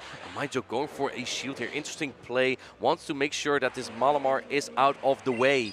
This was the key thing. The Hydro Cannon was ready. You don't want that energy to go to waste. So yes, you go for the shield, but the trade-off is you get the knockout. Interesting. Malamar goes down into the Clodsire, into the Dunsparce. Dunsparce deals super effective damage, but the other Pokemon, Clodsire, actually wins this matchup. There's also still the Toxapex on Nickname's side, but it doesn't have a lot of energy here. Earthquake's coming through. You're going to need 2 of these to knock out the Dunsparce.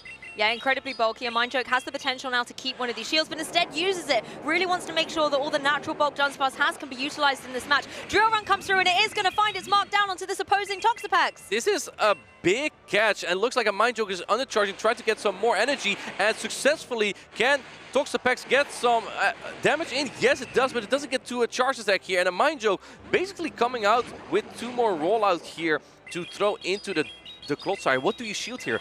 Yes, he shields up the Driron because the other Pokemon remaining is that Ariados, and that doesn't do as much damage here. Really love that control play by a Mind Joke. Once again, now getting another one of these charge attacks ready, and there are no shields remaining on Nickname's side, so this is going to have to be taken by the Clodsire. I think so too.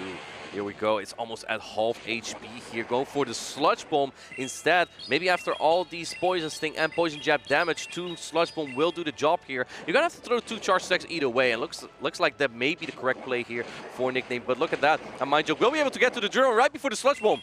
It is a 1v3 for this Clodsire as well right now, so it's a very tall mountain for it to climb. The Dunsparce able to go with this Drill Run, find his connection, puts it down into the red. Now let's see how this is going to go, because Nickname needs to manage his energy perfectly, going for the Sludge Bomb right before the Drill Run, and now it's up to a Mind Joke to get to that Lunge or Trailblaze before this Clodsire can get to an Earthquake. It's going to be close. You need to be 4 off as Nickname. He's going for the Sludge Bomb instead. This is resisted, but is that going to do enough? It could just put it into the range to start being farmed down at this point. It's still got to get a couple more of its fast attacks in to get its charge attacks ready. Trailblaze Lunge only seconds away. Trailblaze has been locked. Wow, Trailblaze barely getting there and knocking out the Clodsire here. A Mind Joke is winning the first game in this set.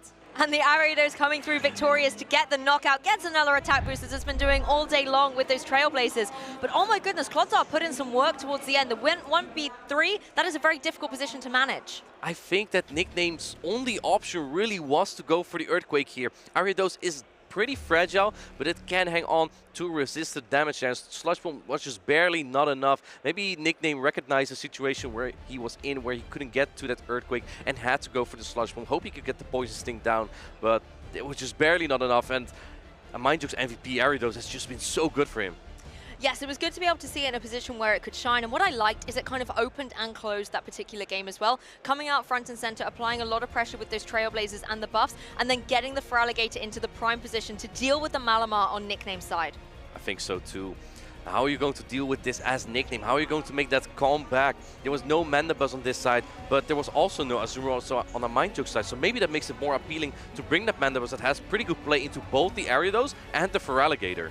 That's the thing, if you can get an Aerial Ace charged up as well, that will apply a lot of pressure to the Bug-type Ariados on the opposing side. And although Mandibuzz does take a while to get going in this current meta, because of the bulk that Nickname has with Pokemon like the Clodsire and the Toxapex, you could potentially find yourself in a position to have the time to be able to set that up, maybe then find yourself in the position to target down the Ariados. And Mandibuzz has enough time because it's a very, very bulky Pokemon. You mentioned yesterday it is a very bulky meta. And look at the Pokemon that we have here, right? We have Clodsire, Azumarill, Dunsparce, Cresselia on the Mindjoke side, the Dugong, Toxapex, Clodsire, Mandibuzz. There's bulk all over the field, but it's the offensive Pokemon that often really take the lead here. For example, the Ariados and the Feraligatr have been dominant as well. I'm curious if we're going to see that Quagsire from Nickname. He might be a little bit afraid to bring it because he uses that primarily to counter Poison-type Pokemon. But you don't really counter Ariados with it because of that Trailblaze that's double super effective. And I think you make an excellent point. A Mindjoke was successful in that previous match because he positions the offensive threat like Feraligatr and Ariados in their moments where they could deal the damage. On Nickname's side, I think all the pressure kind of really came from that Malamar, but a Mindjoke was able to counter that really, really well, not allowing Nickname the opportunity to thrive with that Malamar. And here we go. We have from a Mindjoke, Shadow Feraligatr. On the right, we have from Nickname, Malamar. Let's see how this goes. I believe that Malamar can win the 0 shield scenario here, or the 1 shield, either one of those. And Feraligatr definitely wins the 2 shield scenario just because of 1 Hydro Cannon doing so much damage. Look at this, Lou. Look at this damage. So much damage into this Malamar. It is retaliating with these Psy Waves, using its tentacles to get a lot of damage down onto this Feraligatr and get into a superpower. Oh, interesting. Going for the superpower. He has 2 loaded now, but a Mindjoke is also at another attack. I think the superpower might barely knock out. It does knock out. Malamar winning the 0 shield scenario here. And what do you bring in now as Mindjoke? He brings in the Ariados, but Nickname has covered the Ariados really strong this time. He has the Clodsire and the Mandibuzz in the back.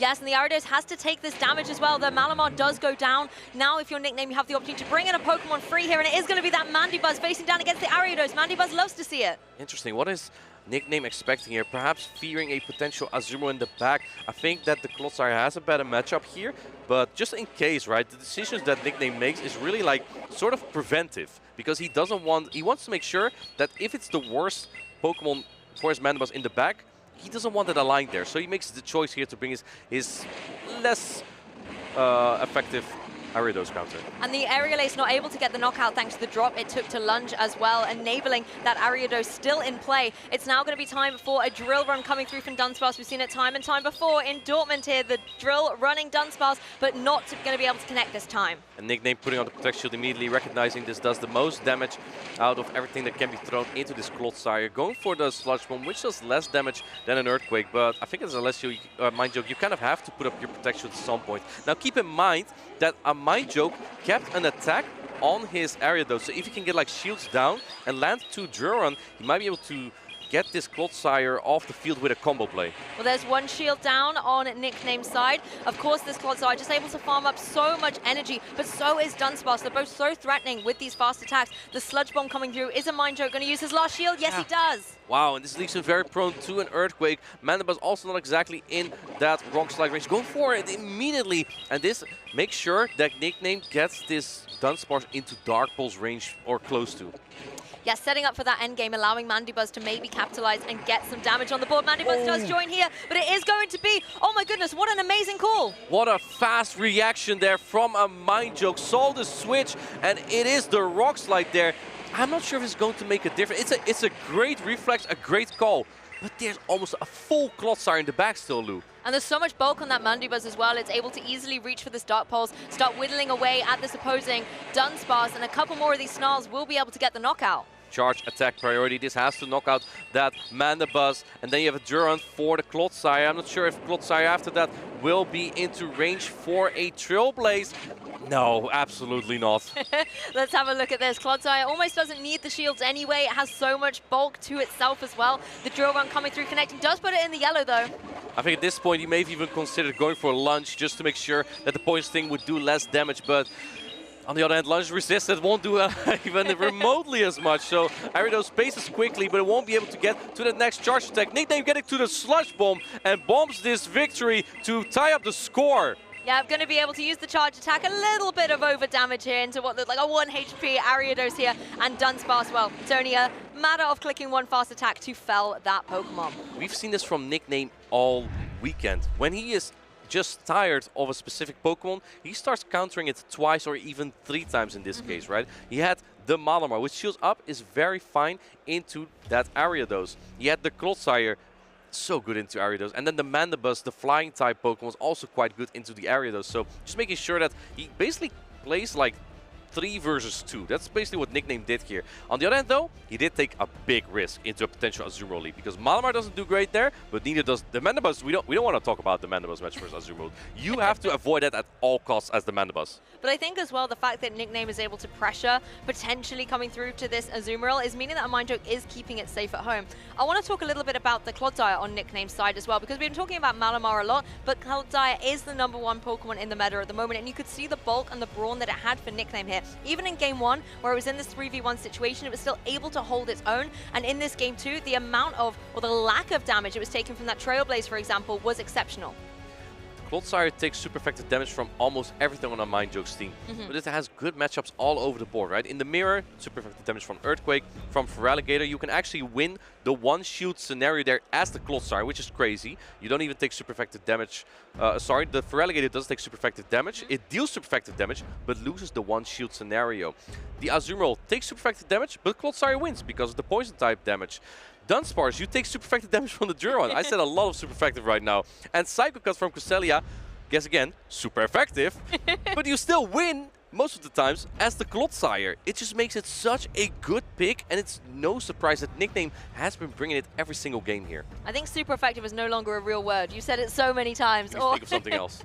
But actually, to be fair, it's quite nice seeing again in this new meta where different types are starting to maybe be able to move to the forefront a little bit more, making sure that there is a lot of variety in a brand new meta, and there are lots of different Pokemon choices and types out there. It is making things a bit more unique and putting more pressure on the alignment of these teams. If you look at the team from a Mind Joke, what is a Pokemon that you may consider in this matchup? We haven't seen a lot of Toxapex or Quagsire. Would that Azumarill be good? I think if you predict that Mandibuzz is coming again, then I think Azumarill is just going to be fantastic. As you were saying, it's not a good time for Mandibuzz if Azumarill is on the field, but the Ariados has got to come to play. The Mandibuzz, the Azumarill is there though. It's there, but it's not in the spot it wants to be. It's double poison in the back for Nickname. That's going to be a very rough matchup for a Mind Joke, but Ariados is not helpless here. If you get a lot of lunge damage in, you can debuff the attack stat of the Mandibuzz, and then it will all do less damage. Now going into the Feraligatr, but Nickname has the Toxapex, which resists all the Hydro Cannon damage. Yes, Hydro Cannon, although it is able to come fast, the Toxapex is able to resist these so well, take very minimal damage, and just keep chipping away as well with its fast attack into this Feraligatr. Look how much damage it's doing. It's doing a lot of damage. Going for another Hydro Cannon here. Try to get the charge attack priority with the Toxapex from Nickname. It's really just an indication that a Mind Joke is counting the fast attacks from the Toxapex from a Nickname. And I think at this point, a Mind Joke could try considering flipping the switch advantage. But I'm not sure if Nickname cares about switch here. He not only has the Mandibuzz, he also has the Clodsire for that Ariados. That's very true, and these poison jabs really racking up a lot of energy for the Toxapex. It's able to get the KO with the Sludge Wave as well, now allowing the Ariados to come back in, a Pokemon that isn't going to mind taking these poison type attacks, and it does get the edge there. Brian was locked in by the Toxapex, but first it's going to have to take a Trailblaze. I think this Trailblaze will knock out the Toxapex, won't be able to get off this Brine. I don't think a Mind Joke minds as much. Tries to catch an area in the back is the Clodsire. 2 shields are still in play on both sides, and generally Clodsire is pretty good in this matchup. There's also no energy on the Ariados, so there's no opportunity for a Mind Joke to switch out and take out this Clodsire at some point with a loaded charge attack. It's almost as soon as the Mandibuzz saw the Azumarill, it got out of there, replaced itself with the Clodsire, and 1 shield down on this Azumarill. So much energy being farmed up by this bubble though. Now can apply pressure with the Ice Beam into Clodsire. This is so tough for a Mindjuk, right? Double poison in the back. When he did make the call, the Mandibuzz would come out. And let's see here, charging up to another Sludge Bomb for Nickname. The poison type damage adds up. The energy comes up so quickly. Do we shield this as a Mindjuk? This probably does the most damage out of everything, and he does shield it up. Now, do keep in mind, Ariados doesn't take as much damage from this Clodsire perhaps, but the Mandibuzz still has 2 Areas loaded as well for it. That's the thing, I think as the Azumarill player, you know Mandibuzz is in the back for your opponent. You have to keep your Azumarill safe so that it's able to come through in that particular matchup. Ariados comes in. As you mentioned, the energy is already charged up on this Mandibuzz. The Aerial Ace is going to come through, and Mindjuk has no protection. I think 2 Areas might barely be enough to knock out this Ariados. It's going to be one more Snog and then go for an Aerial Ace, and now Mindjuk has to knock out both this Mandibuzz and the Clodsire. But keep in mind that this Mandibuzz is kind of a ramp up for a Mindjuk to build up energy, because you don't take a lot of damage here. So crucial for a Nickname is to build up energy here and stall the clock to get back into the Clodsire and throw a Sludge Bomb. And Mandibuzz did have to expand a lot of energy there into the opposing Ariados. So yes, these Aerial Aces not going to hit too hard, but the Azumarill very happy to keep bubbling. There is still a lot of seconds left on that switch timer for Nickname, so Azumarill just in a prime position here. I don't think the Clodsire is even in Ice Beam range. Nickname could either wait for a Mindjuk to expend some energy or just swap into the Clodsire straight away. Going for the Ice Beam now, I think as a Mindjuk you kind of even want to undercharge to get some more bubbles in. But Nickname's timer is up, he can just switch. Not going for an undercharge, wanting to knock out this Mando. It doesn't even knock out. In comes the Clodsire, but it's at a Sludge Bomb. Charge attack priority here. And I don't think the Ice Beam would have even knocked out, but Sludge Bomb will. And it means that Nickname will advance to the top 4 here in Dortmund. There's a reason why Clodsire is #1, and Nickname is bringing it into the next stage of the competition. He brought it every single game, and Nickname with this hug between these 2 players advances to the next round, showing why Clodsire is the #1 Pokemon in the current meta, bringing it every game, shutting down the Ariados. That was such a good surprise from a Mindjuk, but Nickname knew how to deal with it. Honestly, I love being able to see Mandibuzz in its prime as well. We were talking about how if you bring the Mandibuzz, there's Azumarill. That is a bad day at the office for Mandibuzz, but Nickname was not fearful of that at all, kept the Mandibuzz in prime position, and was able to completely maneuver and dance around that Azumarill. He made sure to protect it really well too, right? He had the Clodsire and the Toxapex, 2 poison-type Pokemon to cover the weakness of that Mandibuzz. Because with Clodsire being so safe, you can just swap in your Clodsire. The worst that you could face is likely that Feraligatr, and you can win the one-shield scenario with the bulky Clodsire into the Feraligatr. So really just safe options all over the board from Nickname there, and that just was such a solid strategy to play into a Mindjuk.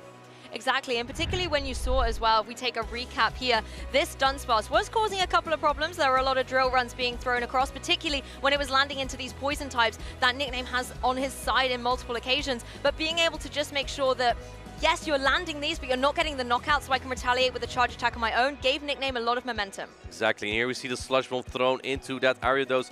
Nickname needed that Earthquake here to win that battle, but the Ariados just barely getting to the Trailblaze here, knocking out the Clodsire, led a Mindjuk into a 1-0 victory. But Nickname knew how to tackle that Ariados. He brought his better answers, brought the Mandibuzz, brought the Monomar, brought the Clodsire again, and tried to catch a Rock Slide, but a Mindjuk was so fast in his reflexes, maybe even expected to catch, that he threw the Rock Slide instead into Nickname's Mandibuzz.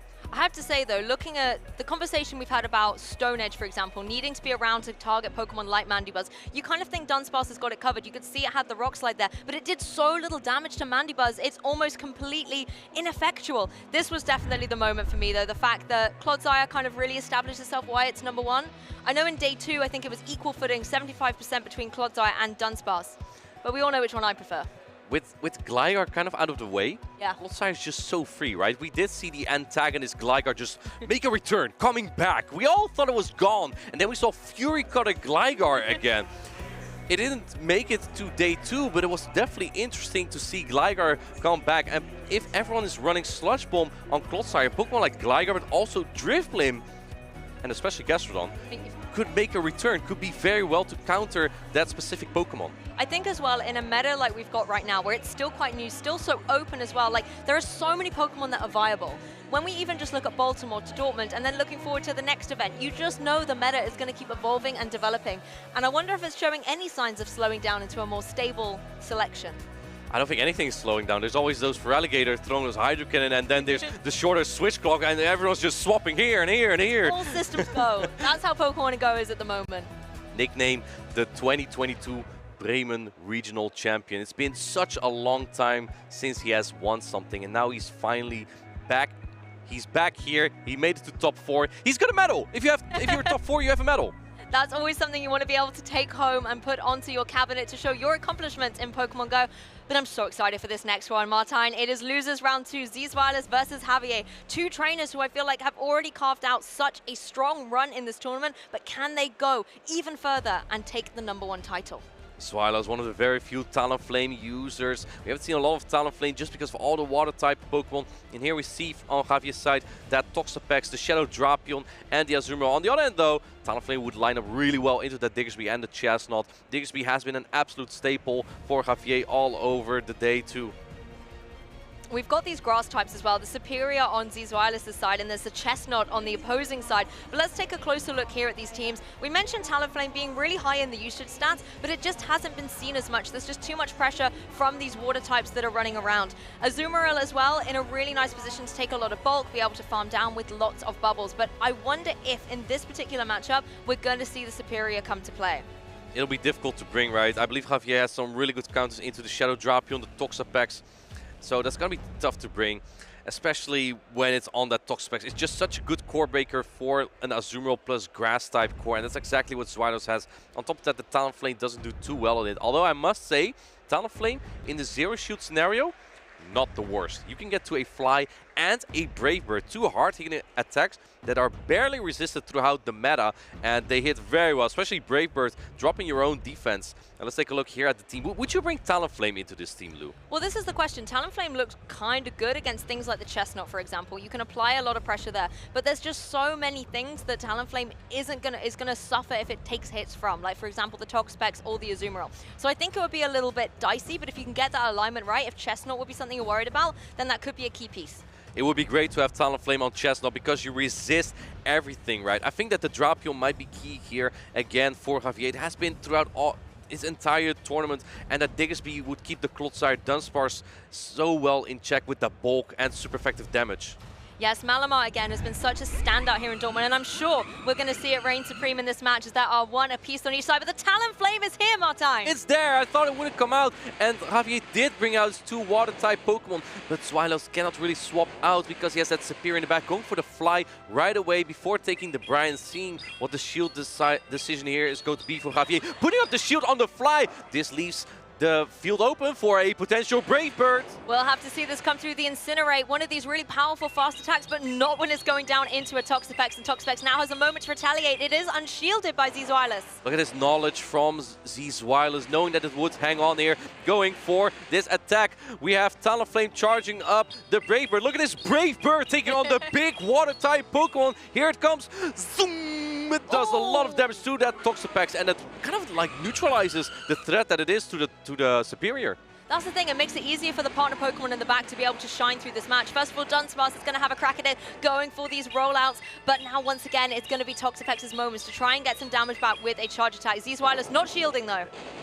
Sludge Wave hits, the Dunsparce does a lot of... Stop laughing, I'm also laughing. The Drill comes through, going to knock out this Toxapex, and now the threat for the Superior is entirely gone. The only thing that could stop Superior is the Drapion, but it's not on the field for Javier.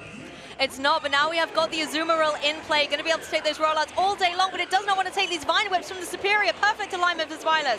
Oh, if you look at Javier, I think he knows, oh man, not this Pokemon. Not today. Shooting up the Ice Beam, knowing, Zweilous knows this is probably the attack that would deal the most damage out of anything that could be in the back. In comes the Malamar, which has a pretty neutral matchups here. The Sideways will add up, but Frenzy Plant is such a good charge attack. It's going to do a lot of damage to this Malamar. There was so much energy stored up in that Superior. I think it's already in range of getting another Frenzy Plant in play. Just one more Vine Whip needed, but first of all, Malamar's going to have a say.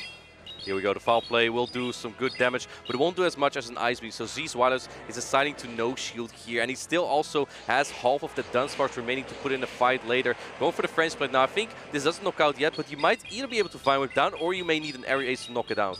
I think particularly as well the fact that Malamar is unprotected here, no more shields remaining on Javier's side. It's going to take a significant chunk of damage. But a switch in, we're going to be able to see the Dunsparce go for the drill run here. This is going to get the knockout. I don't know if this is that good for Zizwalos, Lou. Here's the thing. This gives Javier a lot of momentum to build up energy on the Azumarill. In fact, you might even want to go for a full bubble down, because then you can get perhaps the 2 Ice Beam on the Superior. That was a great play by Zizwalos, but might also put him at risk here. It almost gives the free switch in for the Azumarill to get those bubbles down and get loads of energy on the field. And that's exactly what it's doing here. You called it perfectly. All of these bubble energies getting the Ice Beams ready, the Play Roughs ready.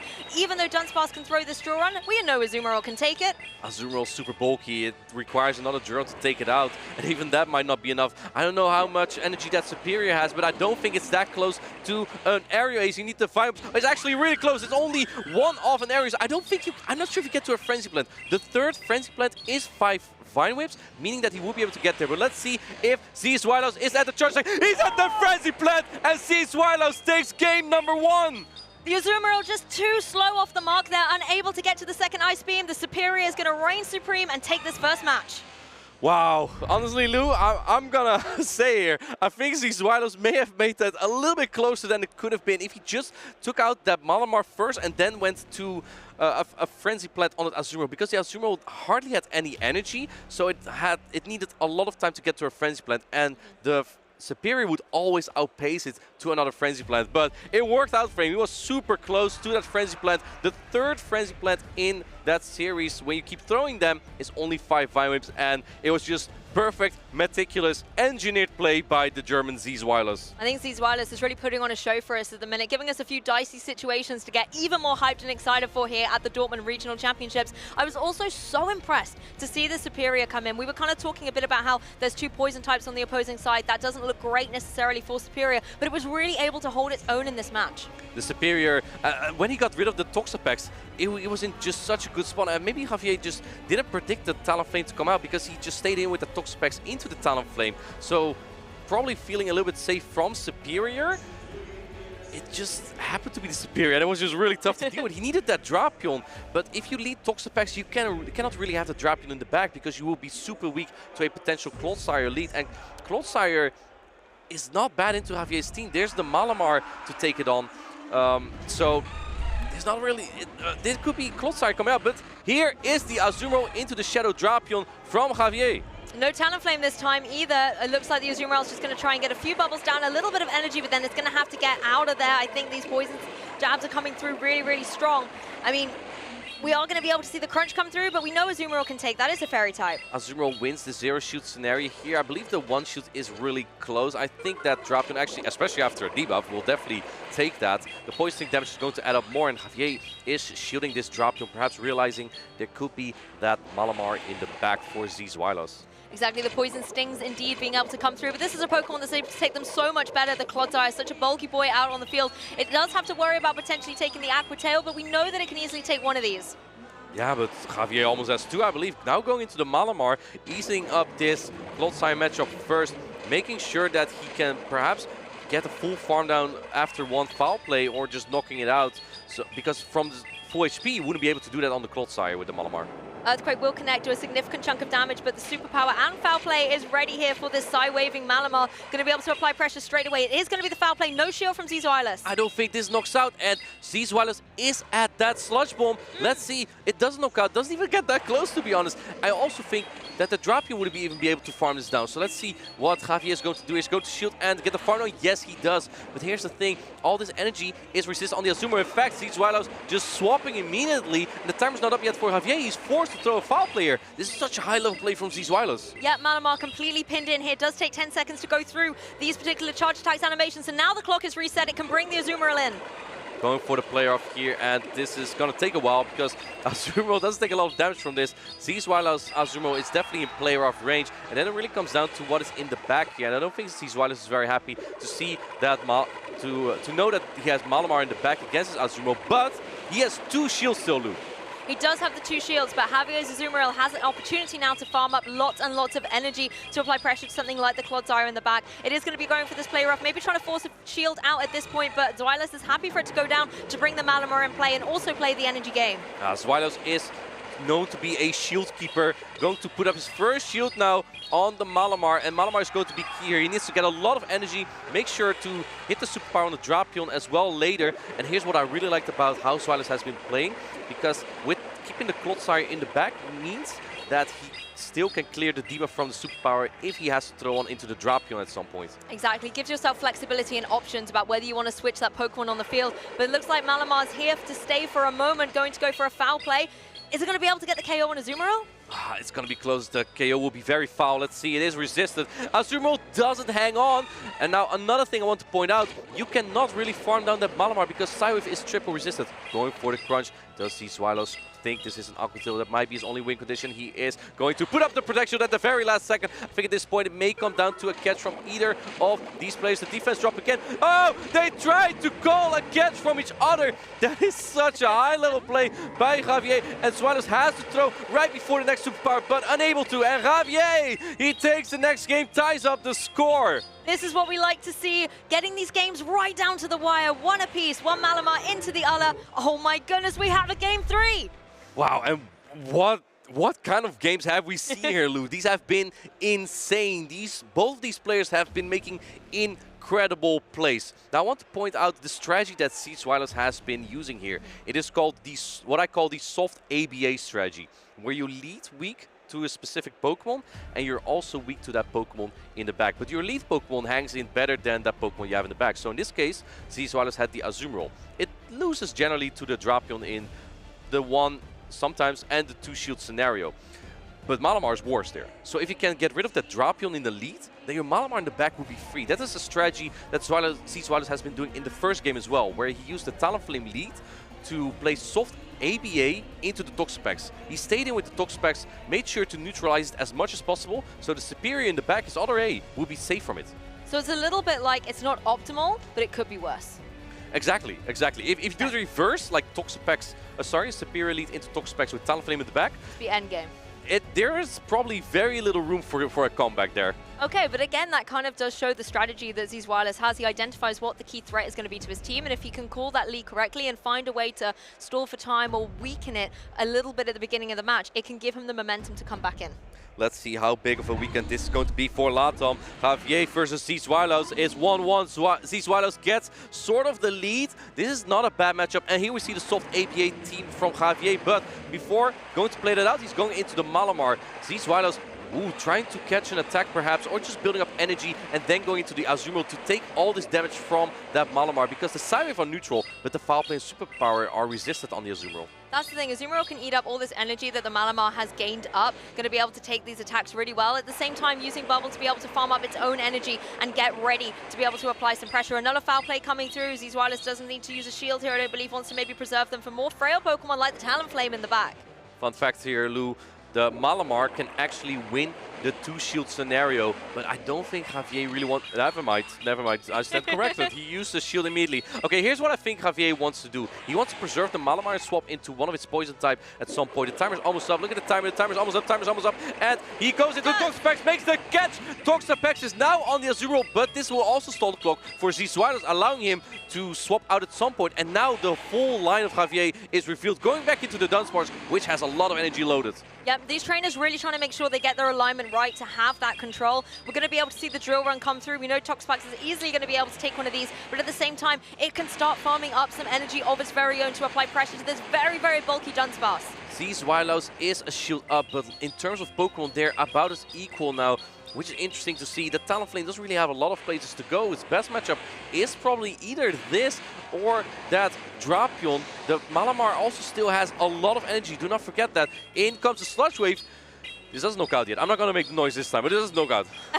Let's have a little look if it comes through. It will be able to get some damage on the board, but I think the Dunsparce needs to try and get rid of this Toxapex, but instead it's going to be the Malamar charged up, ready to go with a Foul Play. So much energy on this Dunsparce, and Swilos does not accept that. He uses the shield, wants to get off this energy. Javier, I believe, is now at a superpower. I don't think this Duron does knock out yet, but I'm not sure. Oh, he actually puts up another Protect Shield. This leaves you so prone to Talonflame, but Talonflame has not come out yet. Here comes Talonflame! Talonflame! It's finally been revealed. The Incinerate's coming down, finding their mark. Look how much damage there is. There is still a shield on Zizwilus' side as well. The foul play can come through. We know Talonflame can take it. So there is still the shield preserved for Zizwilus. That does so much damage though. You need to get the full Incinerate down. Getting the last Protect Shield here on this foul play from Zizwilus. This might come down to a catch, Lou. You need to land that Brave Bird on the Drapion to win this battle, but Javier still has a catch. Let's see if this Talonflame is able to find its mark.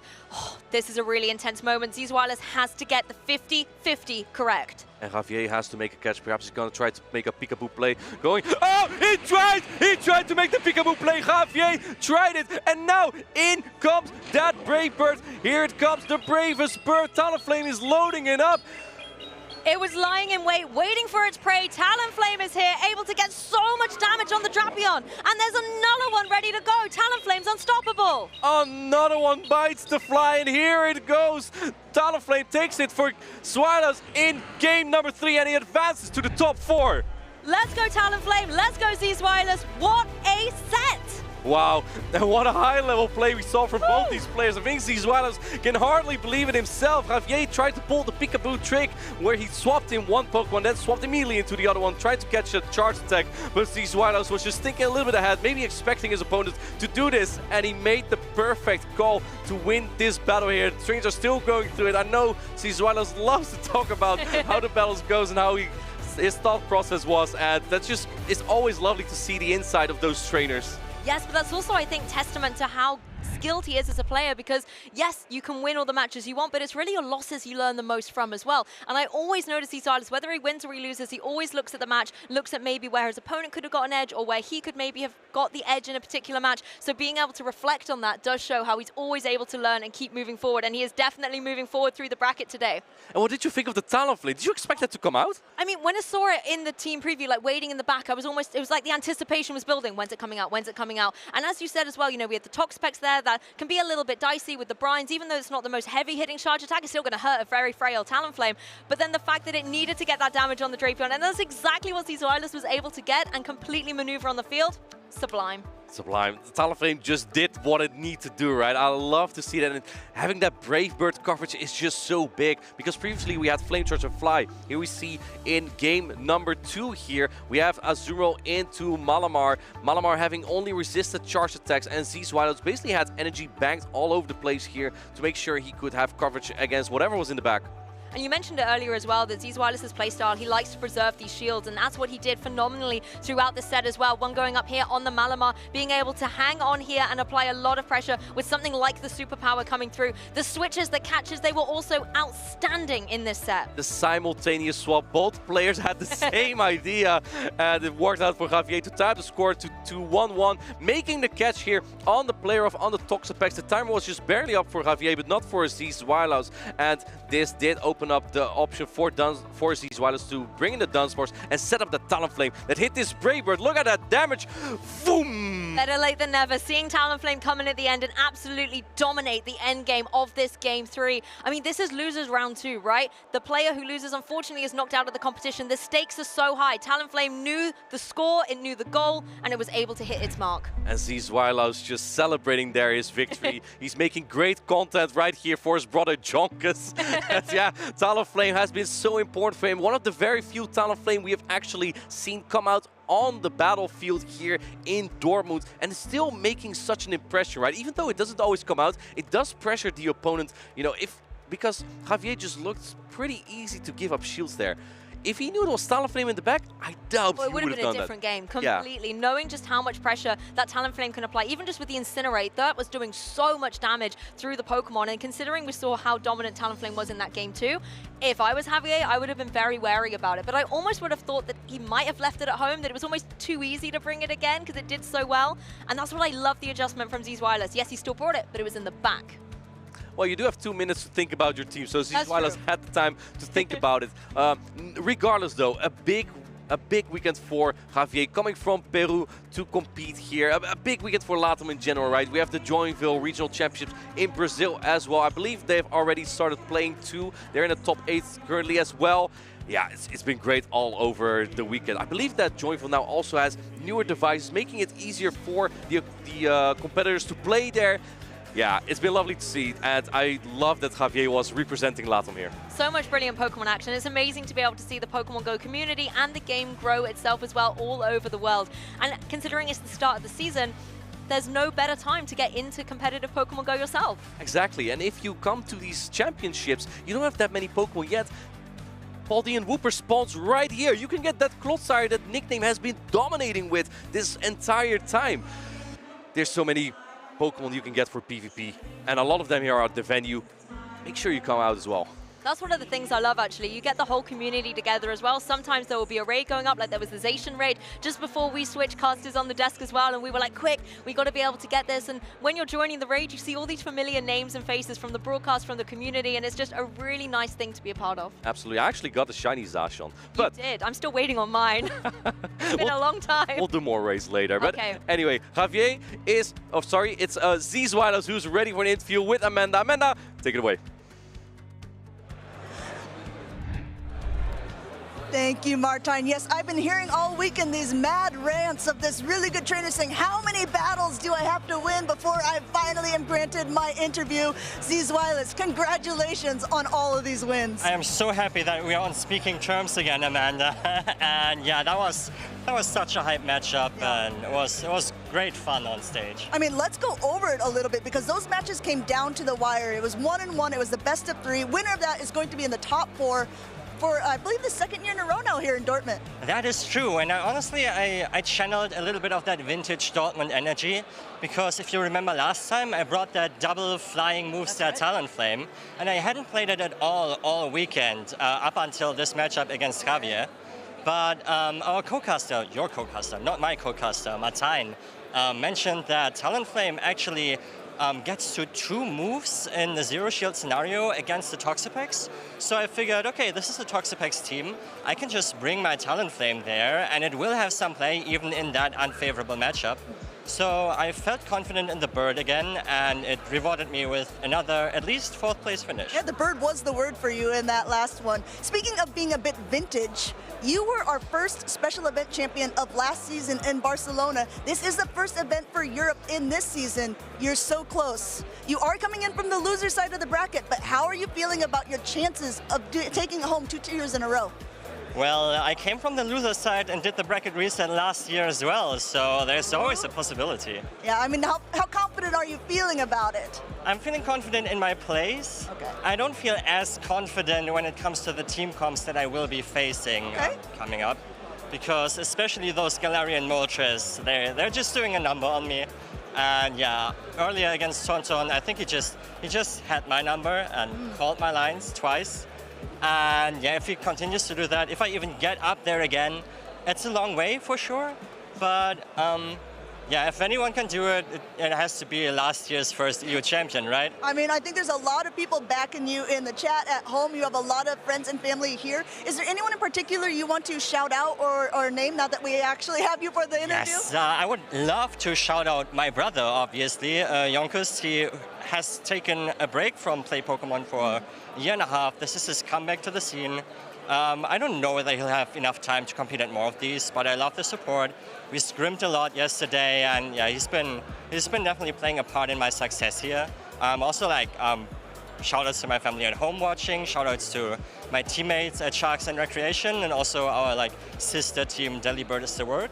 All of them, most of them North American, getting up early, watching the battles, and I'm really appreciative of the support. Well, yeah, like I said, you have a lot of support. I hope that we'll see even more for it. Let him know if you're cheering for him in the chat. We're going to go ahead and let you get ready because you definitely have some more battles coming up. If you saw the games earlier, you're not going to want to miss what's coming up because Zizwiles is going back to the stage. But for now, we're going back to the casters.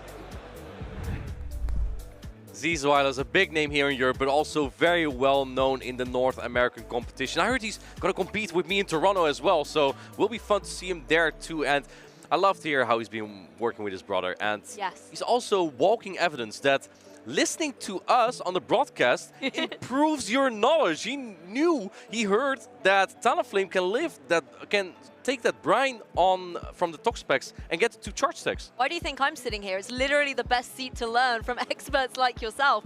But I mean, the thing I love about Z's Wireless as well, he's just such a showman. You can enjoy not only watching his competitive play, but hearing his expertise and insight as well. And I love that he shouted out his brother Jonkers as well. One of my caster picks for this tournament. I know he'd had a little bit of a break, but I was looking forward to seeing his return. I believe, was it you who has Z's Wireless? Oh, okay. I see where we're going now. I also had Javier, so that didn't work out very well for me. I still have one on my card, indeed. Okay, you might, I think, be the only one remaining, because the only other one I think at the beginning of the day was EJB. I think so too, yeah. Okay. Z's Wireless was a pretty safe pick. He's been very consistent in many of these tournaments, right? One of the best German players at the World Championships. I believe he got to top 16 there as well, and just been consistent all over the 2024 season too. Even though he didn't participate in many local championships, he still got near the top of the leaderboard last season. I'm pretty sure he's gonna try to do it again, especially visit the United States as well for some championships. And Anaheim, it's also in the United States. Why not visit the West Coast sometimes? I mean, that's the goal, right? A lot of our trainers are really trying to get those championship points to put themselves into the top placement of players to qualify for the Pokemon World Championships. I mean, there is no better platform for Pokemon play than the world stage. And this is already a great step up there, right? He's already achieved so many championship points just to start off this season already. And if you can do well in Toronto, just like Javier did here, for Latam, he takes all these championship points he got here to Latam. Z's Wireless can take points from North America to Europe. And it just really works to have that international competition in the race for those travel awards and just qualify or make it easier to plan your trip to the international championships all over the world. I've actually seen people literally plan their vacations around where Pokemon events are taking place, because as you said, it doesn't matter where in the world you are attending these events. If you can maybe turn it into some kind of amazing trip with friends and family as well, then it's just another exciting thing to add to your agenda. Exactly. Now, Lou, Z's Wireless talked about the Galarian Moltres players earlier. He was very afraid of them. You know what's coming up next? Is it Galarian Moltres versus Galarian Moltres. It's gonna be Kazim versus Tontobateus. I'm so excited. Winners finals is always extra exciting because it's a best of 5. So not only do we get amazing competitive play, but we get more of it to be able to show you. Let's take a look at how far these players have gotten today in this bracket. As we see here in the winners semifinals, Tontobateus won 2-0 against Z's Wireless, who we saw earlier advance to I believe the losers finals or losers semis, I can't remember exactly which one, but then Kazim also won 2-1 versus a Mind Joke, and now these two players will face against each other in the winners finals. The winner of this will move on to the grand finals. The loser of this will have another chance in the losers finals to get again into the grand finals. No matter the result, both these players are in the top 3 already, and that's an incredible accolade to your name, plus a medal. That's the thing. You have all the glory, you have the medal, you have the championship points, but only one person can come away as the grand champion at the end of the day. But Tonton and Kazim, two players who have been so enchanting to watch throughout this tournament. Fantastic interviews from both of them as well to gain their insights and to see how they're feeling at the beginning of the 2025 season. I mean, both of them have this Galarian Moltres, and I'm sure we will talk about it in great detail. But Kazim also has such lovely Pokemon in the form of this Superior that we've been able to see. Superior coming out when there are so many water types in the meta at the moment. I really wonder if Superior is going to have a moment to shine. We'll see. I also want to correct myself real quick that we don't have a player yet in the losers finals because we still have the losers semifinals afterwards, which is going to be the nickname versus Z's Wireless, who we saw earlier. So that's going to be after the winners finals, and as you said, the winners finals will be a best of 5. We're going to have a Galarian Moltres mirror matchup. I'm super excited for that, and we also have Dunsparce, Clotsire and Feraligatr on both teams. There's a lot of similarities, but also a lot of differences here. Well, this is where I'm excited for Superior, right? Because you have got the Shadow Quagsire, you have got the Feraligatr on Tonton's side. This is where Superior is able to shine, but you have to watch out for that Moltres on the opposing side. You have to watch out for that Clodsire that can hit hard with those poison-type attacks. But because there's no Stone Edge, Galarian Moltres on both sides is better into the Clodsire on both sides. They both have Sludge Bomb, and it makes Galarian Moltres a little bit safer. We saw Kazim have the Galarian Moltres on a Cresselia earlier on day 1, but the Cresselia had Future Sight, and it couldn't do anything. It wasn't even in a position where if it had Moonblast, it actually would have knocked out that Galarian Moltres. So kind of a tough choice to have your moveset correct there, right? You'll always see that you won't have the moveset that you wanted it to have. But on the other hand, though, Cresselia with Future Sight, pretty good into Clotsire. That's the thing, you've got to make those decisions when team building with your composition of which attacks you are going to have on there. Let's dive deeper into Tonton Baptiste's team. It is indeed running that Moonblast, going to be able to threaten Pokemon like that Moltres on the opposing side. But other than that, I'm not seeing anything too kind of spicy from these compositions. Well, I do like, again, the Double Sire team. Look at how goofy they look. I know, they're so cute. It's like they're, I do keep saying this, it's like they've just rocked up and they're like, I'm pretending I know what I'm doing.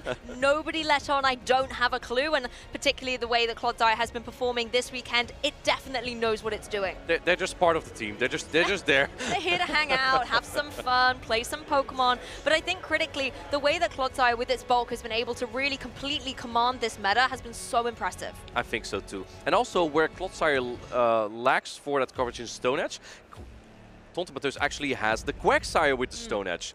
He doesn't have Mud Bomb, which might be better into most of the poison type Pokemon, but Stone Edge does help into Pokemon like that Galarian Moltres. This might be the actual one time you may need it, because Mandibuzz has not been all over the place anymore. It's now Galarian Moltres time to shine. Although, Mandibuzz is still in the tournament, by the way. Nickname still has a Mandibuzz on the team. That's true. Mandibuzz is another Pokemon that does not want to have to take any of those rock-type attacks, and nor does the Galarian Moltres. As we looked at Tonton's team, as you said, there are a few different coverages. Even the rollouts coming through and the rock slides coming through from something like the Dunsparce, the Moltres does want to have to avoid. I wonder if we're getting to see that Dugong from Kazim here. It kind of looks iffy to bring into a team with Dunsparce, the Quagsire with Stone Edge, but the Clotsire has Sludge Bomb.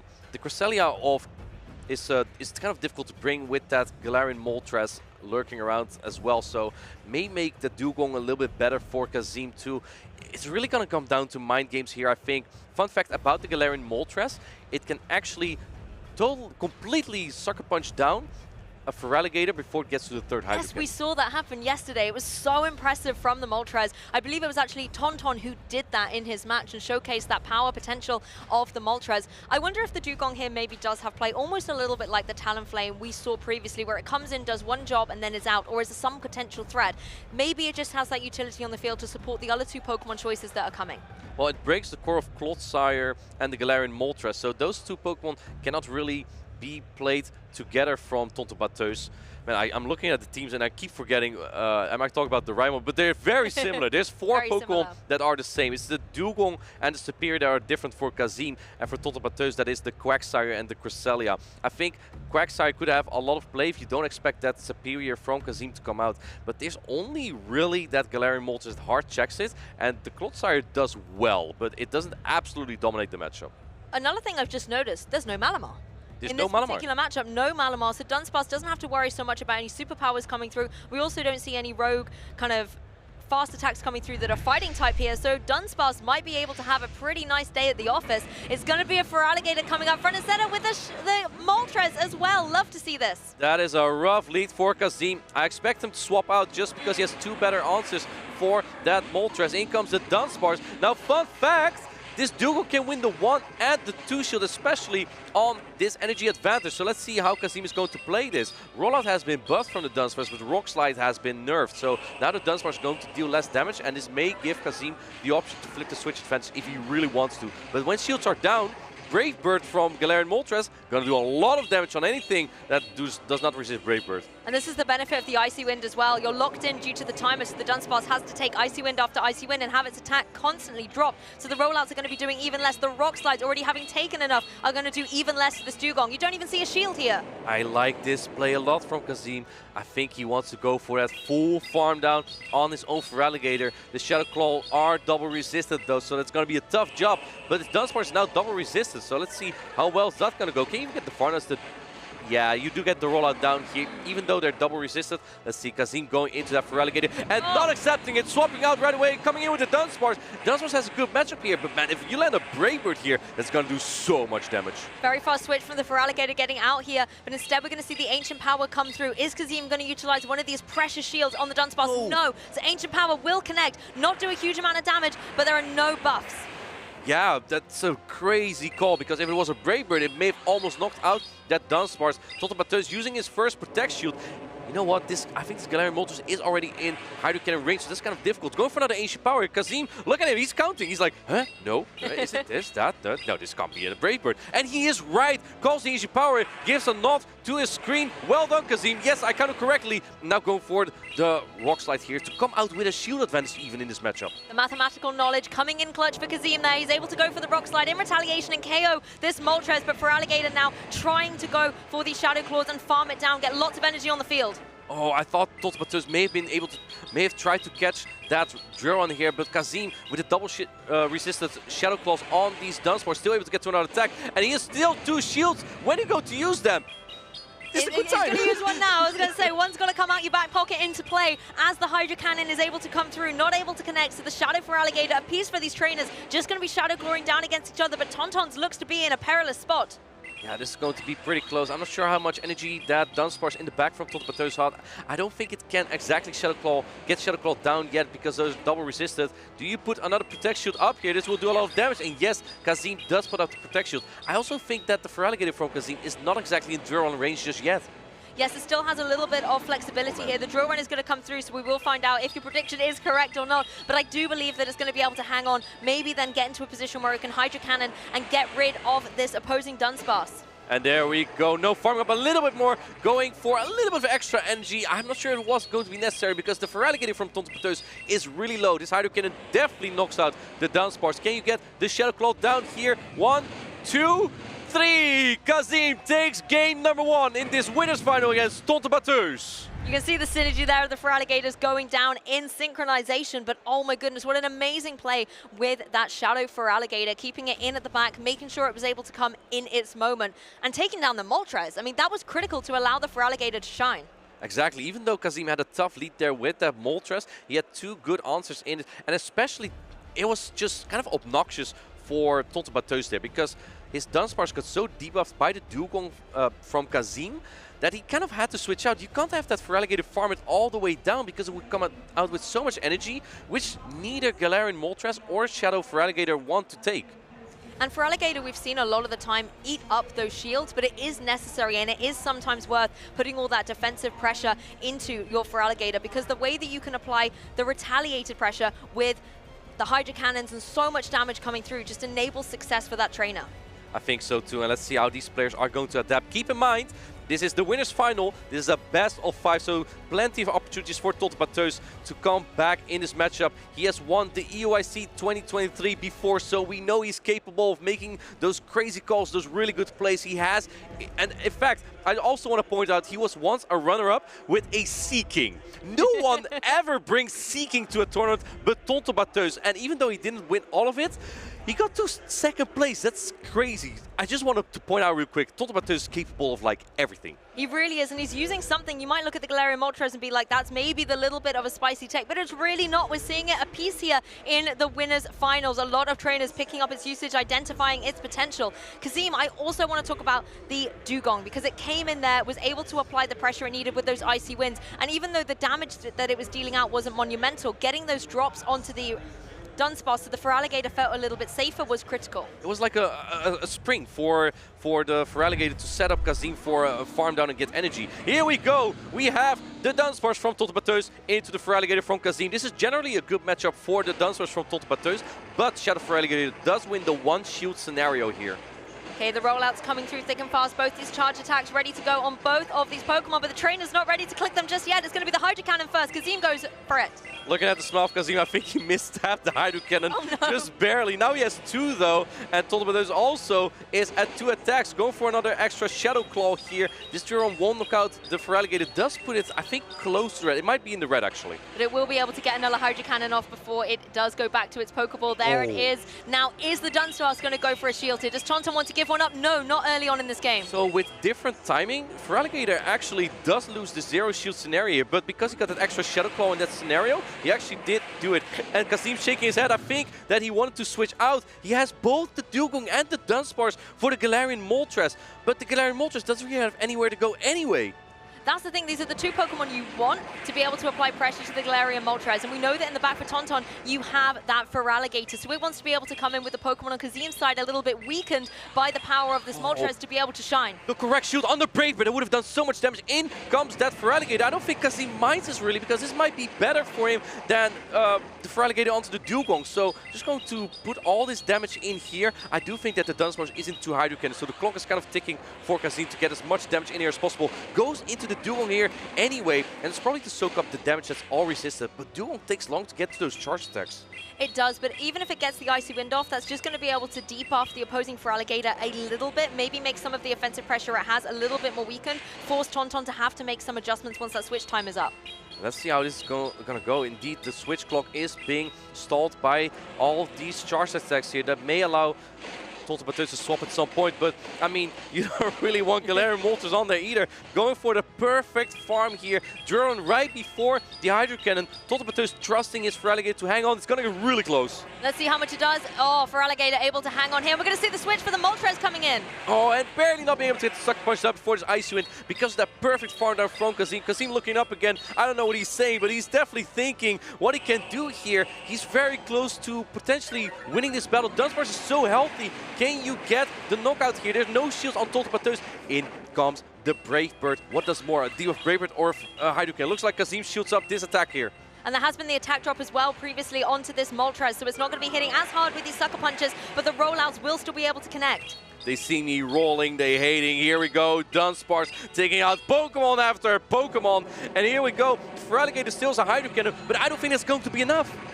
Definitely not. I think there's so much bulk on that Dunsparce here, it's going to be able to hang on, and it only needs a couple more rollouts to get rid of this Feraligatr from play. There you see it, it's in the red, but it's not out for the count yet. Here's a Rock Slide. Here comes the Rock Slide, does less damage than the Drone, but it doesn't really matter at this point. Kazim knows, he's looking at the crowd, looking at the camera, gives a little wink. He knows this is a 2-0 lead for Kazim in the winners finals. Don't forget, it's a best of 5, not a best of 3. One more, you see him saying it there, just one more win. We have seen it before, however, though. Trainers maybe at a 2-0 deficit are able to kind of reverse sweep up. Tauntaun has the wisdom, has the experience to be able to pull that play off. It's just whether or not he's going to be able to make it a reality. I think Tauntaun may need to make some adjustments here. That Galarian Moltres just has not been working out for him. Kazim keeps bringing those good counters into Dugong and Dunsparce. And Dugong, again, just has been setting up that victory for Kazim here. Just soaking up all the damage from Feraligatr in game number 2 and making sure that the Dunsparce will be safe from all the damage from the Feraligatr so it can clean up in the end game. Such a high level play from Kazim. And now it's up to Tauntaun. He still has 3 battles that he could potentially win here to reverse sweep it, and Kazim is only 1 off. You're right though, the Dugong has been the thorn in Tauntaun's side here. Kazim is able to bring it in for just one moment within the match. It stays in, has one critical play where it's either able to debuff or apply a lot of pressure, eat up some of the energy potentially that Tauntaun has very wisely preserved for his match. So it is becoming so disruptive.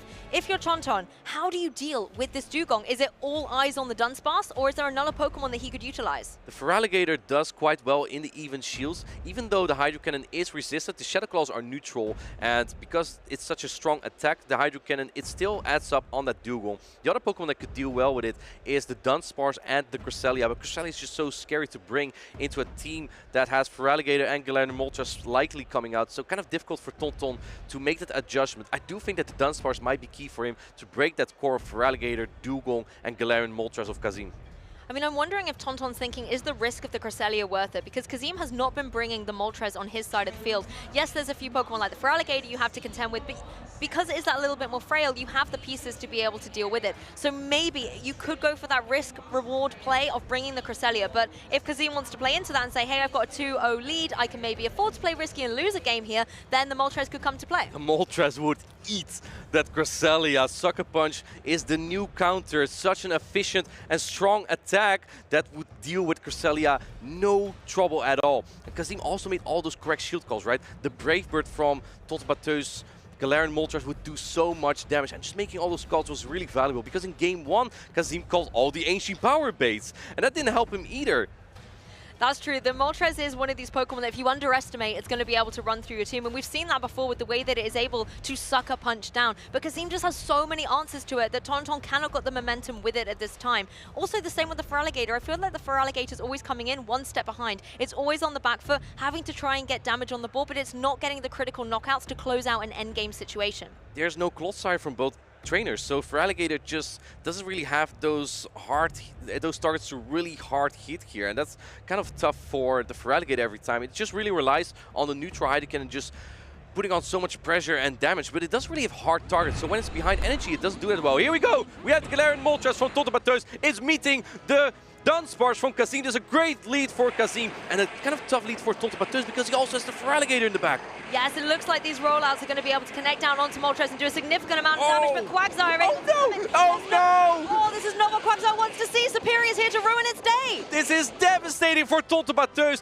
It is the Superior, and you have Stone Edge to hit back here, but it's neutral. It's not going to do as much damage as you'd want it to be. It still has a chunk, but Superior devours the goofy Pokemon here. What are you going to do here as Tonton Bateus not throwing the energy just yet, now going for the French Plant. I think areas may have been enough, but Kazim just making sure that this double super effective French Plant knocks out this Quagsire, but this does give Tonton Bateus a good opportunity to farm up energy, so this might not be the worst for Tonton Bateus. That's the thing, you lose the Quagsire early doors, but now you have the free opportunity to bring your Moltres in. There's lots of energy stored up on this Moltres at the moment, and it's not going to worry too much about anything the Superior is able to send its way. So if it can sucker punch it down, get extra energy up, then it could start swinging this match back for Tonton. Oh, going for the areas. I think Kazim could have reached the Frenzy Plant there as well, which, even though resisted, deals more damage than Aerial Ace. And look at how low this Moltres already is. It has 100 energy, but if you throw a Brave Bird, you might not even hang on to one rollout here. That's the thing, I think you might even need one more Sucker Punch to get to 2 of these Brave Birds, but you're right, with the defense drop that you get, it leaves you so vulnerable. Yes, instead it's going to be the Ancient Power. It doesn't want to take the defense debuff quite yet and leave itself vulnerable to that one rollout. There's no way you call this. There's no way you call this. He calls the Ancient Power. That is crazy. Kazim is playing out of his mind. And the boost on that Ancient Power. Now Kazim definitely shields up this Brave Bird that would wipe out an entire family of Dunsparce. Yeah, this is a very wise shield indeed. The Moltres has gone down. Now it is just the Feraligatr here for Tonton.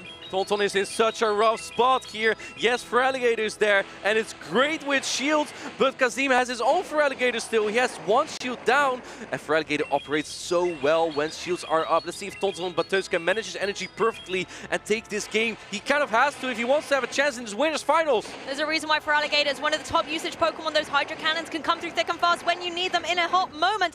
One is going to come through, but there is still a shield on Kazim's side. Yes, it's not being used now, but he still has that defensive capability. This gets close to knocking out. It knocks out the Dunsparce. It's the Gator Show. Welcome to the Gator Show. Tonton Bateus is stopping to tap, and that means Kazim is moving on to the grand finals here in Dortmund. We have our first grand finalist, Kazim, with an outstanding set. Congratulations, Kazim. Look at him celebrating. Oh my goodness, Martijn. What an incredible set from both players there. Even though Kazim went 3-0 there, Tonton Bateus putting on a great show with the Galarian Moltres. And then in game 3, Galarian Moltres for Kazim did it. This is the furthest he has ever gotten in a championship, and he's looking so good right now to win it all because he's on the winner's side of the grand finals now. And I love the way he was able to showcase those nuanced Pokemon in his team. The Dugong, so outstanding in those first 2 matches. But for me, the Superior, as soon as it got locked down against that Quagsire, it was curtains for Tonton. And Kazim made such a perfect adjustment for that game 3. Both players made the adjustment, right? Tonton Bateus was like, okay, Superior is not coming out. I've been bringing Galarian Moltres this whole time. I'm going to bring out the Quagsire. And I think you pointed out right before the match, when you're 2-0 up, this might be the point where you can take a little bit more risk. And Kazim did take a little bit more risk. He brought the Superior, and was that a choice? Was that a choice, Lou? It was just the way it got perfectly aligned as well. There was the switch into the Quagsire, and then suddenly there was a Superior, and Quagsire's just literally screaming in rage when it goes for its charge attack. Really not happy with the alignment it had. It's like, I'm literally here in these winners finals, and now I'm already out. Like, come on, what is this play? But of course, Tonton is not knocked out of the competition. He's just going to be moving down to the losers brackets, where he'll have to play another finals in the form of losers finals. He will be playing against the winner between Z Zweilos and Nickname. That will be the next losers semi-finals coming up. But I just want to talk a little bit more about this matchup here. Galarian Moltres making it to the grand finals. I believe that in Baltimore, it was on Ilham's team, and Ilham got to top 3. With Gastrodon too. With Gastrodon, yes. And that means that is the first time Galarian Moltres ever has gotten in a grand finals. That is insane. It really is, and I think it shows that in Baltimore, people were inspired. People saw the light when it came to this Dark-type Pokemon, and people have been able to pick it up. They've been going out on their walks with their daily incense and making sure they're catching this Galarian bird. Yeah, and just get to grand finals in regional championships real quick. Here we see game 1, where Kazim was able to Shadow Claw down the opposing Feraligatr. You still have the Dugong in, the Dunsparce in the back, so won that first game. In game number 2, going for that charge attack here to knock out the Feraligatr. It's the Rock Slide, which is less efficient, but just enough to knock out the Feraligatr here. Insane gameplay and calls from Kazim all over game 2. And in game 3, getting that lead, Tontopateus trying to make a catch on the Quagsire. Oh, this is play. Yeah, waiting a turn there, Kazim, making sure that it doesn't get caught. And oh my goodness, this was devastating for Tontopateus. He actually really kept his composure in that moment. You know, it's such a devastating position to be in when you cannot afford to lose this game, otherwise the set is over. But he was able to try and bring it back a little bit with this Moltres, but the fact that there was the Dunsparce also ready to counter that bird Pokemon made it really difficult for Tonton to find a footing back in that match. I think Tonton has the experience, right? So rather than being disappointed in lead switch, it happens. Tontopateus is looking for the win condition where he can get energy on my Galarian Moltres. I can threaten 1 or 2 shields from this Dunsparce, and maybe then I have a win condition in the back. But they have Kazim making the absolute craziest calls, where he no-shielded every single HG power, and he shielded, I believe, every single Brave Bird.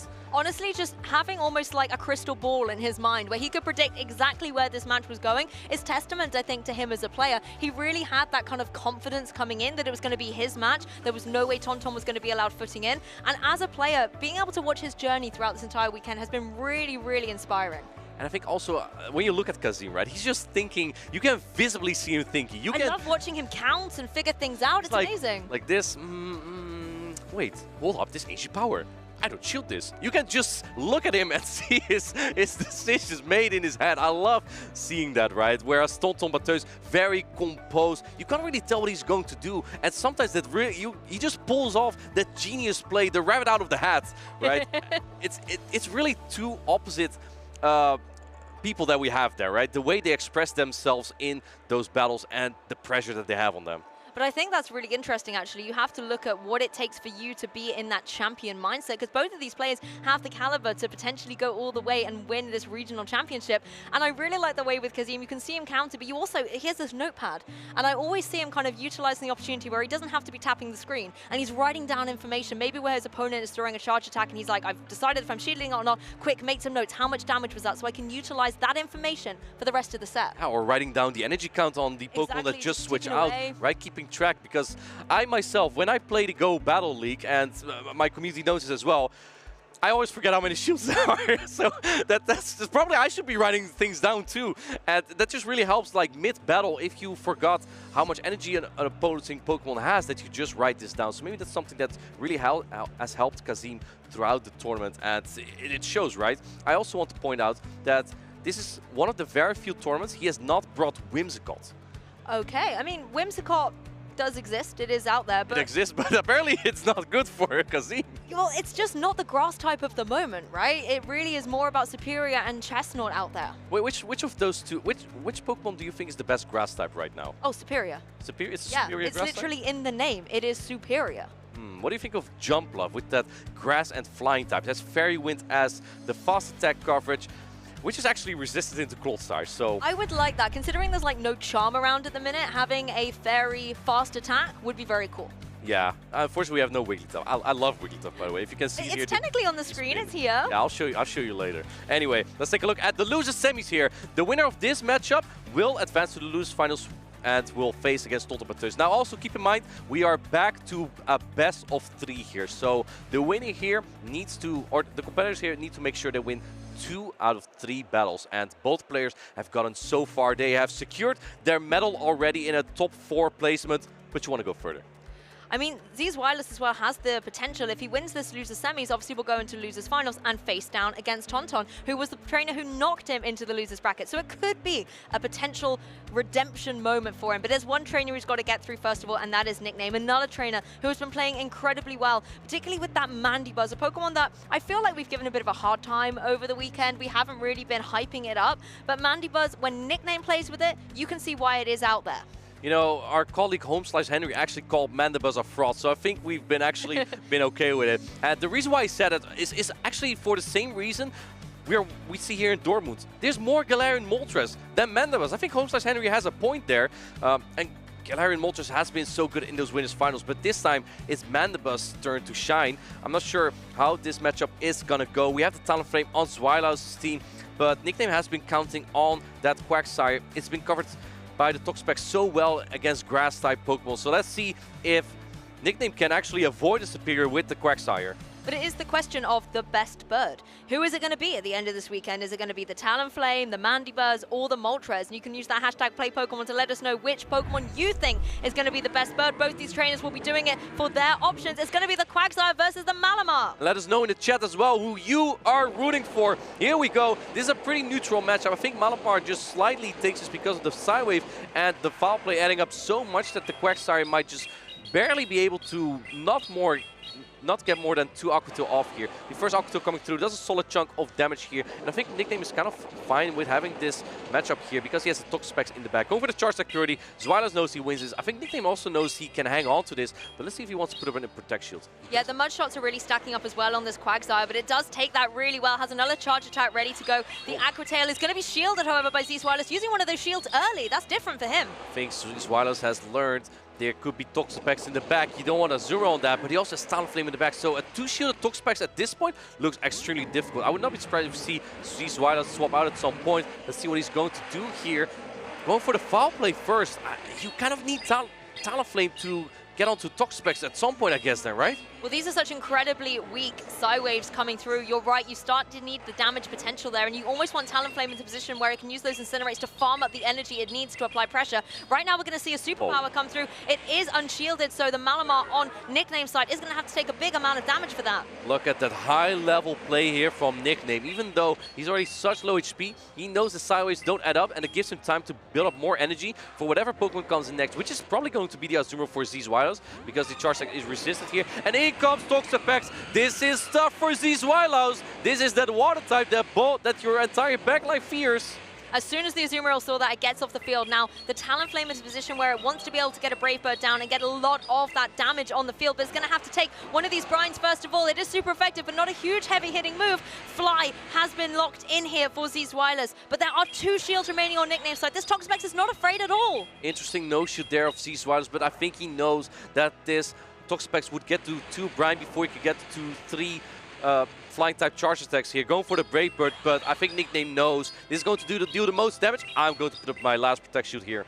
And I think it's wise, because even if it had been the Fly coming through, you at least know that this Talonflame is in range of just being KO'd here, and that's exactly what has happened. Toxapex has so many defensive capabilities, particularly when you're facing down against an Azumarill, that you are not worried about at all. The Sludge Wave is going to come through. Zweilaus has that shield remaining, but opting not to use it.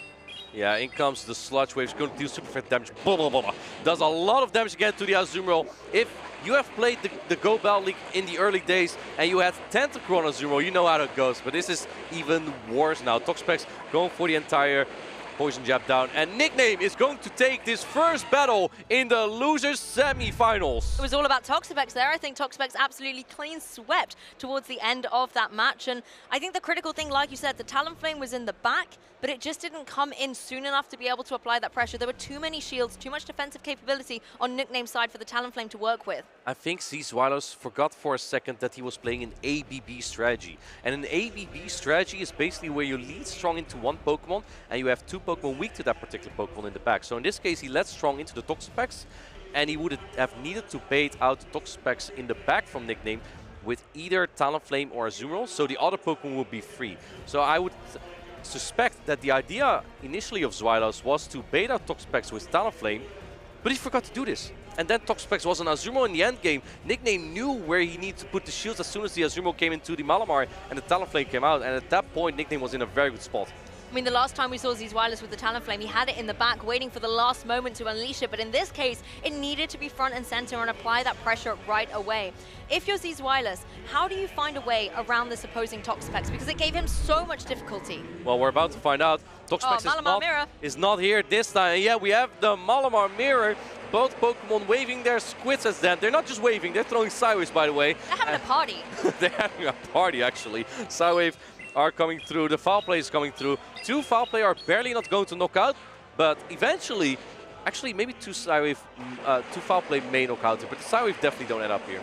Full-on disco going down on the battlefield right now. It's going to be a foul play coming through from Zeezwilus into Nickname, but of course, this Malamar is not afraid of taking that at all, knowing that the superpower might be too risky to go for at this point in time, but it looks like we're turning up the heat. Zeezwilus going for it. And Nickname not going for the superpower. Is he going to shield this? It might actually knock out. He trusts his Malamar to hang on, and it does! Yes. Going for the catch. Oh, look at that reflect! But I think he brought in the wrong Pokemon here. Brings in the Clodsire into the Talonflame. And oh my goodness, a full Incinerate sneaking through! All these Incinerates are stacking up against the mighty Clodsire. It's able to go for the Sludge Bomb. Talonflame can take it though, and all that energy is getting stocked up. There is a Brave Bird coming through.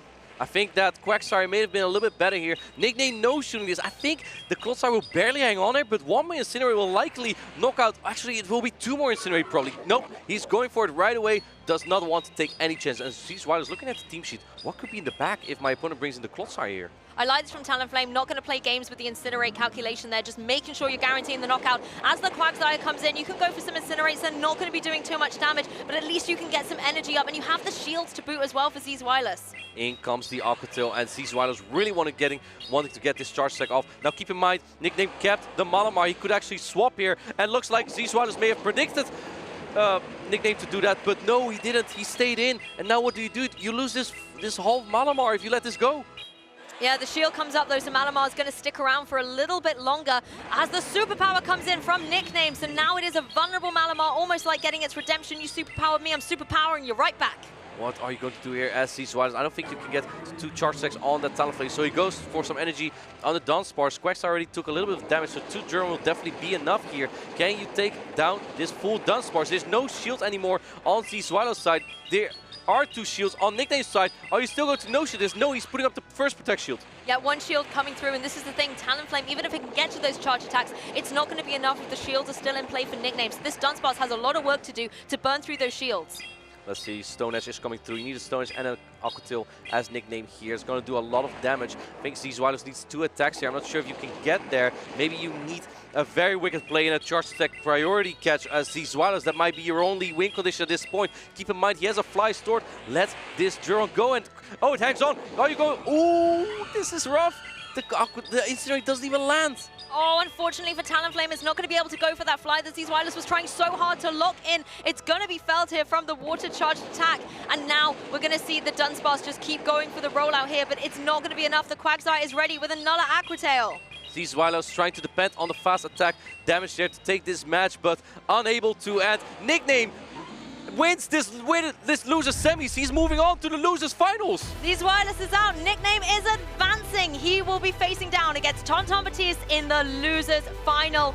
Huge congratulations, Nickname. He looked in complete control and command of that entire set. He was in complete control. He knew where to place the Quagsire, and he knew that there wasn't going to be a grass-type Pokemon, and utilizing that knowledge to make sure he gets all the alignment. When Zeezwilus thought, oh, there's going to be the Toxapex again, probably. There's going to be... He's relying on Toxapex the whole time. I'm not going to bring Azumarill this time. He didn't bring the Toxapex in game 2 at all. What a bamboozle. Yeah, complete shake-up of the order of Pokemon there. Not something I think that Zeezwilus was expecting. Exactly.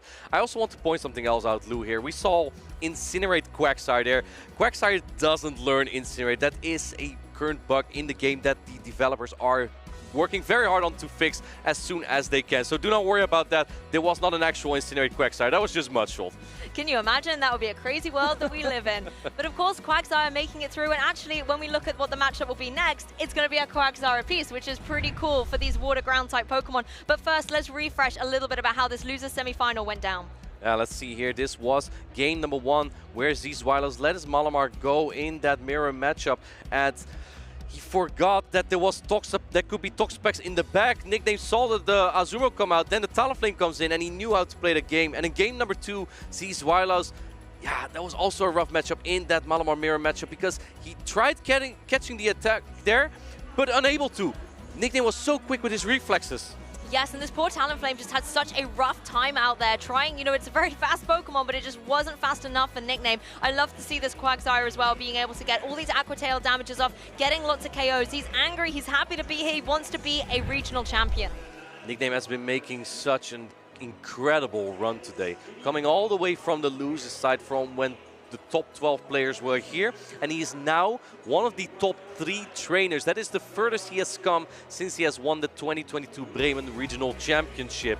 He's been making insane calls with that Shadow Quagsire that he had discussed with his friend Out of Pocket, who also made top 16 at Baltimore. So great plays from him so far. And of course, these Wylaus adding another medal to his collection. I don't think he's unhappy. He probably would have loved to have won another first championship of the season. But come on, you got a medal. That's great as well, right? And a lot of prize money. Yeah, and the storyline was there for sure, you know, winning Barcelona, then the first event here. But to be able to get a top 4 finish and still come away with a medal is fantastic. But the story is going to be written for one of these trainers. Kazim, Tonton, or Nickname are going to be your regional champion. I mean, this is what I love so much is this point of the competition, because we know the teams, we've been able to feature them quite a lot throughout the weekend. We've seen their nuances, their strengths and their weaknesses, but now it comes down to these split-second decisions.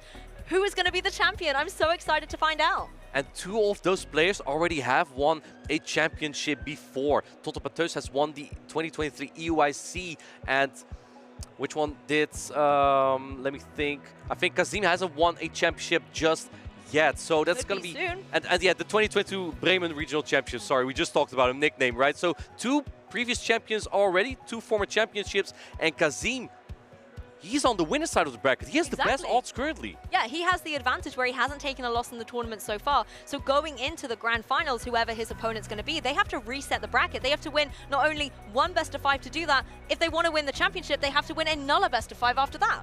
Exactly, so that's going to be pretty tough. Kazim is in a pretty good spot. He's always been a really good player, but he never really broke through. And maybe it was the Whimsicott. Maybe it was the Whimsicott. It's currently also not really a Whimsicott meta. He didn't want to admit that it was because of Whimsicott when I interviewed him, but without it, he's doing pretty well without it, honestly, right? Well, maybe it's still on the sidelines, you know, in his battle box, you know, cheering along and watching him have some great success. And speaking of success, all of these different tournaments are things that you can come and attend yourself, test your battle skills, whether it's at a local event, a regional, or even these higher level events. And if you want to know how to get prepared for them, stick around and check out this video.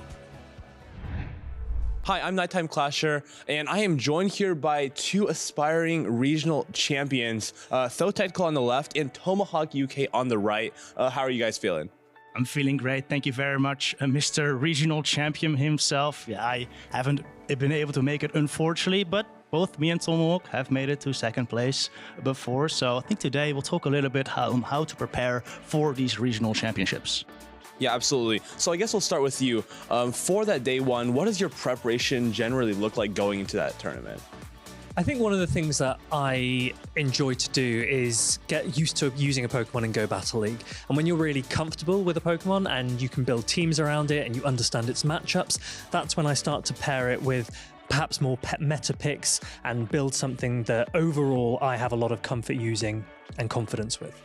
Yeah, absolutely. And speaking of building those teams, like what does your team building process generally look like the weeks or maybe just week leading up to the event?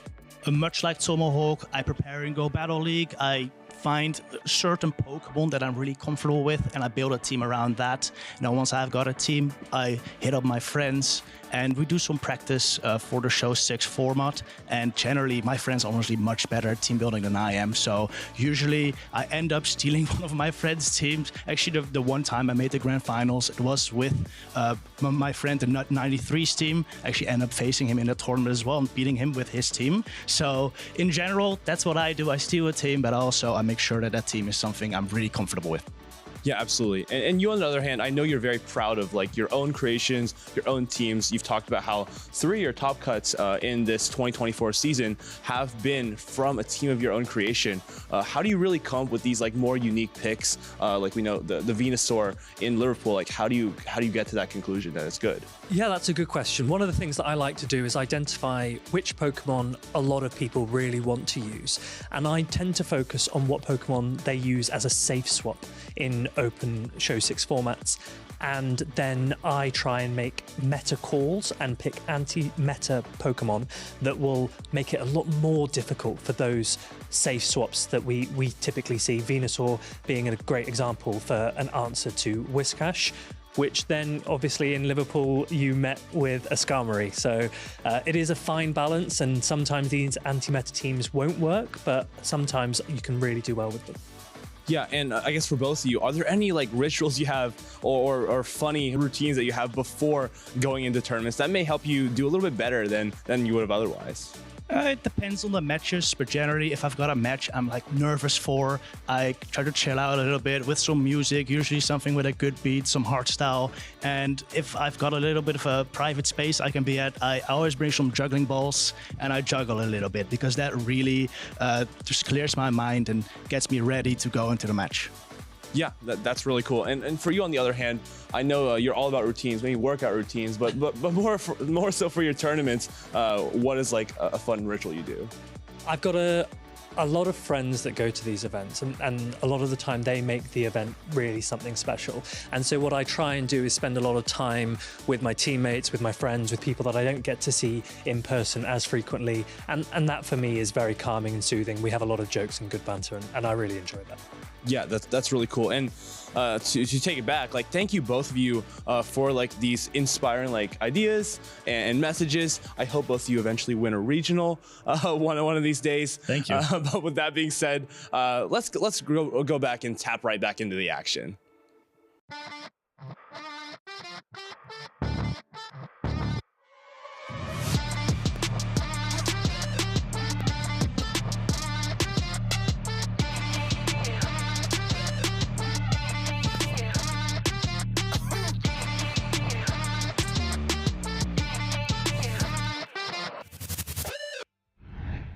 From once was over 100 has now been dwindled down to the top 3 here in Dortmund, Germany for our first regional competition of the European season. I am Amanda, also known as Lumberger. Here alongside Tomahawk UK, we are ready to get into the action of the losers finals. And we have had so much incredible action so far. Some of the games that we've been watching from backstage, we are just, head in our hands. Galarian Moltres on both sides, Tonton versus Kazim. And Kazim says, there's only room for one of us in this town. I mean, some of those games were really down to the wire. We saw it from the very beginning. All the games today have been really, really close matchups. Even in that last game, we saw it came down to the wire. A Talonflame barely able not to hang on, and Nickname being able to take it from Z's Wireless, our former first EU regional event champion of last season. Yeah, Nickname with that Mandibuzz has gone so far. He started the day in this losers bracket, and he is still here now. Mandibuzz and Galarian Moltres, both 2 Pokemon Dark Flying type. They'll be going up against each other very, very shortly. Yeah, what is the buzz about Mandibuzz? I think everyone thought at the beginning of the season it was going to be everywhere. It was going to be the Dark and Flying type of choice, but really, it's not really been on too many people's radars. Nickname's been able to completely utilize it, but Galarian Moltres, which we will see on Tonton's team, has actually made it into that top 12 usage of day 2, not only in the first event in the US, but also in the first event here in Germany. Well, which one are you backing, right? Galarian Moltres obviously looks very, very impressive. It's got a lot of attack. It's oppressively strong with that Sucker Punch. But Mandibuzz, so bulky, so immensely bulky that we've even had a timeout game here in Dortmund. Which one do you reckon will come out on top? I think it really depends on playstyle, right? Because Mandibuzz definitely has that bulk to it, so it seems like a more defensive style Pokemon. If you're thinking of sort of like Sword and Shield, maybe that's your shield, while the Galarian Moltres is more of the sword, more of the attack-driven, more ready to take down to the action. Speaking of the action, Fareed.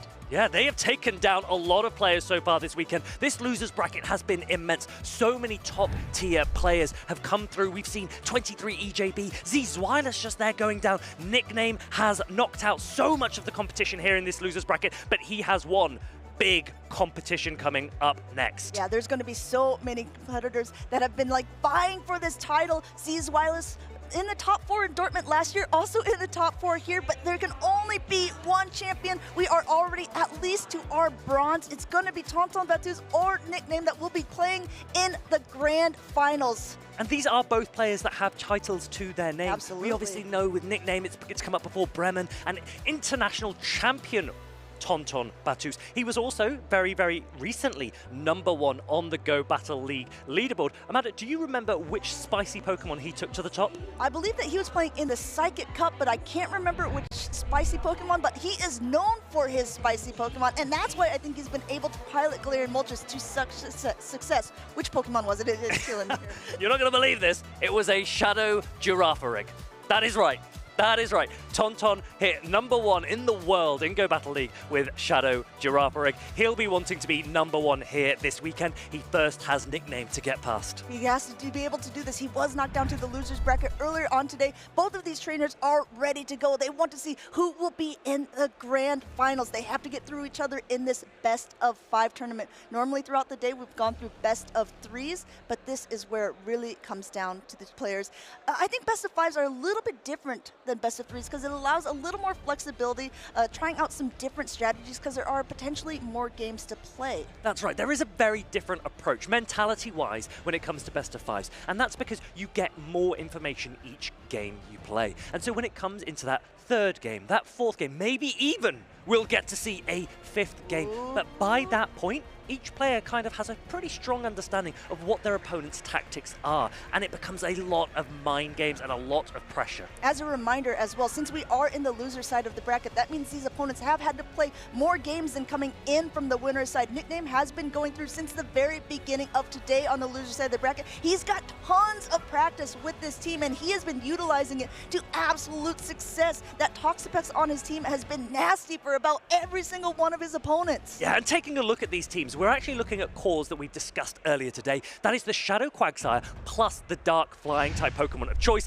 Mandibuzz and Galarian Moltres. Will we see either of them? We've actually got a Malamar into a Dunsparce lead. Dunsparce will be able to do some nice neutral damage, but we have to be worried about that superpower on the other side. We've seen these trainers play this out in much different ways, so I'm really anxious to see how Nickname and Tonton Battus want to play. It looks like almost 100 energy, and Nickname is throwing first, going straight for that heavy-hitting superpower, getting that first shield off of Tonton. Yes, Tonton correctly shielding the hardest hitting attack available right there. Malamar, it's not quite going to throw another one before a Drill Run comes through. Now, Malamar has been debuffed by throwing that superpower first. Drill Run will do a lot of damage. Nickname is letting it go. Letting that go through, it does do a nice chunk. There's already another attack loaded, but choosing to go for a Psy Wave instead, forced now to use a shield because that secondary Drill Run would be enough to knock it out. Still has a lot of energy on Nickname's side, still staying in, and actually it's Tonton who swaps out first and is going to have to take another superpower. No shield by Tonton's side this time, recognizing it's not going to do as much damage. Yes, that's right. This second superpower has been debuffed. It still does a lot of damage, but that Feraligatr gets an early advantage with those Shadow Claws.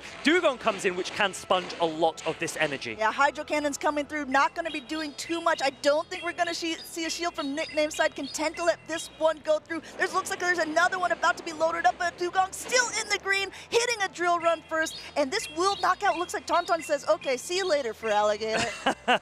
Well, it's very interesting to see that both of these players have opted for double water in the back. There are 2 Shadow Quagsires still there. Tonton leaves his, Dunsparce comes back in. This super effective rollout plus super effective Rock Slide will be good, but not before Dugong gets to an Icy Wind. Rollout, extra one going through there. This Icy Wind will connect. It is not enough to knock out that Dunsparce, but Dunsparce just content to get a little bit more energy before throwing, going for yet another rollout. Already basically at 100 energy, now throwing. It does Nickname want to use a shield? At least at this point, I think he's going to let the Dugong go. I wonder here if Tonton wants to come back out with the Dunsparce into the Shadow Quagsire so that the Dunsparce is no longer debuffed, or does he stay in? He does stay in. He throws this Drill Run. It is debuffed. It's not going to do a ton of damage, but it gets some chip against this Quagsire that doesn't shield. I mean, chip damage near the end game is proving to be really, really impactful. In comes a Quagsire of his own. We have 2 Pokemon that are not often seen right now in that max out meta going up against each other in the losers finals. signals. The Aqua Tail has been loaded. Nickname is throwing first here, and still no shield from Tauntaun's side. Remember, Mudshot was reworked in this meta. It's no longer 4 Mudshots to the first Aqua Tail. It is 5. It will be 4 to the next one, though.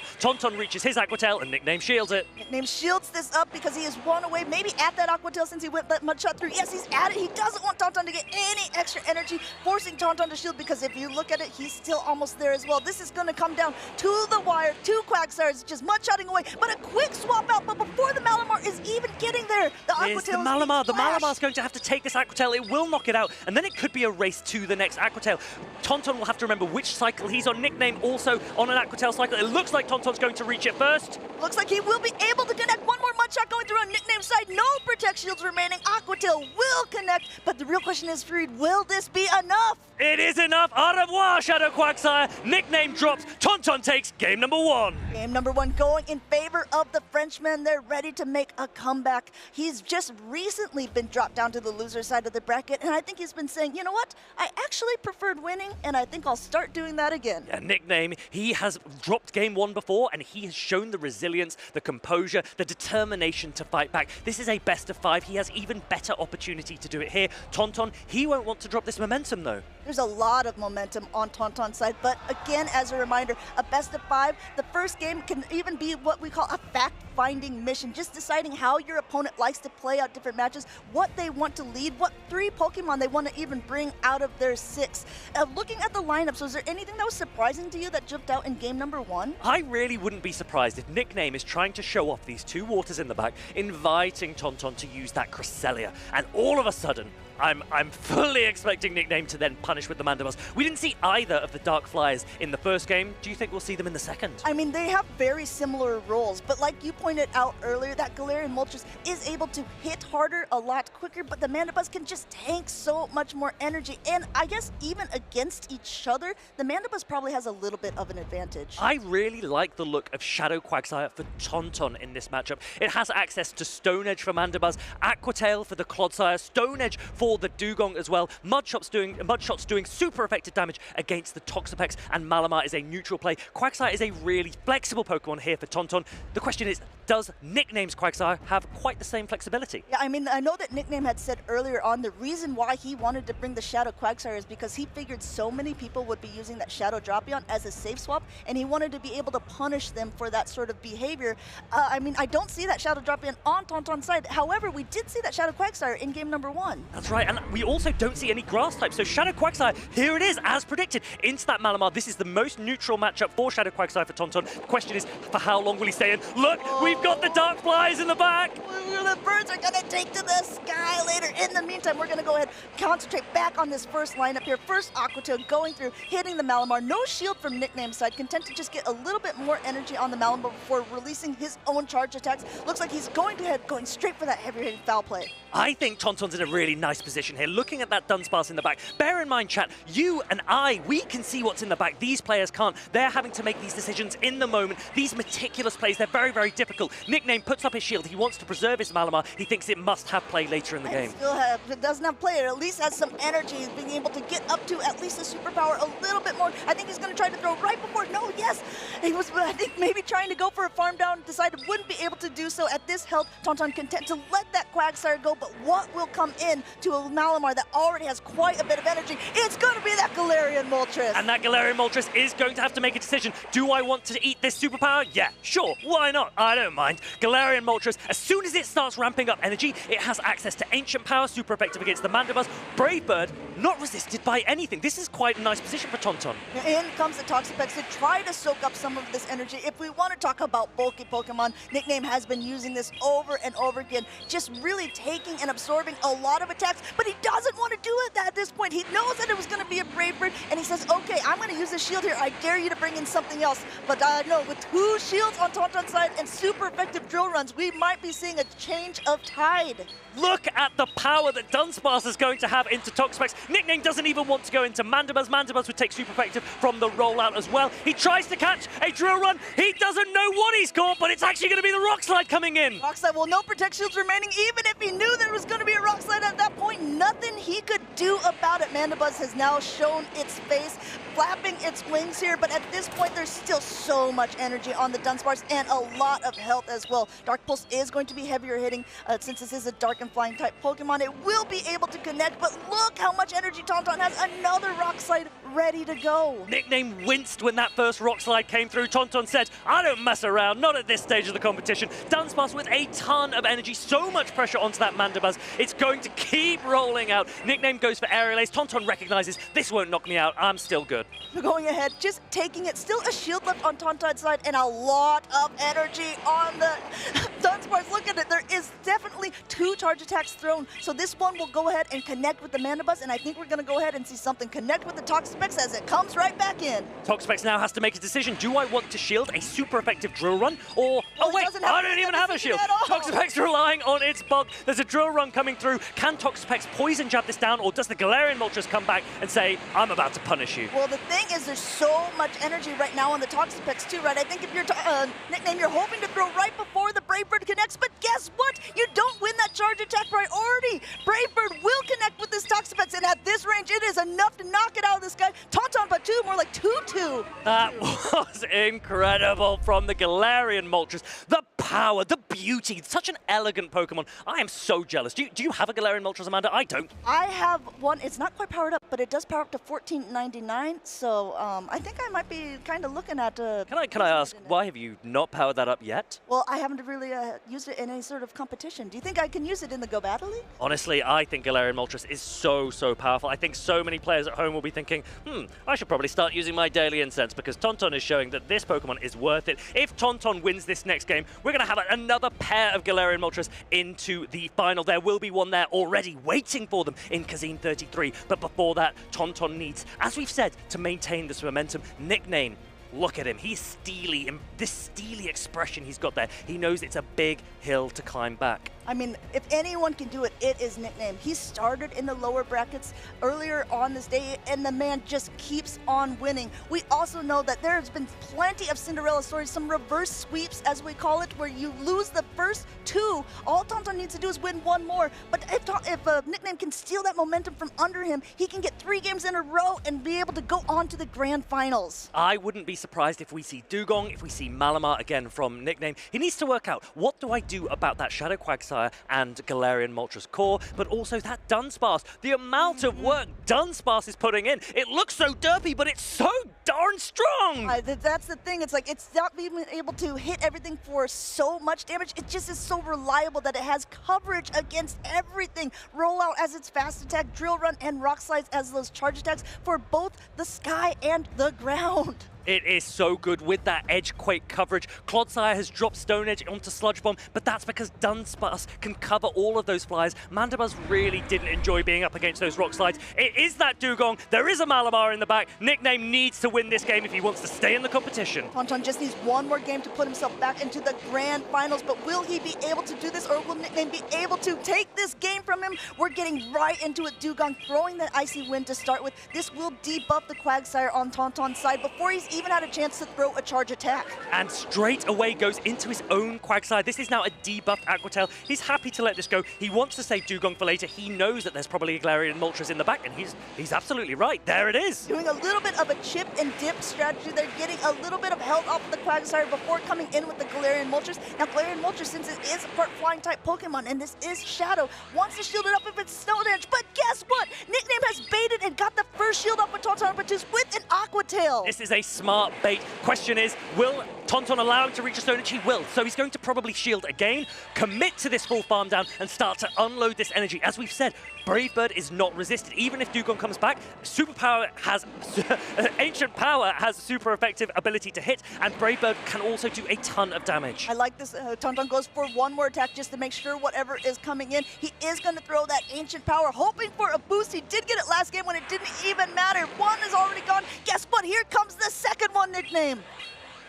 Shield goes up. That Ancient Power does put a lot of pressure onto the Dugong. Tauntaun is shielded down, though. He doesn't want to take an Icy Wind onto his Galarian Moltres. He comes in with that ever-flexible Dunsparce. Malamar now comes in. There's shields on... There's one shield on Nickname's side and none on Tauntaun's side. Tauntaun has no shields, and he also has a normal-type Pokemon against something that can throw a fighting-type effect. But Nickname is opting to go for the Foul Blade, doesn't want to take away his own attack and defense because this Dunsparce has a lot of energy. And I think that Tauntaun was waiting just for him to throw in case it was that superpower. There's still one shield left remaining, a very healthy Malamar, and it looks like that shield is going to remain. Nickname needs to really think, when is the most efficient time to use my shield? Because these drill runs are coming through, but I don't want to take a Brave Bird later from Galarian Moltres, particularly because Galarian Moltres will win charge attack priority against all of my backline. I love that play by Tauntaun there, throwing right before the superpower was available, forcing Nickname to make a decision. Nickname then, in return, got a lot more energy, but it still got that last shield off of him, which could prove vital in the later game. Foul play coming through, knocking out the Dunsparce.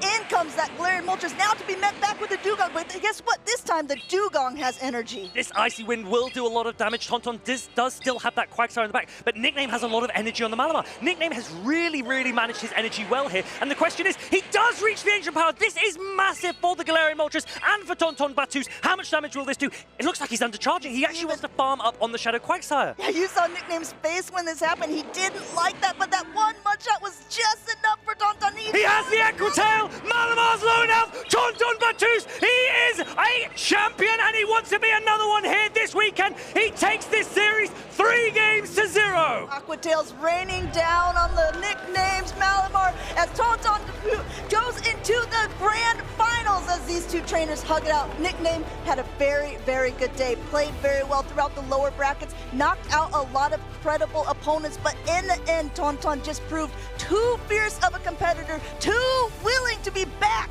And this is exactly the kind of momentum Tauntaun needs as he goes down into those, as he goes up into those grand finals. He dropped all of his games against Kazim, but he needed this kind of push. He needed this kind of confidence. These are going to be some incredible games coming up.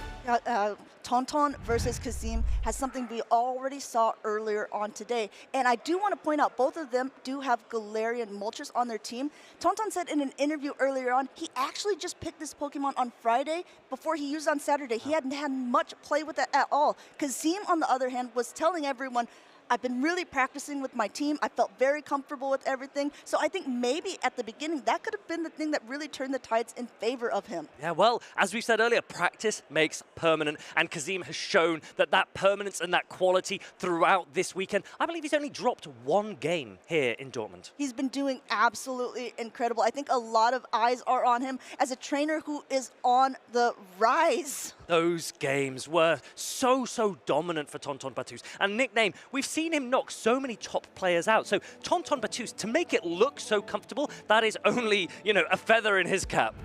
Speaking of feathers, how well did those Galarian Moltres do here? We kind of see this Shadow Quagsire show as not too many of them were in this tournament, but a lot of them were in the losers finals. These Aqua Tails just came through still quite quickly, multiple times throughout the games to take the win off of Nickname on Tauntaun's favor. And it definitely needs to go said that the Dunsparce, the amount of work it put in, both against the Mandibuzz, against the Toxapex, and even there against the Malamar, really impressive. Now, Tauntaun Battus, he has really been battling away. When he was talking with Lou earlier, before he was even on the broadcast, he said, I'm back. I feel like he feels he's very confident in this meta, and he has a really proven himself here in Dortmund. He has that EUIC championship title to his name, but he actually doesn't have a regional championship title to his name. He came in second in Gdansk, and I'm wondering if he's saying, okay, now here in the 2025 season is my chance to shine.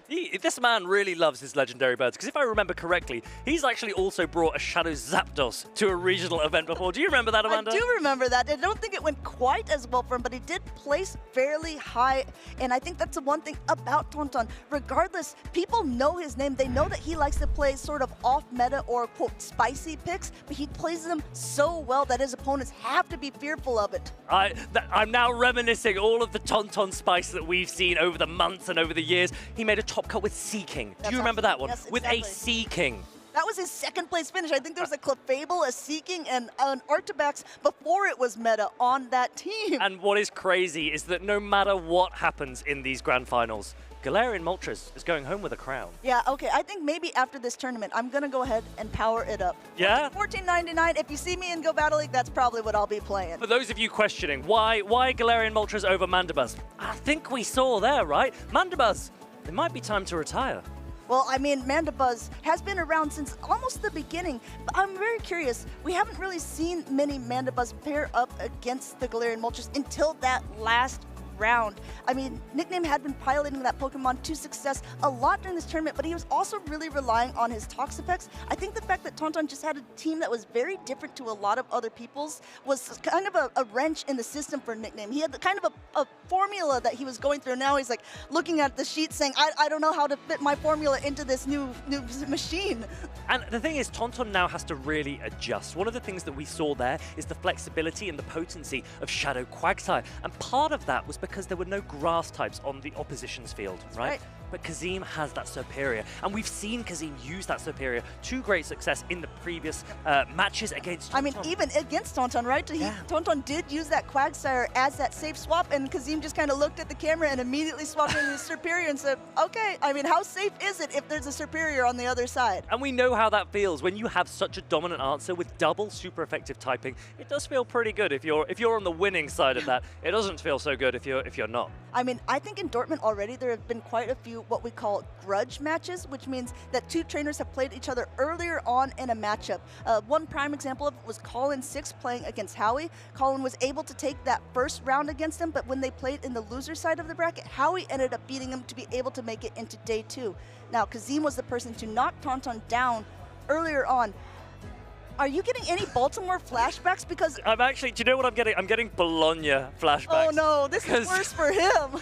Bologna was the event where I was in the winner's side. I knocked Colin down to the losers, went into that grand finals on the winner's side, and Colin comes through, he beats Paul Asher, and he enters, and I'm 2-0 up in these winners finals, and I'm like, I'm one game away. I'm one game away from my first regional title. And Colin goes, I have nothing to lose at this point. And he changes his tactics and he flips the bracket and then he wins the grand finals reset as well. And Kazim needs to make sure that he is composed and doesn't let the same happen to him. I was gonna say maybe it was a max out meta thing, but no, maybe it just happens all the time. That's why you can never give up in Pokemon Go. In Baltimore, the same thing happened. Elite knocked Wadaj down to the loser's bracket, to the loser's finals, where Wadaj ended up climbing his way back up to be back into the grand finals. So far, I mean, this has only been 2 events, and this has happened in both of them so far in this season. I know, but Kazim will be saying, hold on, hold on, hold on.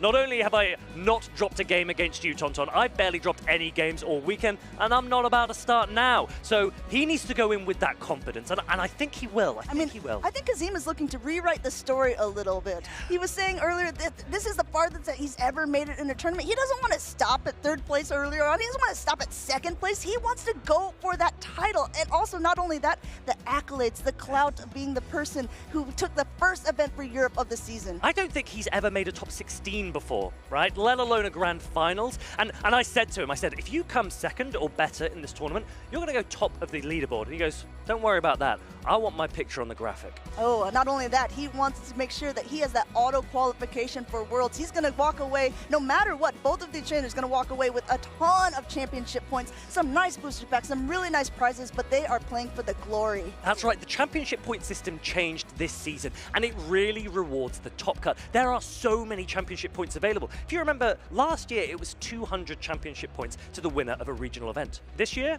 360. 350. 50. 350 championship points. And that is so many, especially when we have a best finish limit of 5. Your 5 best regional or international championship performances will go through towards your championship points total. And these players, they're coming away with quite a pretty penny. And I mean, I think that even if you do rather well, don't stop there, because if it's your top 5 finishes, say you come in, 4th, at one tournament early on in the season, you could maybe do better and get like perhaps second place. Yes, well, in the after tournaments this later on in the season. Yeah, after this weekend, one of these players won't be able to do better. They will have cemented their first place onto their CP roster, so to speak, and they will have 4 more tournaments still to go. First or second, still so much of an achievement for both of these players, but neither wants to go home yet. No, I think both of them are, you know, they say go big or go home. Both of them are saying, I choose to go big, please. I would like to be the person who goes big. Yeah, I went so big that I had to go home. That's what we want from this story, and Kazim and Tonton will both be relishing their chances in these grand finals. I mean, and as the story continues, Lou is going to be there to help write a little bit of it because we have an interview with both of these trainers in the lounge.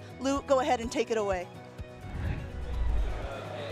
Thank you, casters. I am a very lucky Pikachu indeed, because I am joined by our 2 finalists, Kazim and Tonton Butiz. I am so excited for this grand final. We have a Galarian Moltres showdown between these 2 players, but let's hear from them ourselves. Kazim, I'm going to start with you because you've come through onto the winners bracket. Now, I know we want to keep our strategies a bit secret ahead of the grand finals, but you 2 actually faced in winners finals, and obviously you were victorious. So how are we feeling? I feel great. I think, honestly, the whole thing feels surreal. I've never made it anywhere near this far before. Feel confident with the team. I love the Galarian Moltres pick, and having a grand finals with 2 Galarian Moltres, honestly, couldn't have asked for more. The best way to kick off the season, for sure. So cool. Definitely. And Tonton, it's so cool that you're also running a Galarian Moltres. How are you feeling ahead of these finals? For these finals, I mean, I lost to Kazim like 1 hour ago, 3-0. Matters a lot, but I will try my best to reverse the bracket and hopefully win this tournament. And we learn a lot from our losses as well, and we've seen it happen before, so I know the 2 of you will give us a fantastic show. In case you're just tuning in, maybe it's a nice opportunity to get to know our 2 finalists a little bit better and see how your tournament run has been going. Obviously, we're here in the finals, but what has been your favorite match from your Dortmund Regional Championships? It'd have to be my winners final, my group winners final from yesterday. It was against IBI, and I remember the end of the game being super close. I'd never made a day 2 before, and just that relief when I landed the final sludge bomb on the Malamar. Enough to KO, I wasn't sure at the time. Just felt great. Oh, what a relief then when you see it go down. Fantastic plays. What about you, Tonton? What's been your highlight so far this weekend? I would say my first battle of today against Vilos, because I was really afraid of him because he's currently on a high level, because he's the first one to reach Legend this season. And I was like, maybe I can lose it. And I was really confident after my first win. And Galarian Moltres put a huge showdown on this battle, so I'm really happy with this. Oh, fantastic. And both of you have made incredible plays this whole weekend. Obviously, the winner of the Dortmund Regional Championships will get a qualification to the World Championships. How are you feeling about that potentially? Is that something you want to be able to go and do, be in Anaheim this year? It would be insane. And the relief to just qualify after the first tournament, I didn't even think about that being an option. Like, I've just been taking it 1 game at a time. But it means I could play some spicy picks. It means I can maybe play Whimsicott. I've heard the casters... Everyone's talking about this. I can't play it with a Clodsire everywhere, but, you know, it's a bit of fun. It is good. Everyone says it's not good, but it can core break a lot. Hey, I was talking about Gastrodon for a long time, and now it's good. It beats Gastrodon. It does, which is why I'm glad Whimsicott's not around right now, but it might indeed have its comeback. What about you, Tonton? Would you be looking forward to already qualifying for Worlds so early in the season? I would be really happy about that, because you don't have this in mind for all your season, to still continue the run to the points, to have your qualification to the end of the season.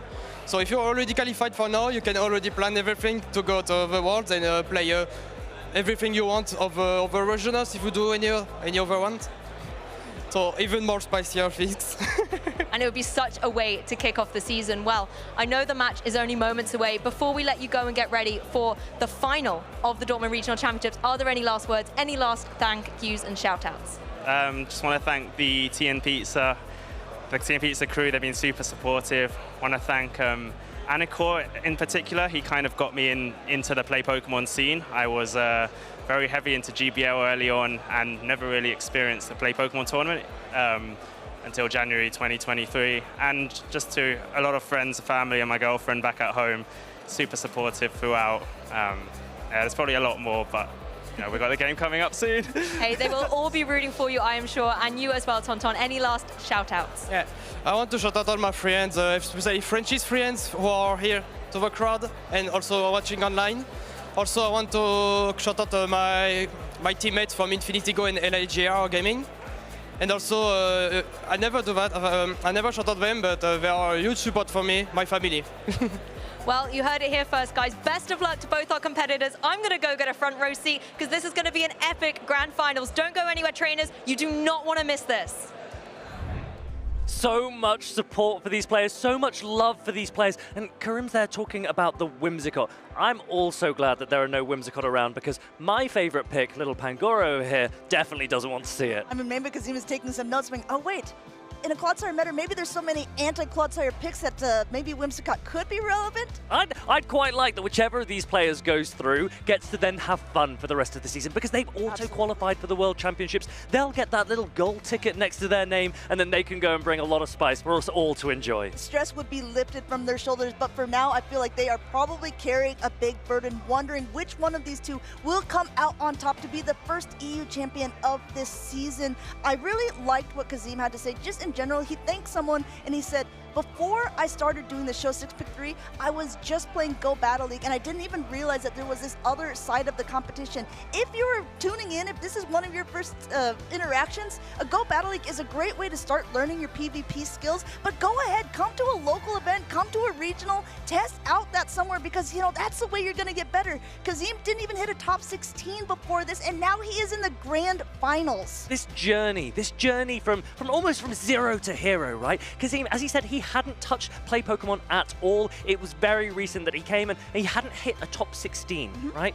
And now in a grand finals. Let's take a look at the journey that he has gone through to get to where he is right now. There's been a lot of action today. We saw him coming in from the winner's side of the bracket. He was able to take the 2-1 victory over a Mind Joke to be able to go on into the winner's finals. He played against Tonton Batuz there in a best-of-5 matchup, and as you can see, he swept him with a 3-0 victory. But guess what?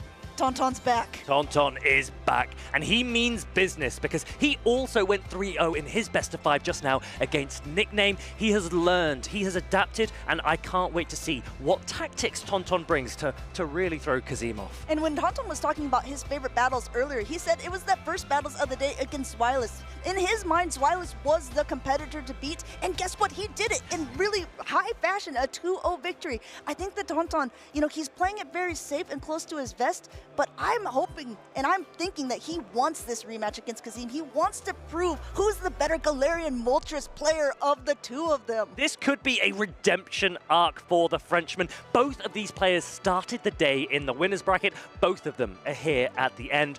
One of them will be crowned Dortmund champion. And the other one will get second place, which is still a high accomplishment, but it is not what they are playing for. We talked about it. These are go big, go home moments, and both of them are looking to take home that gold. And that is massive. That is such a momentum starter for this season. This is the first event of so many in the 2025 Play Pokemon season. We're getting the opportunity to cast it. These players are getting the opportunity, potentially, to win it, but there is so much more to come this season. Yeah, Lou was saying that she wanted to go and take a front row seat. You guys watching at home, you guys have a front row seat. We have a front row seat as well. I'm so excited to see what these trainers are going to bring. Not to bring it back to Whimsicott entirely, because there's not on the field, but there's a Pokemon that has a similar type of thing on Tauntaun's side, and I'm talking about that Cresselia. That is right. So grass and fairy coverage is very interesting. It doesn't have the disbenefit, so to speak, of grass type defensive profiles, right? It's not a grass type, it's a psychic type. Kazim goes, if I'm going to go grass, I'm going to go grass. He's brought the Superior. Superior can hit hard. It really does want to avoid that Galarian Moltres, though.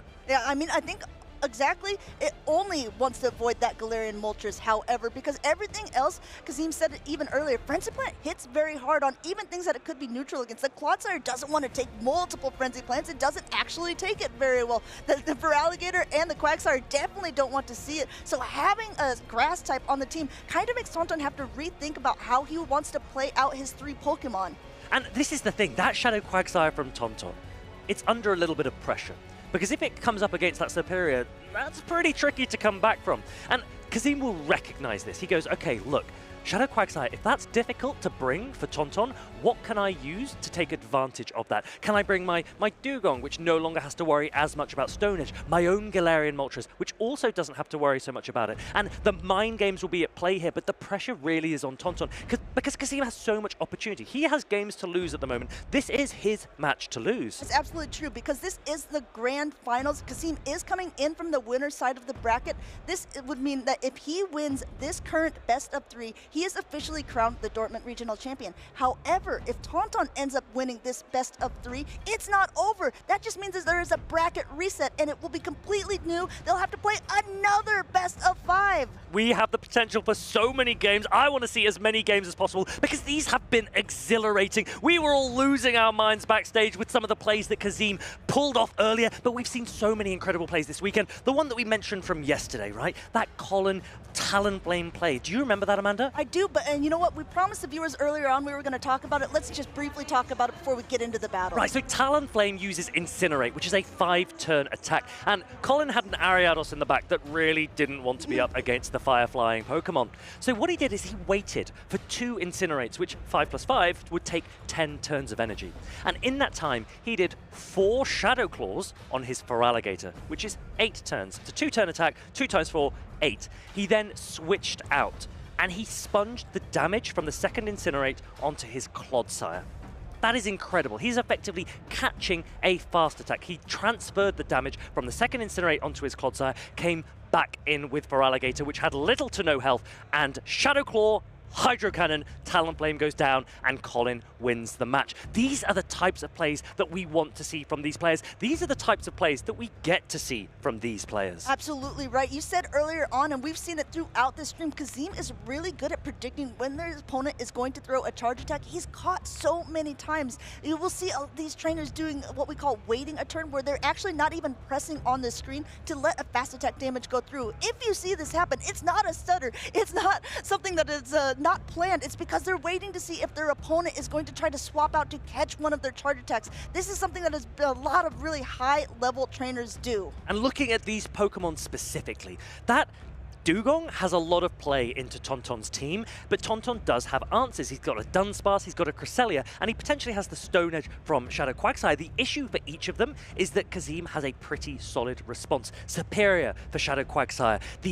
And also for the Dunsparce, And also for the Dunsparce, yeah, the Galarian Moltres for that Cresselia. So Tauntaun will need to dance around, he'll need to navigate, and Kazim's talked about dancing around before. Both of these players will be on their toes going into these grand finals. Yeah, he was going to tango with Tauntaun. It looks like both these trainers have shook hands. They've walked in. They are ready to go. Make some noise for the grand finals. This is round 1. Ooh. Game number 1. Here we go. Superior hits the field, and that is a great lead for Kazim into the Dunsparce. Dunsparce is going to try its best here, but I don't think it will do as much damage. Neither one of these attacks are going to be doing too much for the Superior. Meanwhile, just going ahead, charging up a little bit of energy, and Kazim is already throwing the Frenzy Plant, which is a heavy-hitting attack, and Dunsparce is going to be knocked down. Tauntaun is playing weak in the lead and weak into the back to that Superior. Shadow Feraligatr is there. Now, the fact that Kazim can see this Dunsparce staying in, he'll be thinking to himself, hold on a minute, why would you stay into this negative matchup? What do you have in the back? It's called an ABA strategy. It's a little bit risky, and sometimes it pays off, but of course, if it's the Pokemon you don't want to see,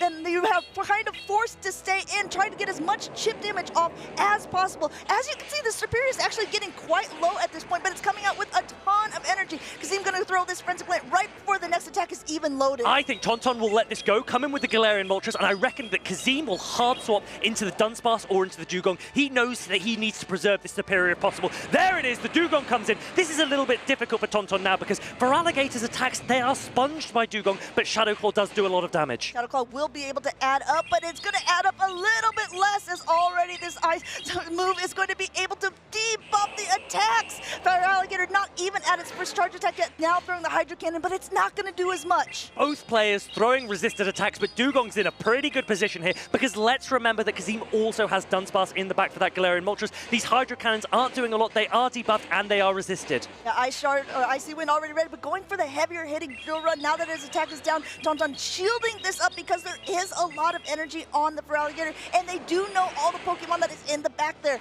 for at least Tauntaun's side. That is a really good shield for Tauntaun. He recognized that he was potentially in drill run range. This Hydro Cannon will come through. It'll be pretty close to see if it knocks out. I don't think it will.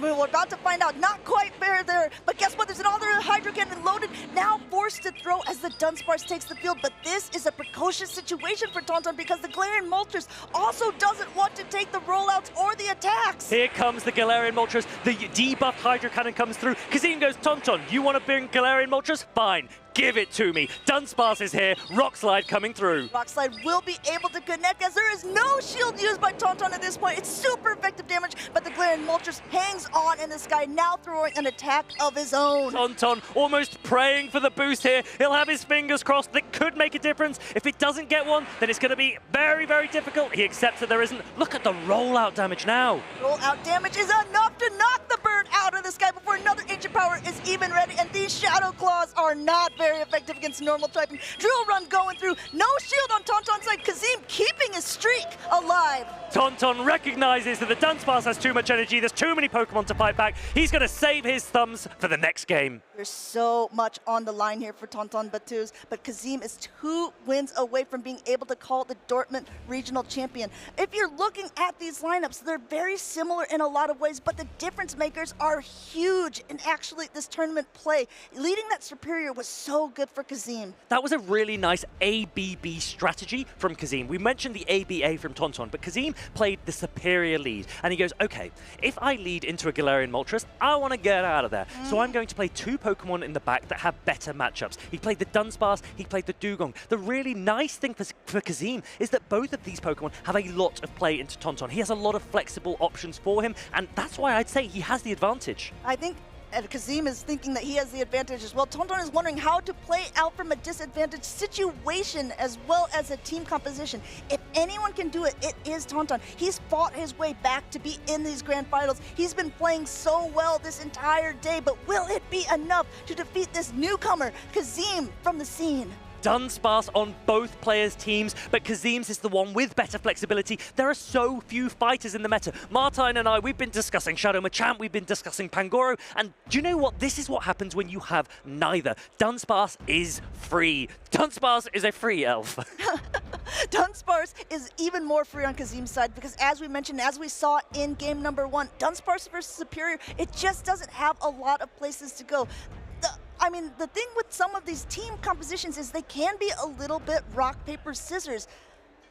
The real question is, how are they going to maneuver around these types of situations? I think definitely from Tauntaun's perspective, he almost needs to hard read Kazim's lines here. Kazim does have more flexible options, as we've said, so he has the ability to dip in and out. The Dugong pressure there was really, really strong. Ice and ground is such a great offensive coverage. Rock and ground, such great offensive coverage. Can Tauntaun overcome it here in game number 2? This is not the lead to see again! You were saying you had to hard read him? I think Kazim said, oh, no, I will hard read and said, forced to swap now into the actual mirror matchup, but the one for Alligator has a little bit more energy to its side. This Shadow for Alligator's Hydro Cannon shouldn't look like it does much, but look how much damage it actually does. Kazim lands the Hydro Cannon, goes into the Dunsparce. Dunsparce resists those Ghost-type Shadow Claws. It can tank one Hydro Cannon. Kazim will think, shall I go for a rollout down, or shall I shield and throw my own attacks? There's a lot of play here for Kazim, a lot of options. A lot of options, but another Hydro Cannon is already ready, so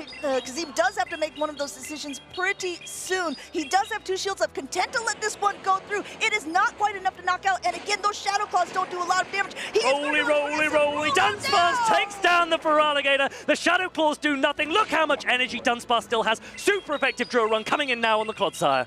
One is already loaded. I think he's like 1 rollout away from potentially another one doing a nice damage to that Clodsire. Already taking the build. No, yes he is not quite able to make it in time. Tauntaun wiping the sweat off his brow that the Poison Sting takes down the Dunsparce before the second drill run comes, but that Shadow for Alligator, it is oppressive. But do you come in with the Dugong instead? Yes, you do. There's no Stone Edge on the Clodsire here. Forcing now to swap out into the Cresselia. Cresselia does have Grass Knot, which will be able to hit that Shadow for Alligator, and at the help that the Shadow for Alligator is at, forces Kazim to use one of his precious shields here. Meanwhile, the Shadow Claws will be able to add up as well with the Hydro Cannons against the Cresselia. One already loaded, going a little bit over here before I think he's he's going to start unleashing the beast. Shadow for Alligator, those Shadow Claws super effective against the Psychic type Cresselia, and these Hydro Cannons do hit hard as well. Tauntaun needs to be really smart. Where do I want to use my shields? Where are they most effective? Well, it might be here. I don't know for sure. He looks like he does want to use that up because there is a Grass Knot loaded. There is still one shield up on Kazim's side, so basically safely protecting this Cresselia up, but Grass Knot is ready. Does Kazim want to let the Feraligatr go? No! He wants to get even more energy. They are racing to their charge attacks here. Tauntaun wants to land another Grass Knot. Feraligatr getting close to a Hydro Cannon. He goes into the Clod side. Dugong insta-counter sorts. Kazim is paying so much attention. Earthquake coming through here. There are no shields remaining. No shields remaining, but too much health left on the Dugong at this point. This isn't even close to knocking out. Still in the green on Dugong's side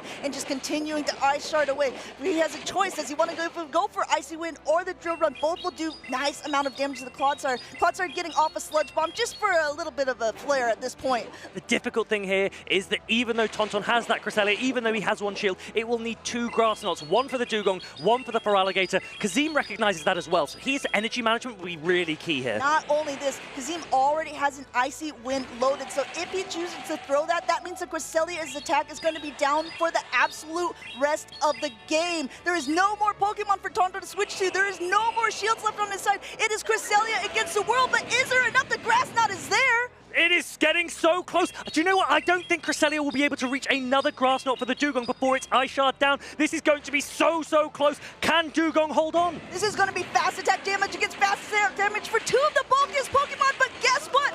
Ice Shard does it. Kazim takes game number 2. The Frost bites. Tauntaun goes down in game number 2. Kazim needs one more. This is where the really pedal meets the metal here. Kazim, you can see he means business at this point. He just needs one more game to secure his victory. Tauntaun, however, needs what we call a reverse sweep, winning 3 games in a row. And if you think that this is impossible, then you haven't been watching any of the Pokemon Go Championship Series because it happens quite a few times. Kazim, 5 out of 5 so far against Tauntaun Battus. One more victory will see him take gold. He wants it. He's licking his lips and he knows he can get it. Tauntaun, on the other hand, needs to show resilience. He needs to show resolve. He needs to show that he can come back because he is a champion too. Tauntaun Battus has already been crowned our 2023 European International Champion. He has some accolades to his name. He is a competitor who is feared by many. Go Battle League #1 on the leaderboards, playing against not even a newcomer, someone who's been around for quite a while. But this is really his come-out tournament. Kazim has been crushing all of his opponents. He just needs one more game to seal the deal for him. You can see him really concentrating at this point. This is the lock-in moment. We saw that Cresselia come from Tauntaun. He actually made it really close. The Cresselia had a lot of play. Does Tauntaun lean back into Cresselia again? Does he recognize that all of Dunsparce, Dugong, Feraligatr are threatened by Cresselia? Or is he going to start fearing that Kazim will suddenly allow that Phoenix to rise? Well, I mean, I think that is also the play, right? If you are Tauntaun, are you saying, oh no, I potentially now baited out this Galarian Moltres, it's going to be there in the back, so I'm going to have to use my counters to this Pokemon that I'm trying to lure out. The mind games at play. Tauntaun knows that he can start to risk it. Kazim, he wants to maintain the momentum. He doesn't want to drop a game here. Tauntaun might play something a little bit wild. He might make a hard call. Let's go. It's game number 3. The Galarian Moltres is there, but it's up against that Dunsparce. Oh, the Galarian Moltres was summoned, but from the wrong side for Tauntaun Battus as he continues to use this Pokemon, but it's up against a Dunsparce, trying to catch a Rock Slide, unable to, coming in with the Dunsparce and being punished with the Superior. Kazim is so calm. He knows exactly what's happening. Superior with such a dominant matchup into Dunsparce. It resists the Drill Run. Drill Run is the most efficient attack normally for a Dunsparce. Dunsparce forced to throw Rock Slide. It doesn't do a lot of damage. Rock Slide is not going to be doing that much. You can see it already. No shields used on Kazim's side, and yet the Superior is still in the green. Meanwhile, Frenzy Plant hitting, bringing Dunsparce down to the yellow. There is still quite a lot of energy on Tauntaun's side. I think he wants to get this fairly low, but maybe he also wants a little bit of a farm down potential with his Galarian Moltres on the Superior. That's right. Tauntaun is slowly chipping away at this Superior. The Superior knows that it's got time because he knows his counts so perfectly. This is what happens when we talked about practice, right? Practice makes permanent, and Kazim is showing exactly that. It looks like he's making a permanent name for himself. up here in Go Battle. Now the Galarian Moltres is in. A Frenzy Plant, we actually saw this earlier on, does way more damage than I thought it would do to a Galarian Moltres, but Frenzy this is Plant not going to be able to take it out. Frenzy Plant is the more efficient attack. When you only get to throw one, Frenzy Plant will do more than an Aerial Ace, even if Frenzy Plant is resisted and Aerial Ace isn't. Let's see, the clock is winding down, coming right back in immediately with that Dunsparce with all of that energy, forcing the shield from Tonton Battus because he has quite a lot of energy of his own on that Galarian Moltres. We'll have to see what he wants to throw. Will he go for the Brave Bird? Yes, right beforehand. Does Kasim know? He's got 2 shields. Does he think that this is a bait? Kazim has called baits before. This time, he gets it right. Kazim is living rent-free in Tonton's head right now. Dunsparce putting in so much work. Are you going to the party? Because I think Dunsparce is bringing maybe some chip and dip here, but the big problem is if he swaps out into this Feraligatr, he only has 1 shield left, and there's already some energy loaded. A Grass Knot is already loaded on Tonton's side. Does Kazim want to use the shield on the Shadow Feraligatr? Yes, wants to keep it as healthy as possible. Shadow Feraligatr can get Cresselia really, really low. Kazim will be conscious. He doesn't want to go necessarily shields down because the Dunsparce will be vulnerable to another Brave Bird. Tonton possibly thinking that that's his win condition. Both of these players, a lot of decisions to make here. And this Hydro Cannon is going unshielded. The real question is it enough to knock out the Cresselia? Cresselia barely hangs on. It's at the Grass Knot, but guess what? Charge attack priority, wasting all of this energy on the Feraligatr side, but getting the last shield from Tonton here as he pressed the button. Grass Knot, there are no shields remaining. This will land, and then both players will look to go into their backline as quickly as possible. Moltres will want to be landing that Brave Bird. Dunsparce, it's trying to do the rollout. We do reach a Brave Bird. This is going to do massive damage. Will it be enough? A Brave Bird is ready. No Protect Shields remaining on this Dunsparce here. It's a heavy-hitting attack. Knocks out the Dunsparce here, but will he be able to survive the Feraligatr? Alain Le Bleu screens Tonton Battus. He takes game number 3. That is the shift that he was looking. Kazim rues that moment. Tonton has a game back in his pocket. And a little bit of confidence perhaps as well. Tonton Battus is able to take away victory right as because it was so close to Kazim he could taste it. Tonton says, no, I would like a slice of that pie as well. Getting a game is huge for Tonton because it can start to shift the momentum back into his favor. Again, just a reminder, this is the 2nd event of this season. The exact same thing has happened so far in the 1st event of the season. So Tonton could potentially reverse sweep, meaning winning the next 2 games in a row to get a bracket reset, and then we'll have a whole new best of 5. But Kazim is determined not to let that happen. Tonton, in typical gamer fashion, starts to sit up a little bit higher in his chair. He goes, hold on a minute.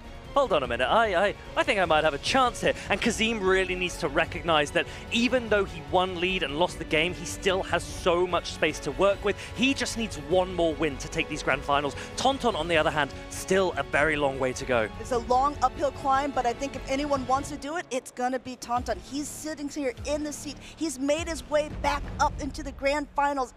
I think if you're him, he was saying he hadn't even played Galarian Moltres before this weekend. He's now got the hang of it, if it looks like it from the very last game. The power of that Galarian Moltres. We've mentioned so many times, Brave Bird in this meta is almost unresisted entirely. Lots of players in Baltimore, they opted for Talonflame and Brave Bird on that fire-flying Pokemon. Here, it's the Dark Flyer, the Phoenix Pokemon. Galarian Moltres, the damage output is insane. Now, you talked about it earlier on. It can take a little bit more risks when you're on Tonton's side because you kind of have nothing to lose. Does Kazim also want to play a little bit risky, or is he going to play a little bit safe, wants to try to pick out the best 3 Pokemon? Is he going to try to read the mind of Tonton, which he seemed to be doing so well before, to be able to seal the deal for him and get that Dortmund Regional Championship title? Can Kazim seal the deal right here, right now? The players look locked in. Let's go. It's game number 4. Cresselia into Shadow Feraligatr. Uneven energy. This is pretty close because those Grass Knots definitely hurt, but the Shadow Claw and Hydro damage, it takes a lot out of the Cresselia. Cresselia going for an extra Psycho Cut here, letting that first Hydro Cannon go through, but there is a lot of energy now on Tonton's side. I think he just wants to be careful that it's not caught on anything else. Grass Knot coming through. Does it get a shield? Looks like Kazim, yes, definitely wants to keep that Shadow Feraligatr nice and healthy. Look at that Galarian Moltres in the back. It's got a Dugong and a Dunsparce to face off against. Tauntaun's not even thinking about that right now because he's trying to deal with this Feraligatr in the lead. Yeah, Feraligatr, really, really nice counting by Kazim here. Going ahead, throwing this Hydro Cannon, definitely enough to take out the Cresselia at this range. Tauntaun using his first shield because it looks like he's at the energy as well, going for that Grass Knot. Either wants to take out the Feraligatr or go on even shielding scenarios. Kazim does use it up. We might see a Shadow Claw down. Look at the potency of this Shadow Feraligatr. Tauntaun still does have a shield, but the Hydro Cannons are going to be coming thick and fast, and they do a lot of damage. Hydro Cannon will be able to connect. None of these fast attacks, these Shadow Claws do nothing to the Dunsparce. Dunsparce doesn't have to worry about that. What it does have to worry about is those charge attacks. Meanwhile, trying to catch one of them onto this Dunsparce of his own, but Tauntaun Batuz, being patient as ever, goes and gets a little bit more energy before throwing the first. What could be really key here is Tauntaun trying to catch a Drill Run, but Kazim is not the opponent to try it against. Kazim is so alive to those types of things. He will always pause, wait for the fast attack to come through, and throw at a time when he can guarantee it cannot be caught. Though there is a health advantage on Kazim's, there was an energy advantage earlier on Tauntaun. Tauntaun also still has a shield to his name. This is anyone's game at this point. We have to see how these two trainers want to play it out in a very, very impactful game. Will this rollout damage be enough? Kazim is able to knock out the Dunsparce before another charge attack goes through, and the Galarian Moltres takes to the skies. You see the cry of that Galarian Moltres coming. There's this cat attack. There's the catch attempt, and exactly as we said. Kazim's like, no. I don't fall for those kinds of things. Shadow Feraligatr comes in. It's going to take this Grass Knot damage, but Dunsparce, Kazim is going to rely on to close this out, and there's a full health Dugong there as well. There's a Dugong in the back, a Dunsparce with loaded up energy. There is basically the Galarian Moltres left. Tauntaun does have a shield, but now there is one Pokemon, and I think you guys know that this Icy Wind is going to end up debuffing it first. Ancient Power coming through. Tauntaun once again desperately hoping he gets that boost. I'm desperately hoping. I want to see a boost. Let's see. Well, it does connect. It is super effective as a reminder. He gets the boost! And immediately after, Kazim says, okay, well, you got the boost. This Icy Wind might chill you out a little bit, Galarian Moltres, forcing that last shield. But as a reminder, switch timer is almost up. Look how much energy this Dunsparce is going to have. Trying to throw another Ancient Power here right before the next attack is loaded. It might not be enough for Tauntaun unless he gets another boost here, but that Dunsparce has so much energy. Praying for the second boost. Will he get it? He doesn't. The Dunsparce has a Rock Slide loaded. He might have two already. This is going to be so close. Dunsparce is going ahead, loading it up, getting all of the bubbles here. Super effective, not enough to take it out, but yes! He has the attack! Kazim says, I'm the king in town! You want a drill run? I'll give you a drill run! Dortmund is mine! Taking the bird out of the skies with a not very effective ground-type Pokemon. Kazim goes from below 16th place to Grand Final Champion! Dortmund Regional Champion, give it up for him here. He played fantastically throughout this entire day, not even just today, this entire weekend. Kazim 33, look at me, remember the name. 100% of the competition has gone down. This man has not lost a match. The gold title is his. They're looking to rewrite that story of the person coming in from the loser side of the bracket, resetting the bracket and claiming the championship. Kazim says, no. I was more than content to be wearing that crown. I think I'm going to keep it on my head. Dressed like a Dunsparce, Kazim has shown the world what he can do. He is an incredible player. Tauntaun, an incredible opponent. And look at this incredible support. So much support from the family and friends. You heard him talking about it earlier. Both of these trainers have so many people here cheering from them. I know not only here in the regional competition, but also you guys at home. You guys have definitely been letting us know who you thought was going to win this. And while I don't know how many people actually thought Kazim was going to do it, he went past the odds of almost everyone saying, no, guys, this season is mine. This ticket is mine. This invitation to Worlds is mine. He has done it. He has done it, and I could honestly not be happier for him. This is his first top cut, and he's not just got a medal. He has the best medal out there. He has a medal that I don't even have. I'm almost jealous of him. Kazim, you played so incredibly, and I think everyone at home just has to almost hold your hands up and say, that was impressive. I think it goes to show that what you said earlier, practice doesn't make perfect, it makes permanent. And Kazim has cemented that permanence into the history books. He will be there on the graphic, the winner's graphic for the rest of the season, and he will be there in Anaheim, California. Let's take a look at some of his immense plays. Some of these plays were absolutely fantastic. Starting out 0-0, fresh slate for both of them, because he just basically put his pedal to the metal and didn't let up the entire series. He played masterfully here, being able to knock out the Feraligatr. His Dunsparce play was chef's kiss. It was so sublime, and we've seen so many catches with this new 50-second switch timer, but Kazim has not fallen victim to a single one. There were so many attempts there from Tonton. Kazim every single time recognizing where was my win condition, and what a dominant display. He's gone 6-1 in these games against Tonton across the winners finals and these grand finals. Tonton put up a big fight in the end there. You saw those Brave Birds being able to take out the Dunsparce. He took one game off of Kazim, but it was unfortunately for him not enough as Kazim goes ahead. One rock slide going through here and a drill run for good measure to knock out that Galarian Moltres and clear his name as the king of Dortmund. That is right. He baited the rock slide just so he can land the drill run. Kazim knows exactly how it's done. All of the players recognize the fun and the joy of these kinds of funny little plays, throwing the not very effective move when you know it will take out anyway. I think that, yeah, he was very confident in his win by that time. It's not suggested if you're not quite sure if you're going to end up doing that win.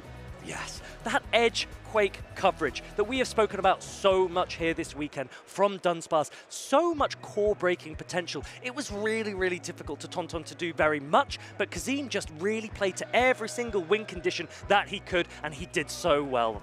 If we're going to go ahead and kind of think about how these two trainers played everything out, I think Superior really, you're almost scared to bring it, right? I mean, I think most trainers would be scared to bring it, especially if they see that Galarian Moltres on the other side. But Kazim, what did he do? He led it game number one, and I think it really took Tonton off guard, right? He was like, okay, well, this Pokemon is probably not even going to be expected, so he went ABA weak to it.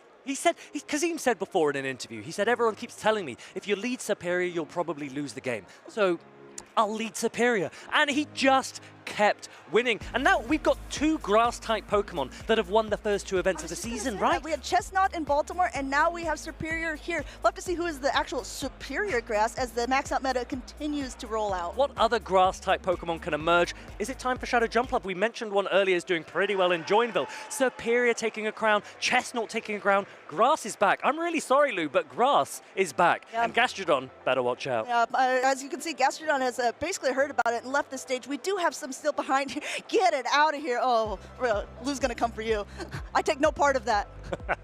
No, Gastrodon didn't have the display that it wanted to here this weekend. There were no Pangoro either, sorry to say. But Kazim, that's Superior, and wow, the Galarian Moltres as well. Tonton really pushed for his Galarian Moltres. He really wanted to punish the Superior, but he kept getting it aligned to Dugong, to Dunsparce. It wasn't his day today. Kazim takes the crown. Yeah, there were just too many counters for it. Let's go ahead and take a look at actually the final standings, right? How these trainers had to go about their day. Kazim taking that #1 spot, Tonton Batus right behind him, but we can't forget about all these heavy-hitting names who did so well in this tournament. In third place, we had Nickname, we have a Mind Joke, Javier Zweilis, 23 EJB, and Oregu. There was look at the diversity of Pokemon here, but one that is really standing out to me. We talked about Clodsire so much, but it really is that Dunsparce. There are so many Dunsparce here in the top 8. There are lots of Clodsire too, but honestly, I feel like Clodsire a lot of the time was bench pressure for most of the games. I think so, and one fun thing that I've noticed about the Clodsires is a lot of them here in Dortmund were running Sludge Bomb instead of Stone Edge. So, I mean, could this potentially be because of the coverage that it has over the Azumarill? Because I mean, if you look at that winning team, the Galarian Moltres definitely would fear that Stone Edge more than it would fear a Sludge Bomb. We'll have to see how the meta continues to shake out. Look at this, right? There's a Dugong and a Galarian Moltres that you just mentioned, right? Stone Edge is super effective. Kazim recognized, he goes, well, hold on a minute. If there is a meta shift to Sludge Bomb, now is the time to play slightly weak to Rock. And going into future tournaments, players will need to think about this. They will need to anticipate what is coming up next. What are the players looking to do? And so many of these players play in practice tournaments, they scrim, they play in the Go Battle League as well, and you have to get the timing right. What I absolutely also also love is if you continue to look at these teams, they're so different. There were so many different Pokemon that have been chosen to be used here in Dortmund. I think I counted 21 different Pokemon used in day 2 usage alone from all the competitors, not even just the top 8. And we've spoken about Malamar, we've spoken about Shadow Drapion, but the dark type of choice. There are only 2, right? Only 2 in the top 8, but they are the top 2. And I think if you need a reminder, it was also the top 3 in Baltimore. So I don't know. We'll have to see how Joinsville ended up doing with this. But if you think about it, there's going to be so many more Galarian Moltres potentially in future tournaments. But let's go ahead and talk about the rollout Pokemon here, Dunsparce. It was everywhere. It's in that safe swap position. Do you think we're going to see more fighting type Pokemon rise up to counter these Dunsparce, to counter the Dugongs? I think players are really going to have to think, how do I deal with a Dunsparce? I can understand. You might not want to run a fighting type Pokemon. They don't have a great matchup into Clodsire. And as you can see here, there are another 3 Cresselia in the top 4, exactly the same as there was in Baltimore. So fighting type Pokemon, they're not necessarily easy to bring. But if that Dunsparce is free, then honestly, it put in so much work. I'm going to be going home and there'll be Dunsparce following me, and I don't feel safe, Amanda. Or will you not feel safe because if they're following you? I would be a little bit worried. Yeah, but I have nothing to counter swap into them. That is the problem. That Galarian Moltres really, really struggled. You have such an immense Phoenix Pokemon, and then this little Dunsparce comes along and goes, no, I will win. And let me tell you, it definitely has won this entire tournament. Look at all these different people who have been running Dunsparce. I see it basically almost as often as I'm seeing the Clodsire. That is right. Now, let's remember that actually, I've just noticed that Kazim had a Superior on his team as well. I don't think that's shown on the graphic, so just bear in mind that it should be a Superior instead of the Cresselia there. That was the Grass-type coverage that he opted for, and that Superior put in so much work. There isn't many other Grass-type options in that top 4. We see a couple of Chestnut, we see a Superior down there for Z's Wireless. He couldn't make it work this time, but there were so many immense displays from all of these immense players. I'm really excited to see how this meta continues to develop. But again, talking with Javier a little bit earlier, you saw how his team was very different to a lot of the teams that were being performed here, but were quite similar to things that were shown in the LATAM region. Things that you also chose to run when you were in Baltimore, the Toxapex, the Diggersby. I mean, there was a Chestnut on his team as well. I think it just goes to show, if you have a certain playstyle or Pokemon that you want to use, try to find a team around this. You don't always have to be using the Clodsire Shadow Feraligatr if you don't want to. If that's not your playstyle, don't go for it. So many different playstyles from all of these different players. Kazim was actually a player that I highlighted yesterday. I said, you know what, I think he could do really well, but I didn't want to pick him for my fantasy pick because I said I don't want to add the pressure. I think he will go without that pressure. He'll go a lot better. So I didn't pick him, but I feel like I really should have because none of us were correct here. All of our picks did so incredibly well, but Kazim took the title. Kazim ended up being the one who got it all. Martine, out of the caster fantasy draft, did end up getting first of us because Z's Wireless and Javier did make it on to day 2. You did have 23 EJB on your side, who also made it on to day 2, was knocked out a little bit earlier on. So many big players that will be looking at this meta. They'll be looking at these results and they'll be thinking, I want to see my name up there. I want to see my face on all of these graphics. I want those titles for myself. And if you're watching from any other regions as well, you can take inspiration from what these Europeans have cooked up, and I want to see what kinds of teams you guys come up with. Speaking of the teams and the Pokemon that they cooked up, let's go ahead and take a look at the day 1 usage, because it's very interesting to see how these 100 different trainers chose to be pulling the different Pokemon from the different regions. Look, we had a Clodsire at 77% of day number 1. Dunsparce right behind it in usage, which is huge. There was actually quite a different... Go ahead, take a screenshot, guys, because this was day 1. This was the total amount of all of the people who participated in Dortmund, but this looks nothing like the day 2 usage. And Amanda, we have spoken so much about Clodsire, about Dunsparce, about Superior, about the dark flying type Pokemon Mandibuzz and Galarian Moltres, but there's one Pokemon that also featured twice in that top 2, and that is Shadow Feraligatr, and it cannot go unsaid how strong this crocodile Pokemon was. It put out so much pressure, even when its attacks were resisted. It's there in the day 1 usage, it's here in the day 2 usage, and it dominated in Dortmund this weekend. It looked like a lot of these Pokemon kind of stayed in similar placements, especially that Clodsire and the Dunsparce. Look at this, actually 75% for both of them from the day 2 competitors,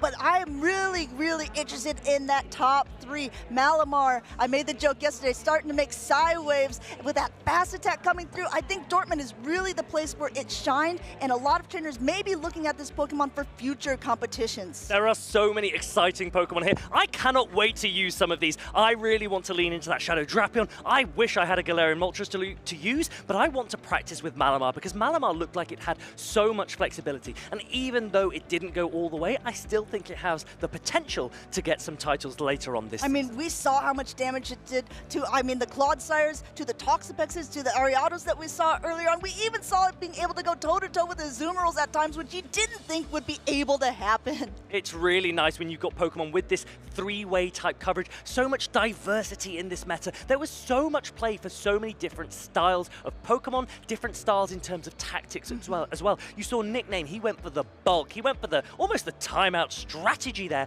And then these other players, we've got the Dugong with the Icy Wind, the debuff. Other players with the really fast, hard-hitting Shadow Drapion, Shadow Feraligatr, Shadow Machamp. Honestly, there is so much potential for so many players here in this meta. If you look at these Pokemon, it's also kind of what you said. If he was going for that timeout strategy, it's because he has a lot of bulky Pokemon. There is actually a lot of mixture here between bulky Pokemon, kind of frailer Pokemon, and like you said, those spammy attacks. So I think it's learning the combination that you want to use in your team of 6 that will make you the viable trainer for the next competitions. Chat, I want to know, which Pokemon do you think could rise up as a result of this meta? There are so many core-breaking options out there. The more Pokemon that get released into the game, the more opportunity there is to catch players out. We used to see Pokemon like Skeledirge. That didn't even get a nerf, and yet it's completely gone. But there might be a time for those types of Pokemon to come back. Now, you made a good point earlier where it's like, if grass is back, does this invite new Pokemon into the meta in that form as well? Because if there is more grass, we may see more Galarian Moltres. We may see more of that Mandibuzz again. And we may see some Jumpluff, because Jumpluff actually does great against other types of grass-type Pokemon. So, I mean, if you open the door a little bit, I think some Pokemon are just going to shove it widely open and be like, okay, it's my turn to walk through. There is one type that very famously resists poison, resists rock, resists grass, and we've not seen many of it this weekend. That is Steel. Are there any Steel options that can come back? I know that Martine says that my favorite Pokemon is Skarmory. I don't know if it's the time for Skarmory to come back, but there are other options that I would love to see emerge. But again, if Steel comes back, does it bring in more fighting type Pokemon? And when Shadow Machamp, we have seen it quite a bit in Baltimore, here in Dortmund as well. Not so many fighters, but it does definitely still have a place, and they really went to town when they, when they did. I'm going to give you a little clue, right, for the next event. Pay attention. Well done for staying in tune, right? Because I've got some information. Normal Alolan Sandslash, right?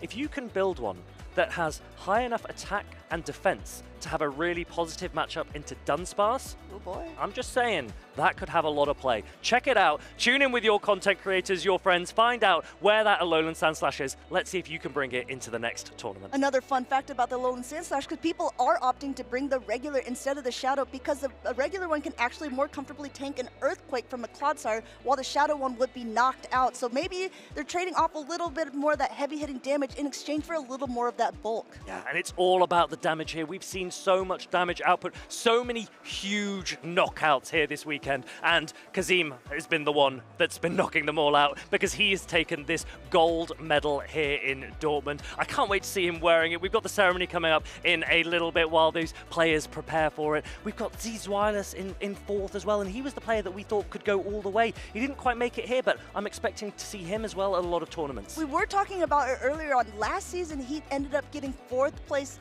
as well, so it's kind of funny. Is that apparently that's my cap here in Dortmund, but I definitely don't think it's going to be the cap for him for the season. Dortmund has started to make its own name. It looked like it was starting out pretty similar to the first regional event in the U.S., but then it took a completely different path. It's one of those choose your own adventure books, where you're like, now you're on page this. Do you want to go here, or would you like to go there? Where would you like to go next, Amanda? That's what I want to know. Where will we see you next? I would like to go to the award ceremony, but I'm not sure if it's ready yet. I think we all would like to go to the awards ceremony so that we can cheer for these players that we've been cheering on all weekend. Your support has been incredible. Continue to let us know in the chat, on socials as well. Remember to use #PlayPokemon. What were your favorite moments from this weekend? What were your favorite plays, your favorite catches? What were your favorite tactical decisions? Remember to post. We want to show you. We've shown so many social posts already. We want to show more. And we really love the engagement that we've been having with everyone. We've been getting some nice comments, a lot of actual Gastrodon supporters. Realistically in the chat, guys, you can let us know using that #PlayPokemon. Do you think that we'll see more Gastrodon in the future since it did get these buffs? Or is it just the reemergence of grass too scary for this slug? Gastrodon does have a pretty good matchup into Dunsparce. I don't know. There will be like ebbs and flows of this meta, and these players have predicted them perfectly here in Dortmund. They have won so many games to get to where they have. Kazim, obviously, with the most wins, but I think it's time that we give them their real round of applause. All right, let's go ahead. We'll kick it over to the stage for the final award ceremony. Take it away, Inadequates. The first European Regional Championship of the season with a shorter switch clock, a new meta, new Pokemon, and new champions. It has been a great show, and I'm hoping you've been enjoying it as much as we have, with so much more to come. But first, we are going to crown our top 3 champions of this tournament. In the 3rd place, we have a player bringing a Pokemon we thought we wouldn't see as much anymore, the Quagsire with its derpy and funny face. It was there to steal the show for him and eventually made it all the way to the losers finals. He hasn't won a championship since the 2022 season, but he got this far again. He's back in action. Give a big round of applause for your 3rd place finalist, Nickname!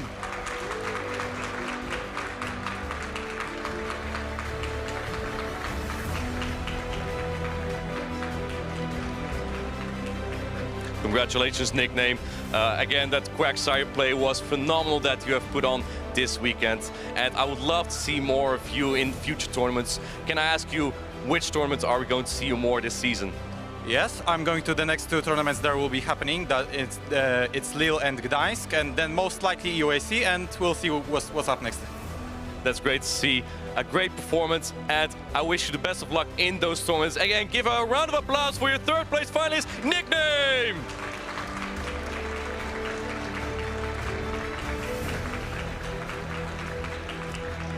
Your 2nd place finalist is someone who can make any Pokemon work. He has won the EUIC 23 championship with a Shadow Charizard, with his Shadow Dragonair, and then in Gdańsk he was the runner-up with a Sea King. Who would have thought if you can make that work, you can make anything work? And this time he also brought a Quagsire, he brought a Galarian Moltres. Give a big round of applause for your finalist. It is Toltomatus!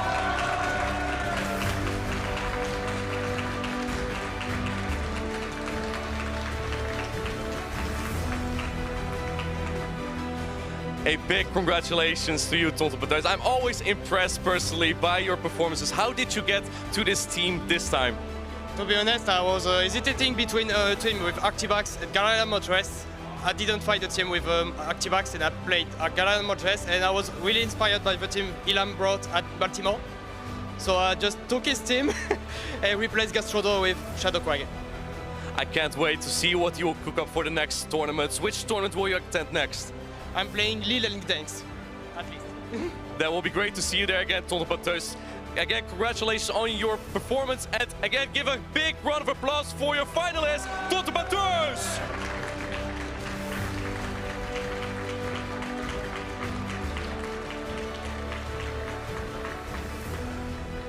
And then the player who has taken it all, our grand champion, has never made it to a top 8 before, never made it to day 2, never made it to a top cut. And then the Whimsicott warrior, he dropped the Whimsicott. It was not the meta for it, he said. And as soon as he dropped the Whimsicott, he dropped his chains and he unleashed his full power. Give a big round of applause for your grand champion. It is Kazim!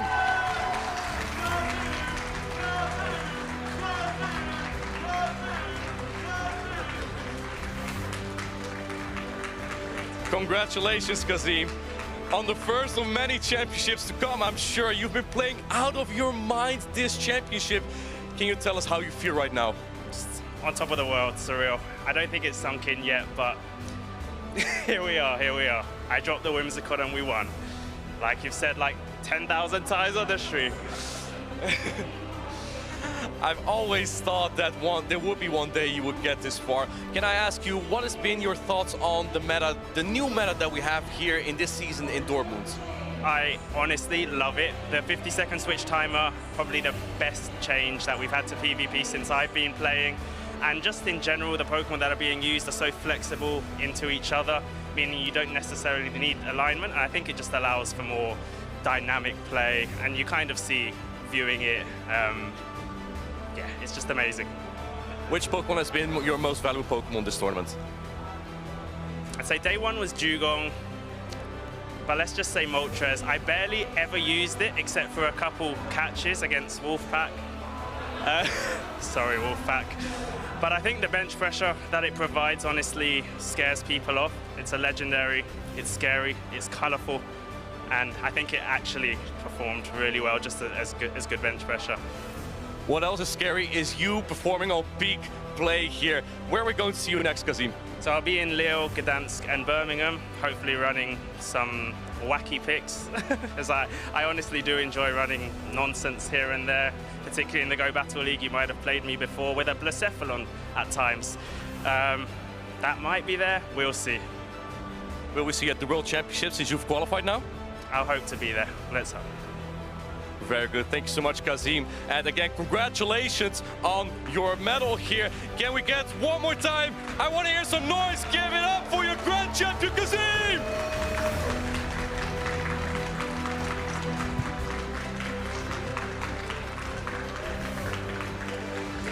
I hope you've been having as much fun as we have and the competitors have in this brand new season here. But don't go anywhere just yet. We're going to show you some highlights of day 2 and close it up with you. So stay tuned, we'll be back right with you.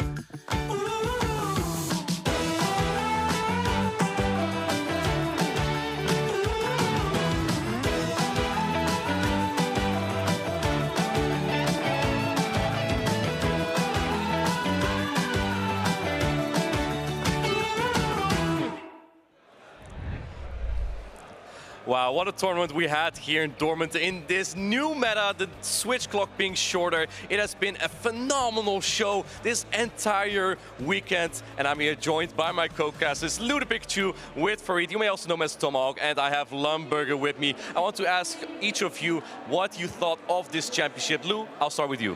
Honestly, this opening to the maxed out meta in the European side of things has been phenomenal. I've been so inspired by so many Pokemon plays. I know there were some Gastrodons out there and they did finish in the top 16, but for me, it's really been about that creativity. Seeing things like Superior come through and the Talonflame come through, these more rogue choices, it's just so spicy. I love it. And what about you, Farid? I really like how well Kazim played. We mentioned it on stream, the number of times that players try to catch against him, and he's just like, no, no, no, no, I do not fall for that. And it's those types of high-level plays that, I mean, they pay off, right? I mean, I can't stop grinning from ear to ear. This has been such a fun tournament, not only from the Pokemon, but from all the different players. Tauntaun said it to you earlier, Lou, like he said, I'm back. And I think that that is so cool. A Mind Joke was also another person who said, I'm back, I'm finally good in this meta. So I think throughout the season, we're gonna see not only new names like Kazim really rise to the top, but some of the people who have been tried and true within this circuit really start to shine once again. The old heroes are rising up again, indeed, and you love to see it with also new champions rising up in Kazim. And now that we have our first champion, we can actually fill in the champions schedule already, the spot that we have here for Dortmund. If we take a look at the schedule here, we have Kazim as our Dortmund regional champion, and we have many more to come in Lille, Gdansk, Stuttgart, Birmingham, and Stockholm, Sevilla, Utrecht, and Bologna. If these are nearby you, maybe you want to try out and compete there. Perhaps you could be our next champion. So yeah, speaking of all these tournaments coming up, let's take a look again at the regional schedule with the tournaments all coming up again in all these phenomenal places with many competitors to come. So we've got Lille coming up next month in France. Tonton definitely will be back there trying to get that first place rather than second. We're then off to Gdansk before the Latin America International Championships in Sao Paulo, Brazil. We return to Germany, to Stuttgart, and that closes out the 2025 calendar year. But that's not where it actually ends, because if you counted earlier, there are 8 regional competitions and 3 international championships that these players can be playing in, that you can be playing in if you want to. Kazim has already secured his auto invite for Worlds, but that means there's so many more positions that are going to be available in this upcoming season. And all of these players are here with one goal in mind. It is Anaheim, California at the end of the season. They want to be there, we want to be there, and we want you to be there too. And Kazim is definitely going to be here because the champion of a regional has the auto qualification to qualify for the World Championships. And on top of that, you can also qualify through championship points. Now, that's not the only action we have this week on the Twitch channel. We also have more Pokemon action. Let's take a look at the Twitch schedule of the show that we have here. This really does make things so inclusive for all Pokemon fans. October is just around the corner, so Pokeween thrills and chills will be coming your way. I mean, it's hard to be scared of the adorable little Pikachu pumpkin there as well, but some great viewing on Tuesday. On Wednesday, you can take a blast from the past. These international championships from 2023, LAIC and the OCIC, one of my favorite events back in the day. Rounding it up on Thursday with some Pokemon Diamond and Pearl Sinnoh League victors. Yeah, exactly. And that's a lot of action that we have here on the Pokemon channel. Make sure to tune in, make sure to follow the channels. But that's not the only action we're gonna have. Next weekend, we have another championship. We have a championship in North America that is going to be in Louisville. So super exciting to see that as well, how the North America Championship will develop based on what we've seen this weekend. As you see here in Louisville, gonna be a great time on this channel. Sorry, it's gonna be in 2 weekends, by the way. But regardless, make sure to follow this channel. And yeah, in Louisville, we'll start again in North America. And then we're having another event the week after that's going to be in Lille in Europe, also on this channel. Make sure that you check it out. And if you live close by, why not take a moment to check it out? I mean, already from the beginning of the season, we've only had 2 tournaments where we've seen the max out meta sort of grow and evolve. It will be really interesting to see what Pokemon trainers are choosing to bring down to Louisville or also to Lille. I mean, a double L iteration, you're already seeing that Gastrodon is Lou is petitioning for it.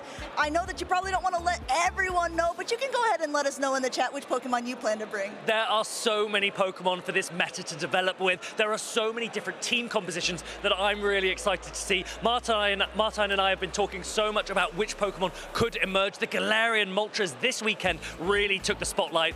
What's going to be next? Gastrodon is coming back, I'm telling you now.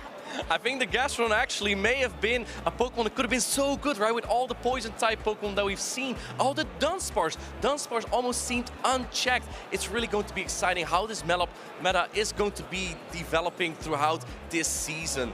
So yeah, if you want to see more of this action, make sure that you follow us on all the channels and that you use #PlayPokemon to share your thoughts with us. We would love to hear what you thought of the tournament, which tournaments you're going, what you would like to see. Indeed, Amanda, as you can see there on X, on YouTube, on Facebook, and on Instagram. We'd love to hear from you. And if you happen to miss any of the action, that'd be unfortunate. But luckily, if you follow us on Twitch and YouTube, you can see all the action back, you can see us back. We'd love to see you back as well. And again, make sure to share your thoughts with us because we'd love to see all of that.